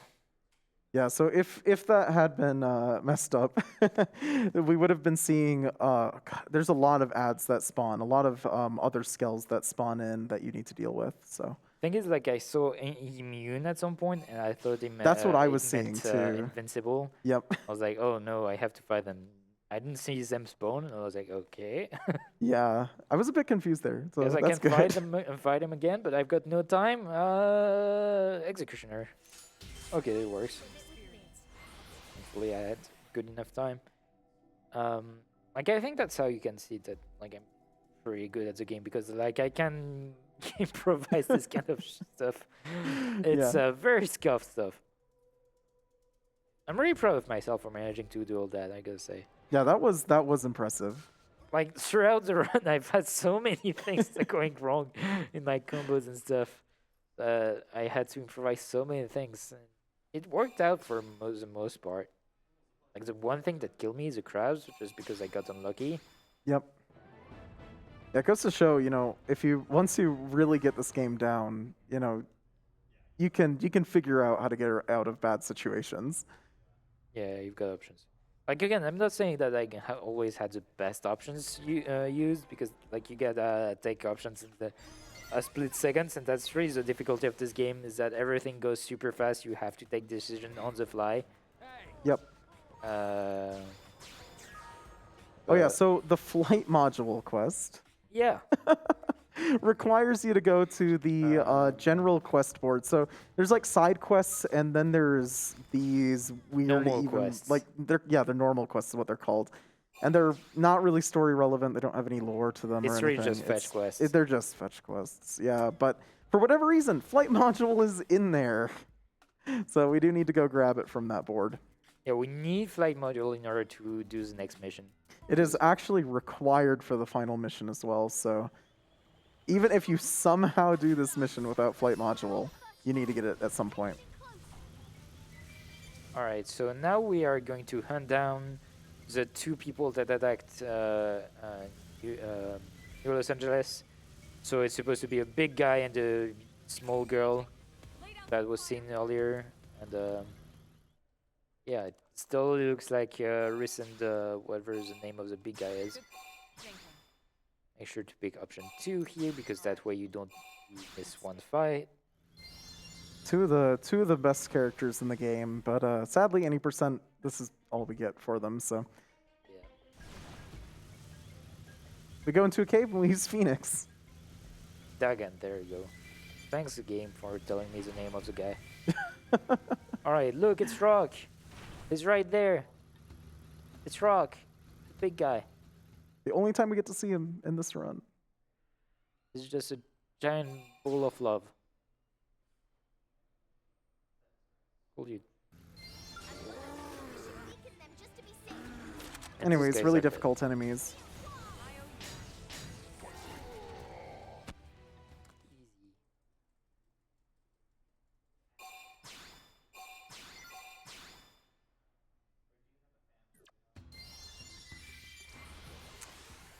Alright.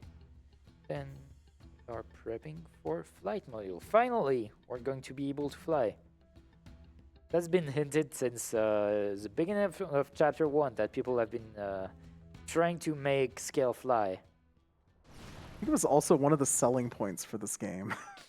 And it's all the way up here in chapter 10. I mean, it does kind of make sense, right? Because once you fly, you can do whatever you want. Oh, really. absolutely. Yeah, once you get flight, the world is completely open, so it makes a lot of sense for it to be locked behind some of the movement? later parts of the game. Oh my god.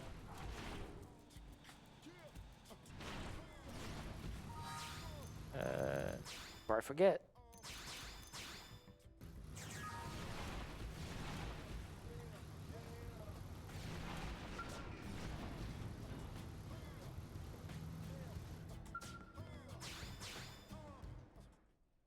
Alright, and in order to do this quest, you have to be all alone, no El Manolin. Which makes no sense, but sure. Yep, and this is where we need that upgraded coil and light speed jet fin that we got way earlier in the game. So conveniently, we've completed it. Yep, all for that moment. Am I right? But it's not over yet. We actually have to go test it and stuff for them, so Yep. And you'll get to enjoy the beautiful theme that is the flight theme of this game. It's really great. You're totally not going to hear the first 20 seconds. 3 times. 20 seconds is overselling it. Probably only hearing like 5 or so. Yeah, you don't get to hear basically any of it. You barely get to. I don't think you actually even hear the lyrics, and maybe if you do, it's only like the very start. You only get to hear the lyrics on chapter 12. Yep. But yeah, now you can fly. Look at this beautiful game. It's such a good-looking game for something that was on the Wii U. It's always so surprising. Yeah. I'll get there. I'll manage. Yeah, so you can only get these nodes when you are not in car form. It's a bit rough. Now we have to give the scale back.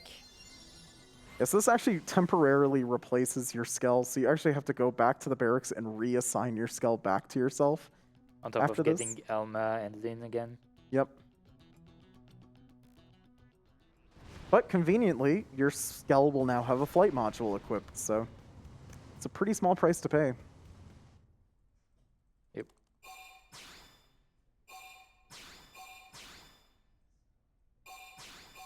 And it's all thanks to Lynn. You know, a 13-year-old girl that managed to make scale flies. Good girl. Good job. Alright. So I'm sure you guys enjoy big robots, right? What about really Do you big guys enjoy big robots? robots? Alright, I've got a surprise for you. Yeah, I think it's a big robot. I don't know. Let's move out. I don't know if it's that big of a robot. You'll see. Yeah, pretty okay robot. Need help with anything? Stay sharp. I mean, if you want a bigger robot, just wait for Xenoblade X2, lol. Haha. I'm funny.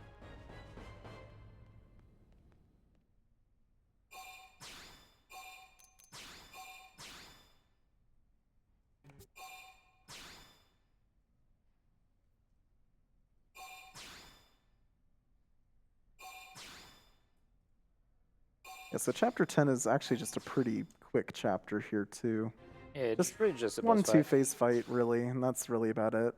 And that's the thing with flight model. You can do pretty much whatever you want. So. Yep. At this point of the game is pretty much completely open to you. There's a few things locked behind the final boss, but if you really wanted to, you could just... That and side do quest as stuff. well. Yeah, and of course side questing is locked there, so... It is worth completing the game, but there is some cool stuff you can do at this point. Like we would say hi to Telethia, for example. Yeah. Totally not ready to fight it. Not with this save file. I'm going to load a different save file to actually defeat it because it takes like 15 hours to set up again. If we actually meet that incentive, that is.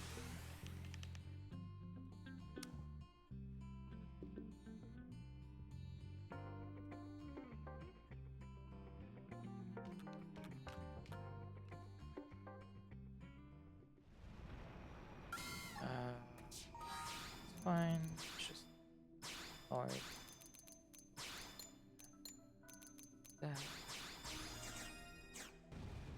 Yeah, so at this point, we don't have any more fights until the very end of the game where we see multiple enemies, so Violent Streak, not too useful.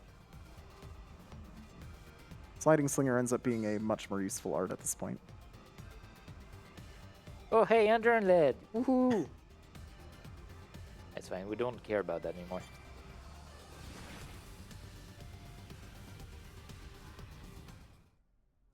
Alright.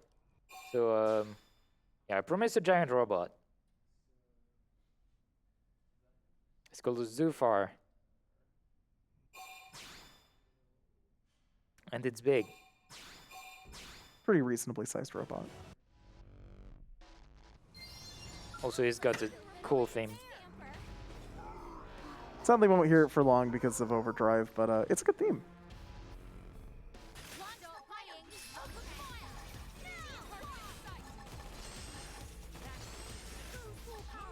So anyways, we have Ghostwalker now, so we're not going to be hit by pretty much anything.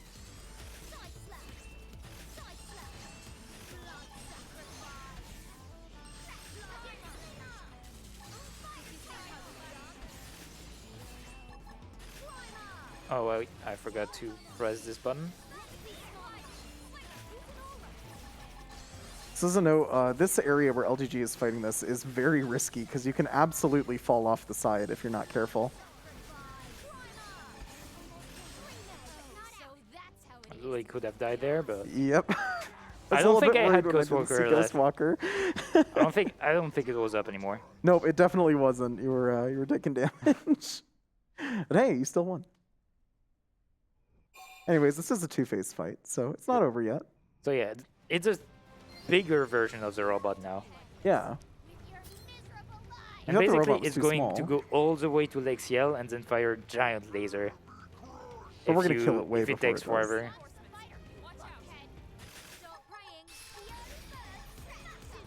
It does some like crazy stuff too. It like breaks the environment while walking there.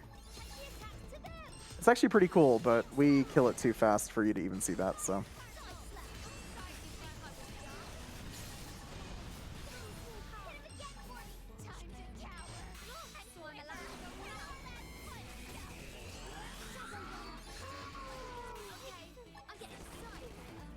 Give me TP.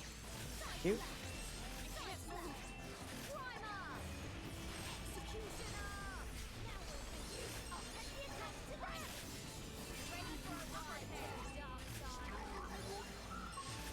I'm just going to press that again.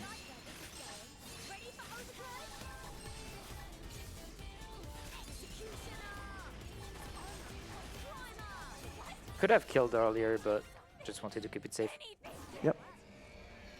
No buttons left to press.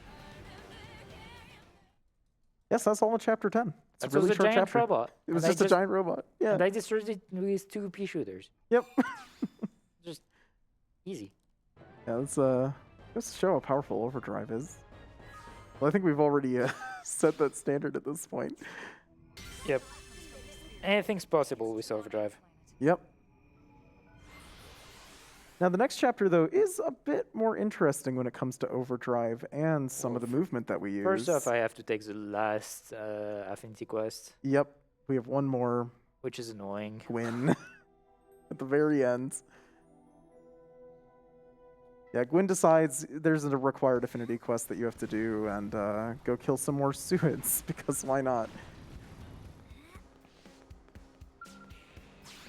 Okay, I've You got killed them enough at the beginning of the run and the end of the run. It's only fitting.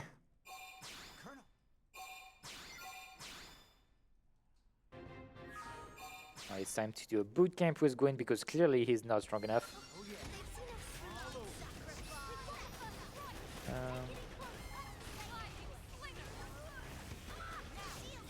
It's kind of cheap Nice that we can use a miss. Skell here if you really think about it. I managed to destroy a giant robot with 2 pea shooters. Surely Yeah. Gwyn can do the same. Yeah, why doesn't Gwyn just do the same? He should just use Ghostwalker. Just use Ultra Slash lol.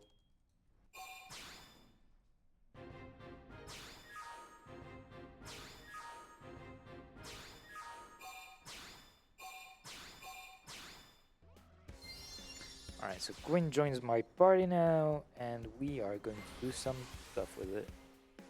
So we have to kill Suids with Gwyn while he uses his normal rifle. And you know, it really wants us to do this quest on foot, because it wants Gwyn to get attacks in. But we don't agree with that.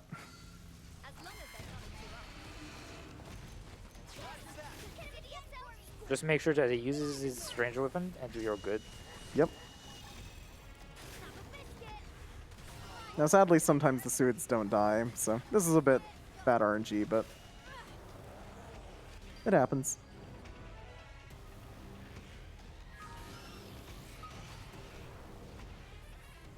Alright, now we just run away.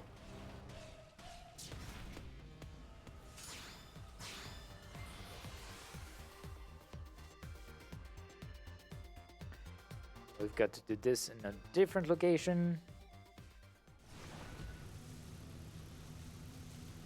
like there is 4 more suites to kill. We.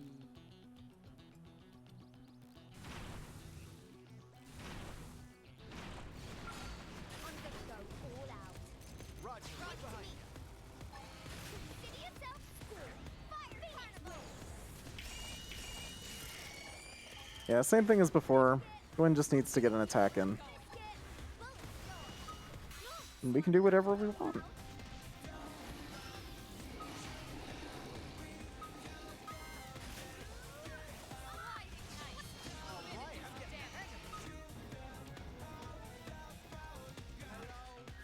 Single, am I all alone? Is anyone there? Can you please kill it? Oh my god. I've got some really, really bad guns.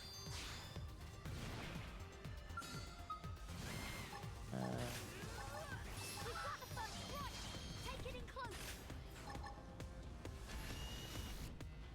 Consider yourself Fine. I'll finish. No, wait, no. I need Gwyn to shoot.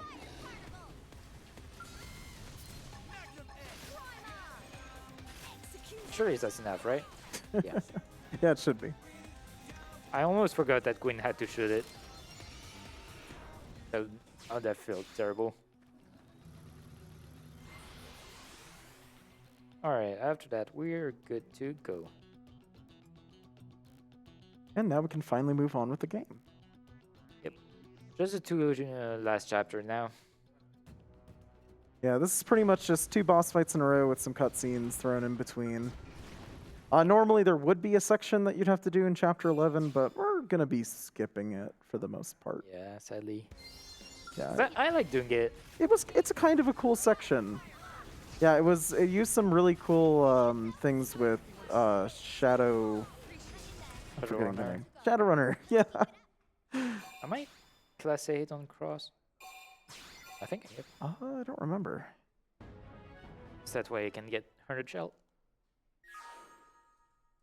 Yeah, in this next fight, you actually need to use 100 shell again. It's been a very, very long time since we've brought up that specific art.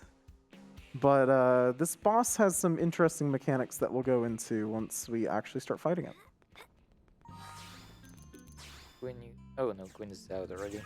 This is actually probably one of the hardest bosses in the game with overdrive as well, at least in my opinion. Well, you have to be creative about it. Yep, there's a lot of improvisation you have to do on this boss, depending on what the boss does. Yeah, you actually have to pay attention to what's happening on the fight. Yep. Incredible. Yeah, every other fight in the game, you can pretty much just hit the same buttons and win, but this one, you actually need to pay attention to what the boss is doing.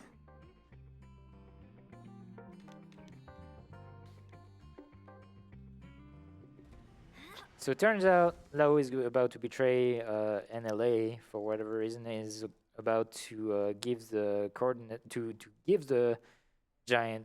No, it's actually to give the coordinates of the Lifehold core, which we're trying to get since the start of the game, by the way.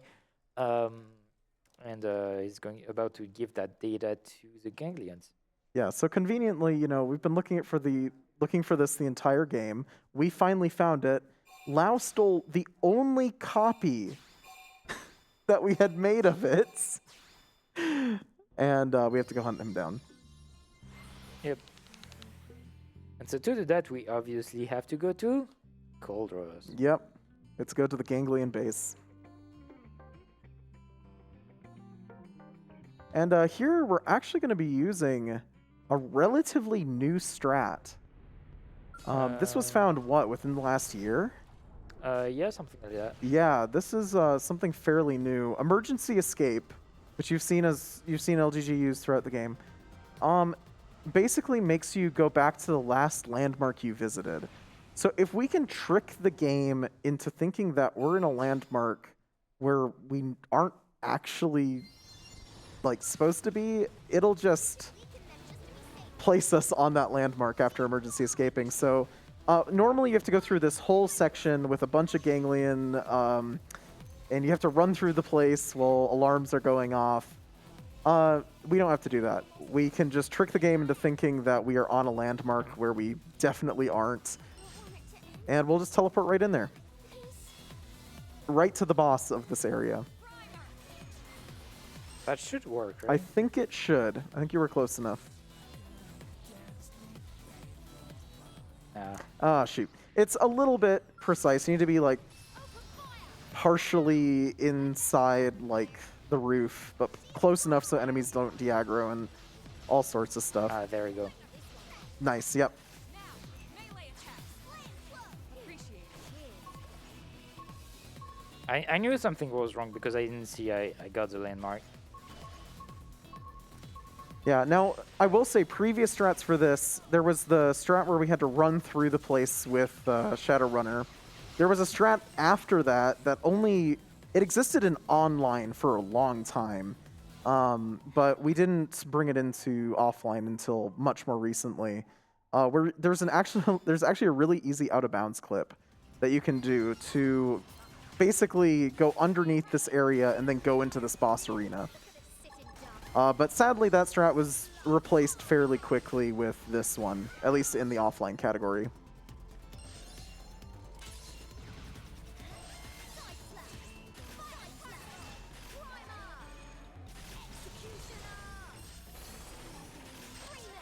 Yeah, so that's not really a boss, more than just an enemy with some more HP than usual. Pretty standard combo to get rid of it fast. Have to build TP again though. Yep. So I was just not very diligent with it. Yeah, so conveniently, once you beat that boss, this door opens so you can just go straight out, back out to the bridge you started on. It's on that Yep. part, right?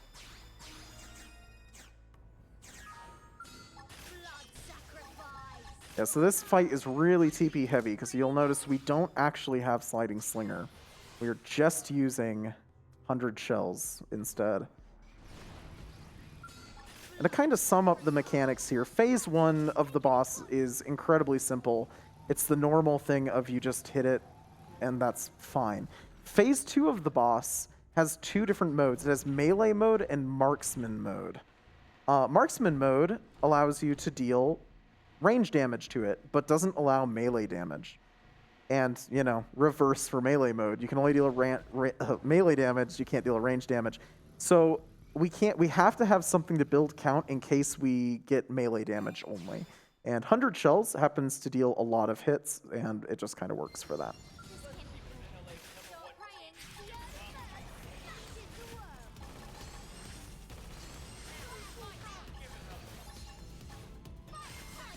All right, y'all mind if I chime in for a moment here? Nope, go ahead. All right, well, we have officially passed the 4-hour mark of the run. We're in the very final stretch here. We're also under $100 away from 28,000, which is absolutely spectacular. Donation here, $20 from our friend ASmith1313, saying, so glad to have RPG Limit Break back this year. Thanks to all the people that made it happen. Now let's get that super boss. Their assistance here to let you all know we are so close. We are $553 away from getting the fight, the Telethia, the Endbringer super boss. We're in that final stretch, but I believe we can do it. I know we can. We've got good vibes that have been going, so many great Xenoblade memes, and we're right there. Give it your all, friends. Come on. Yeah, we just have this boss and the final boss remaining, so now is the time to get those donations in. And just like that, we did just cross $28,000.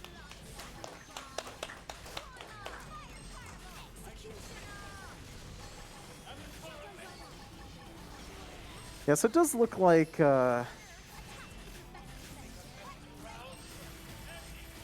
Oh, you got marksman mode, nice. Yep. So marksman mode is faster. 100 shells is an extremely slow skill, so it's nicer to use executioner to build count. So this was some good RNG. Very nice. Good setup. Totally improvised. All right, so yeah, all that's left is chapter 12. We're gonna pretty much go straight into it. There's no more side content. We met all the requirements already to go straight into the final boss. I think even my cooking Now, this final boss has a lot of phases. Yeah, it's a very long fight. Yep, so previous bosses, you know, only had 2. This boss has, what, 4 or 5? Oh, right. I need to handle the quest. Sorry about that.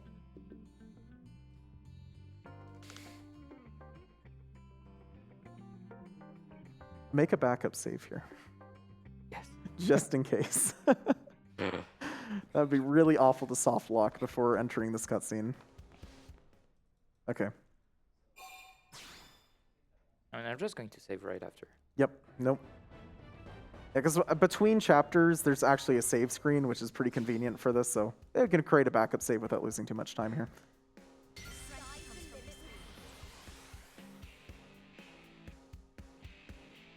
All right.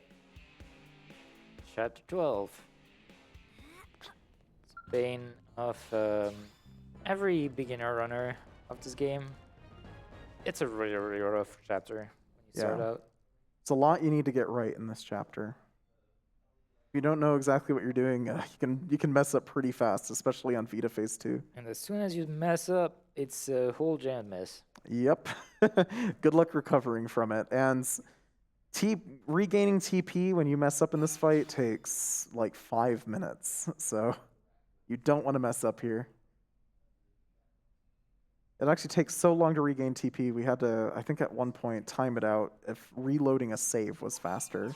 Oh, And then- no. Yeah, That it ended can't up be not faster. being. By not a huge amount, though. It was only like a minute or 2. I mean, only if you die on Vita 1. Yep.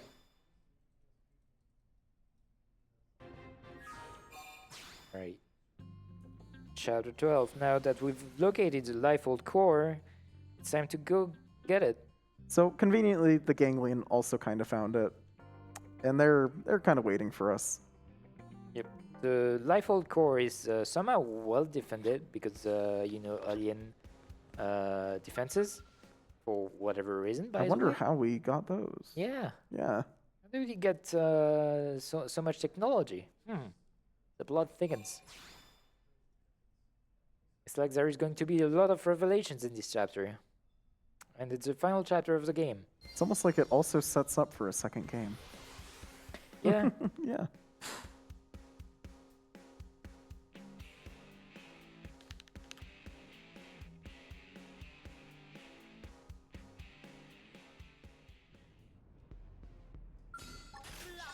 Alright, so blood sacrifice was nice, but I don't have enough floods for it.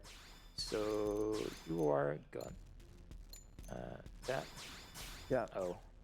That's. You missed a annoying. base camp in Cauldrons, I think. It's the one by Titan's. Shoot. That's fine. Yeah, you'll be fine. No, I think it's because I put 100 shells at level 2, and I usually don't do that. Oh, okay. Because I don't get 100 shell. It's fine. I'll It'll improvise be something. okay. It's not game ruining by any means. I'll improvise something, it's fine. So I hope you guys enjoyed this song because we're actually going to hear the lyrics here. For a very short amount of time, but we will.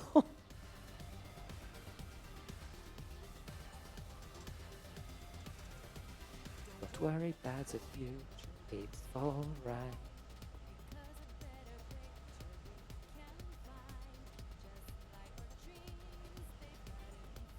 Telethia is all the way over there, by the way.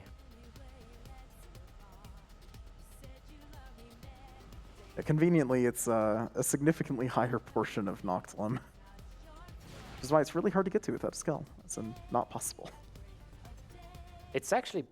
No, you can go and get there by skill without flying. Yeah, you can do some really precise jumps without flight, but without a skill, ooh, good luck. I don't... It's not I possible. don't think it's possible. It's probably possible with the glitch that we're going to use on Telethia, actually. Ah, yes, that is true. You can gain a lot of height with that. Looks like we've got no choice. Alright, so that's the Lifehold core. As you can see, it's being attacked.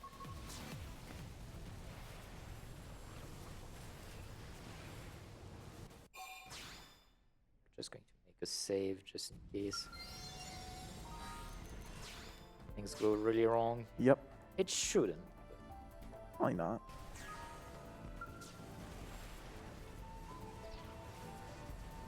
It's a point of no return from here.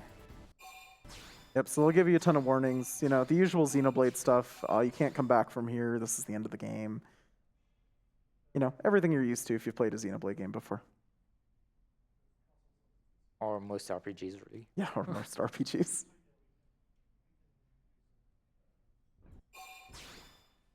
Yeah, so a few cutscenes that we have to go through, but otherwise it's time. All right, while we have that time, can I chime in once more? Yep. We had 3 separate $100 donations come in, 2 from our great friend Anonymous and 1 from our friend Random Hughes with no message, and then another $50 donation right after that from BNE27. All of these went straight towards the Telethia incentive, bringing us only $203 away. We are getting there. You want to hear me get more energetic? You want to hear me do fantastic voices here like BNA's donation saying, "Hear that, chat? LGG wants something a bit meatier. I will do it. Let's get that incentive. I believe in us. We have this much time left. We're at the end. Get more Xenoblade Chronicles X and more RPG Limit Break. Come on, chat. Something a bit more meatier." Yeah, we're at the very end of the run. Get those donations in. So it's time to fight the PlayStation Vita. It's a funny boss.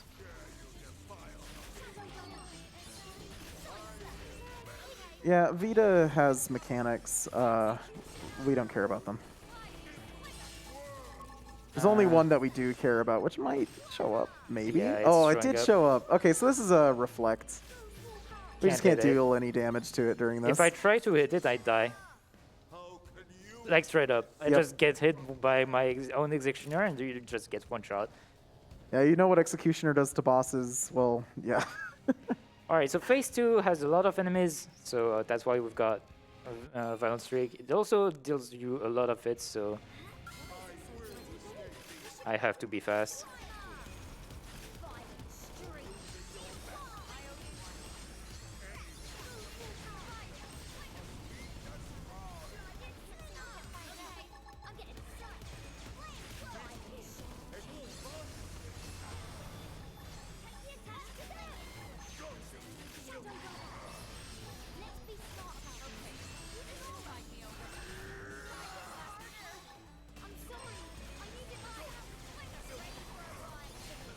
Nice. Okay. All right, that's one of the hardest phases right there, especially for new players. So we didn't get to see the cool design of Vita 2, but yeah. Cool. Yep. So we defeated the Ganglion boss, but it's not over yet. Now we have to defeat 10 chimeras, and that's why we've got Phoenix here. Yeah, so some stuff got messed up during the fight that we just did. The floor got broken. Some things fell through it. Yeah. So now we get to fight the things that they made. And yeah, if you don't have Phoenix for this, good luck. Yep. This is This is really, really evil without Phoenix. But we have Phoenix, so this means nothing to us.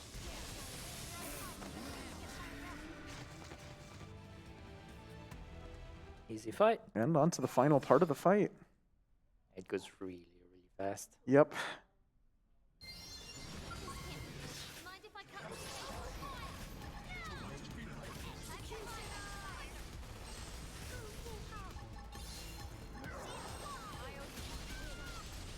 can't seem to get fired up. Okay, I'm getting some. This is a bad idea, but I'm doing it anyway.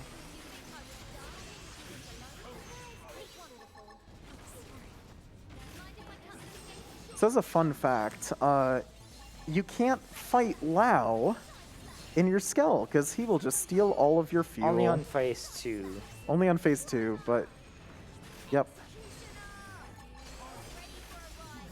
So if you were playing in a casual playthrough and you were using your Skell for most of your combat, this fight becomes much harder.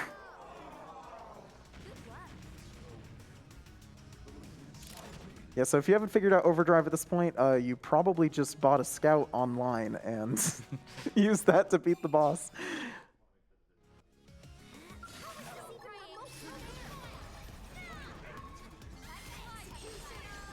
All right, poking my head in once again to say that we had a $500 donation drop in here with no message from Gren that pushed us over. We've Let's officially go, got Gren. the fight, the Gren. Telethia, the Endbringer incentive. Thank you so much for that, everybody. Also, time is when Lau's health bar disappears. That's coming up here in just a sec. Oh, shoot. What? What did I...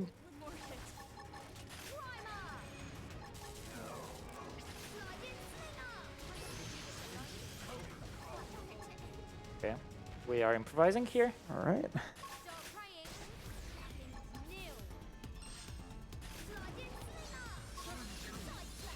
We're not out of the wood yet.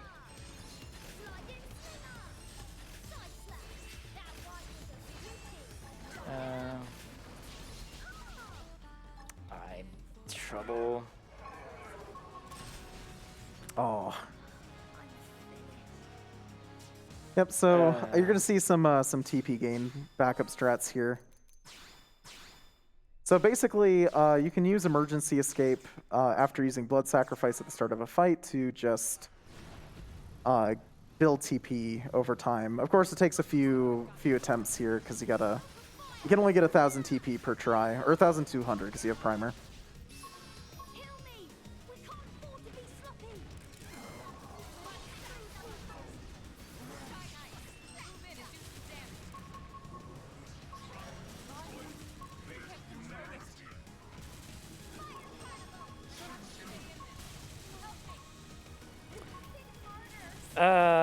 That's a shame. Yep, it happens. My Ghostwalker ran out on the last launch when I was needing to refresh my thing, so... We've been spotted.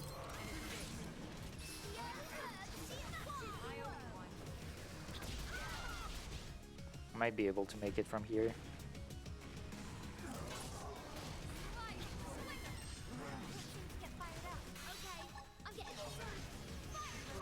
Alright, let's go.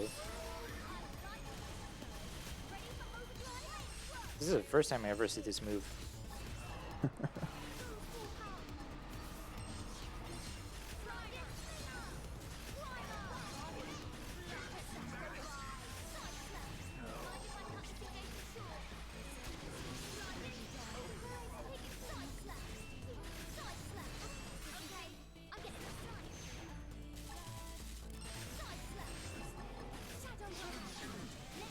So Lynn's soul voice helping us out there. It's one of the last helpful soul voices. When Lynn dies, there is a small chance that she will give you TP for every hit of a ranged art.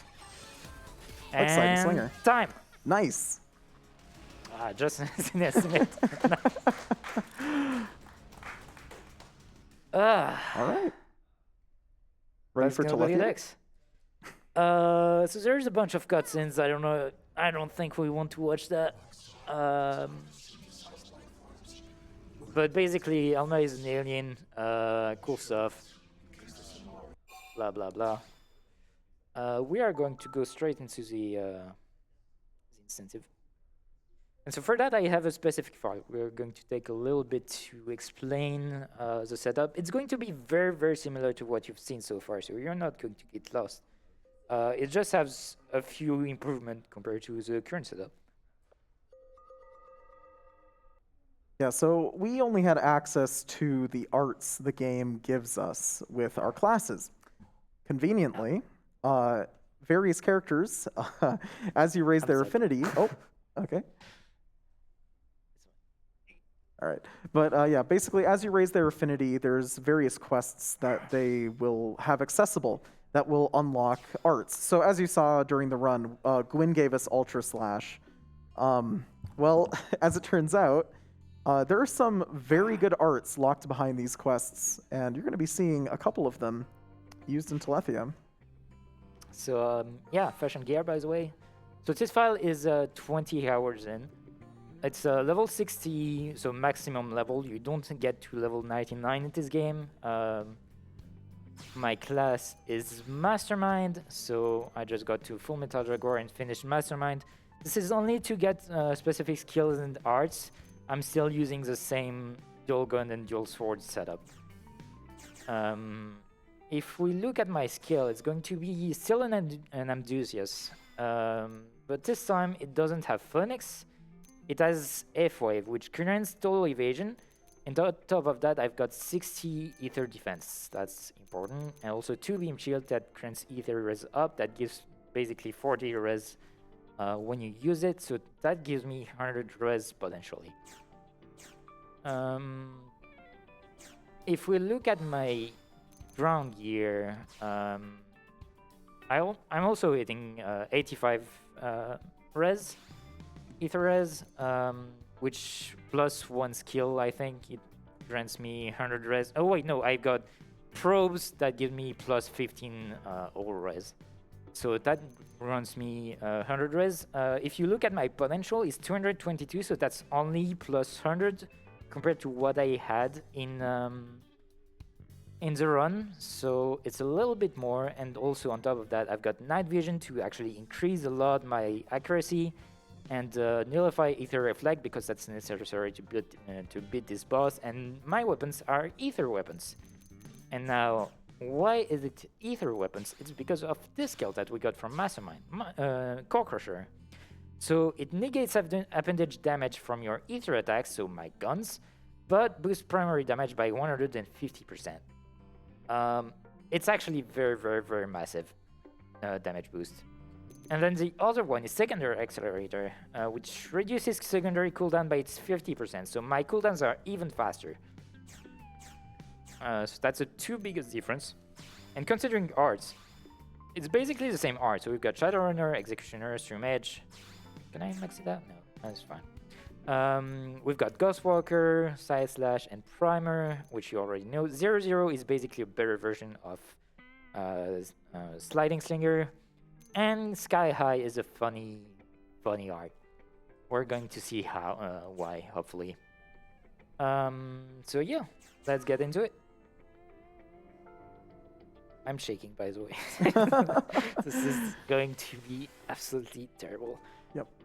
So before we start, I need to build TP again, because when you load a file, you're back to 0 TP, and I didn't take the time to go online and get the items for that. So if you've got like a little bit of time before we are actually ready to do all of that, to read one donation or two. Alrighty, then I've got several donations that have been coming in. A lot of people not putting any messages. We appreciate you so much nonetheless. And a lot of people are, now that we finally got the Telethia incentive, which great timing, by the way.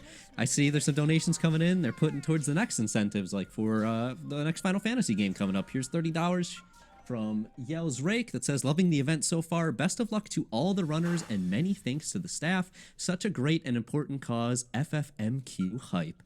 There's a $100 donation from Echo and another $100 donation from Ogam.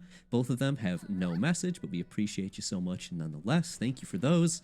It's the donations like all of these that have pushed us well over 26,000, 27,000, 28,000, and now we're within $244 of hitting 29,000. I'm so impressed with the generosity of the community right now. You're all amazing. I've loved sharing these memes, these voices with you through these donations, through this run so far, and I am very excited to watch this Telethia boss. That is for sure. Definitely not something I've been capable of doing on my own time, so seeing speedrunner strategies, that excites me a lot. Be careful. We should weaken it. All right, here we go. So we're going to mostly fight it on foot, and I'm going to try to not say too much because this is going to require me as much concentration as possible.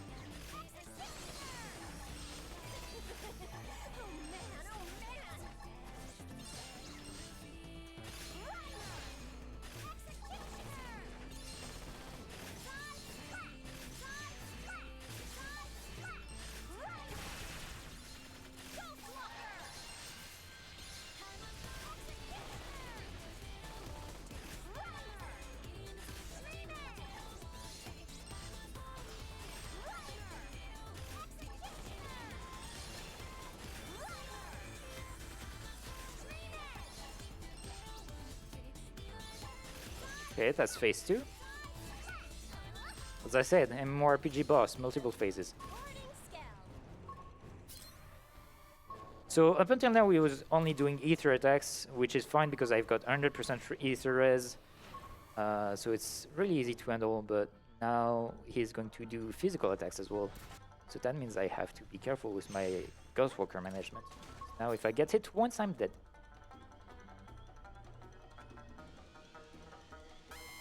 Also enjoy this theme for as long as it lasts.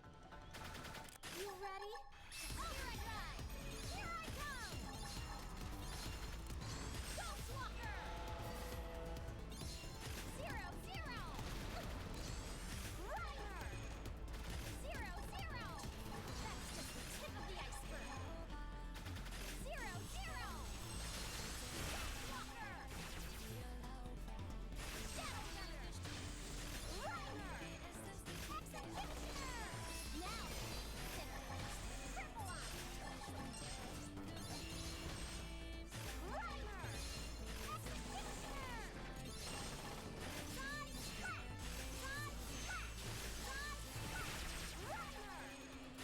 up!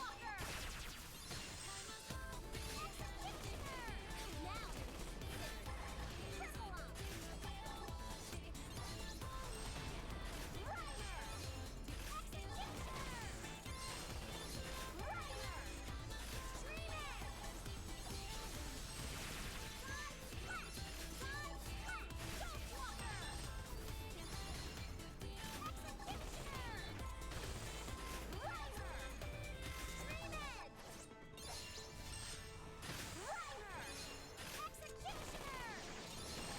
Okay, that's phase 3. This is where things get really, really hard.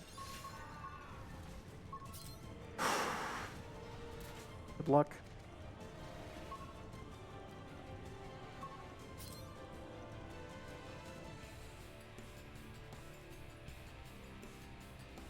So now he's going to start the fight with a decoy 100, so that means I need to hit him 100 times before I'm actually able to deal damage to him. On top of that, I'm flying, so I have to handle that problem as well.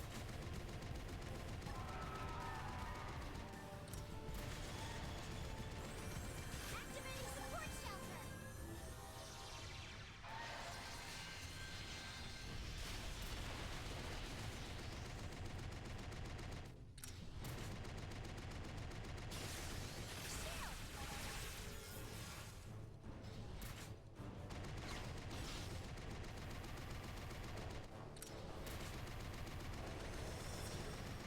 Shield!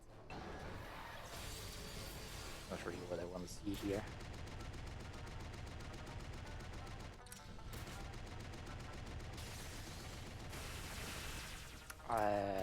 No, that's fine.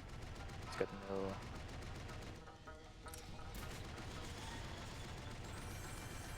I'm starting to drift off here. My skill's about to go kaput! You ready? Overdrive! Sky High glitch. 0-0! Rider! Side slap! Rider! 0-0! Ghostwalker! Rider! 0-0! That's just the tip of the iceberg. 0-0! Rider! Side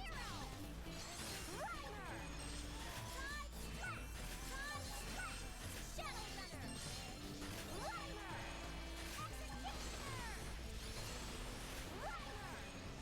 Dreaming! Oh man, oh man! Executioner! Rider! Side slap!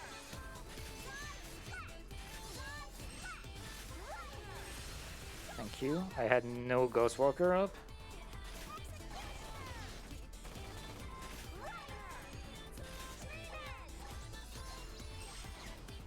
Stop moving.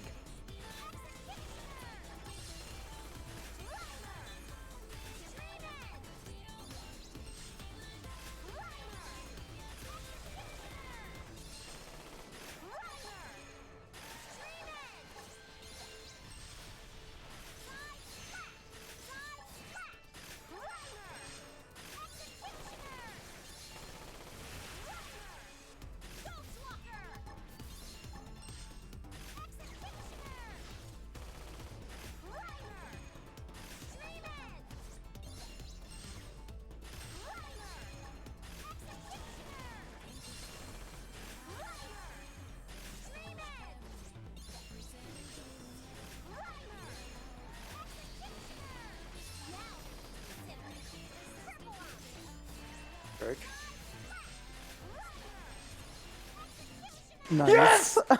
Yes! Yes! Oh my god!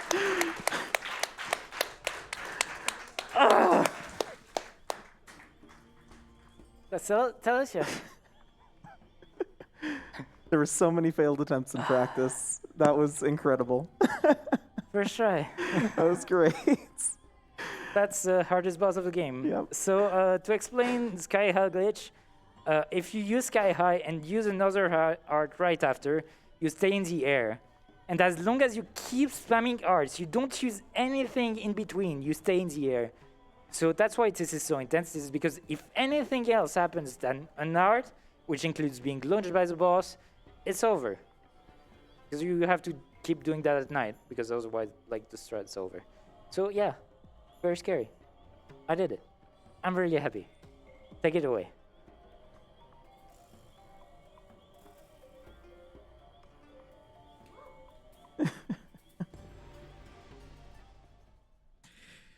Oh, wow. Okay, let's give another hand for LGG and his Xenoblade Chronicles X any percent offline run and that fantastic first try Telethia.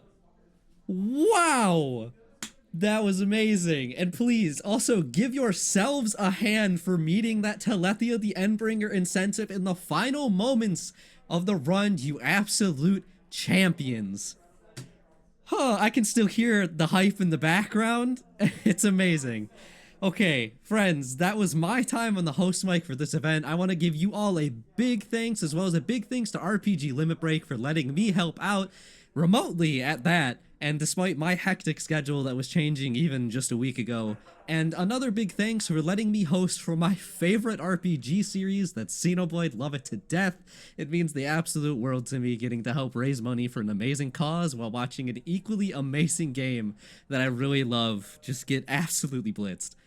Okay, after this break, I leave you in the very capable hands of Ghoul02 hosting for Final Fantasy Mystic Quest. Keep the momentum going, people. Thank you so much.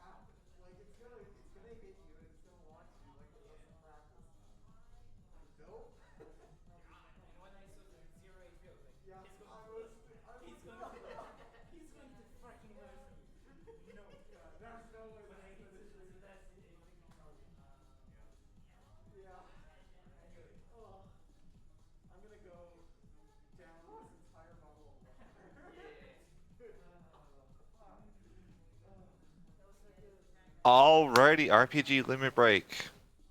Ooh, I'm hearing myself echoing. Apologies. I'm Ghoul02. I'll be your host for the Mystic Quest run. I hope you guys are all having a great time. Give us just a little bit of time while we sort out some tech issues, and we will be here with that run shortly.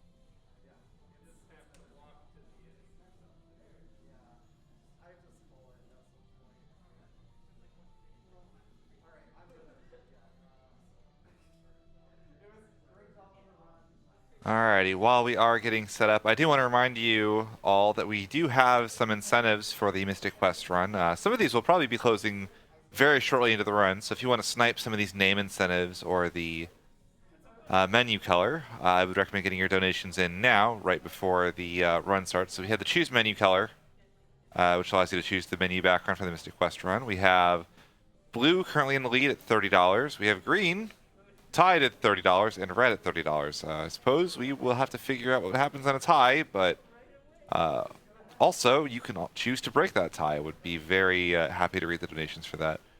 We have the name Benjamin incentive. Right now, PB2J is in the lead with $150, followed by Shrug with $125 and $20 on demo play. And lastly, we do have the scale versus figure HP display. For if you want to see HP digits, that is $30. If you want the health bar scale style for enemy HP, that is at $26. And lastly, something I'm really excited, hoping we get to see, is there is the Fight Jin incentive. That is currently at $175 out of $500. I'm told that's about 2 hours into the run, so there's plenty of time to get those donations in, but don't wait too long. Let's not make this close. Let's get that incentive met and get that underway so we get to see just more awesome Mystic Quest.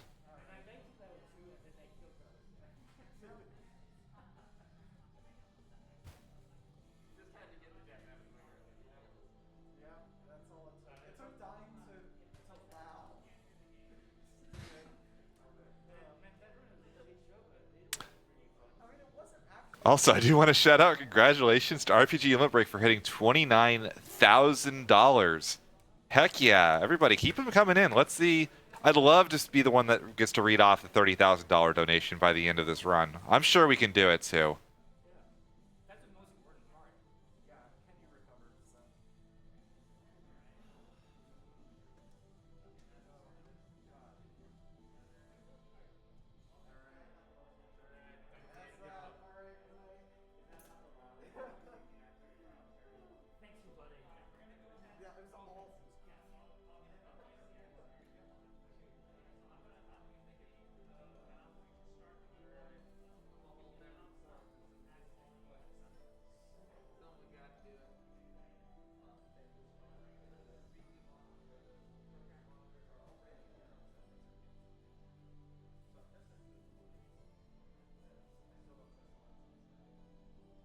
One more exciting thing before we get underway with our Mystic Quest run.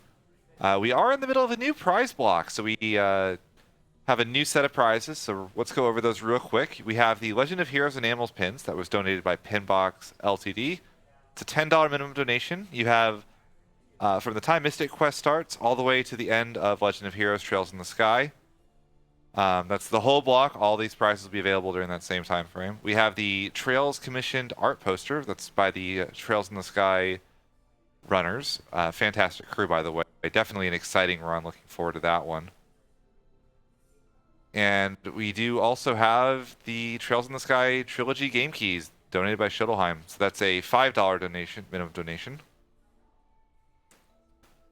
Fantastic series. I know a lot of people are really excited. Could be a way of getting into the series at a reduced rate. And of course, all your donations, of course, going to the fantastic NAMI. What a great charity. What a great cause to work towards. So super happy, super excited. Let's see that donation total continue to go up over the course of this run.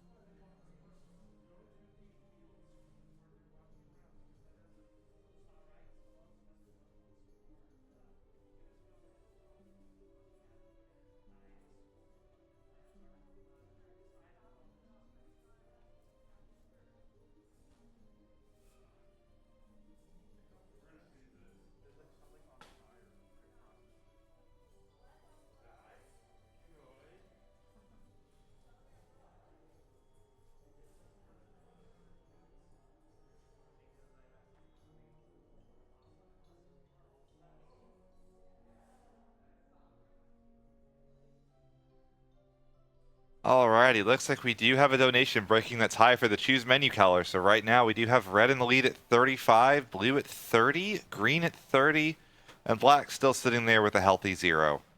Love to see it, would also love to see that change a couple times over the course of the run. I'll be keeping tallies and making sure that Fumo knows what the menu color is going to be over the course of the run. We do have quite a few donations. Not a lot of comments for me to read, but we'll go through these real quick. We got $5 from Gandalf. Again, thank you guys all so much for these donations, going to such a great cause in NAMI, the National Alliance on Mental Illness. We have an anonymous $100 donation. We have a $5 donation from Gurgluck. We have an anonymous $100 donation. Another anonymous $25 donation. An anonymous $10 donation. Redbeard has a $20 donation, and Mechalink has a $20 donation. Again, thank you all so much for all these generous donations. And we are hopefully going to be underway soon. Again, still just trying to get Mystic Quest set up. You know, lots of very important tech stuff going on behind the scenes.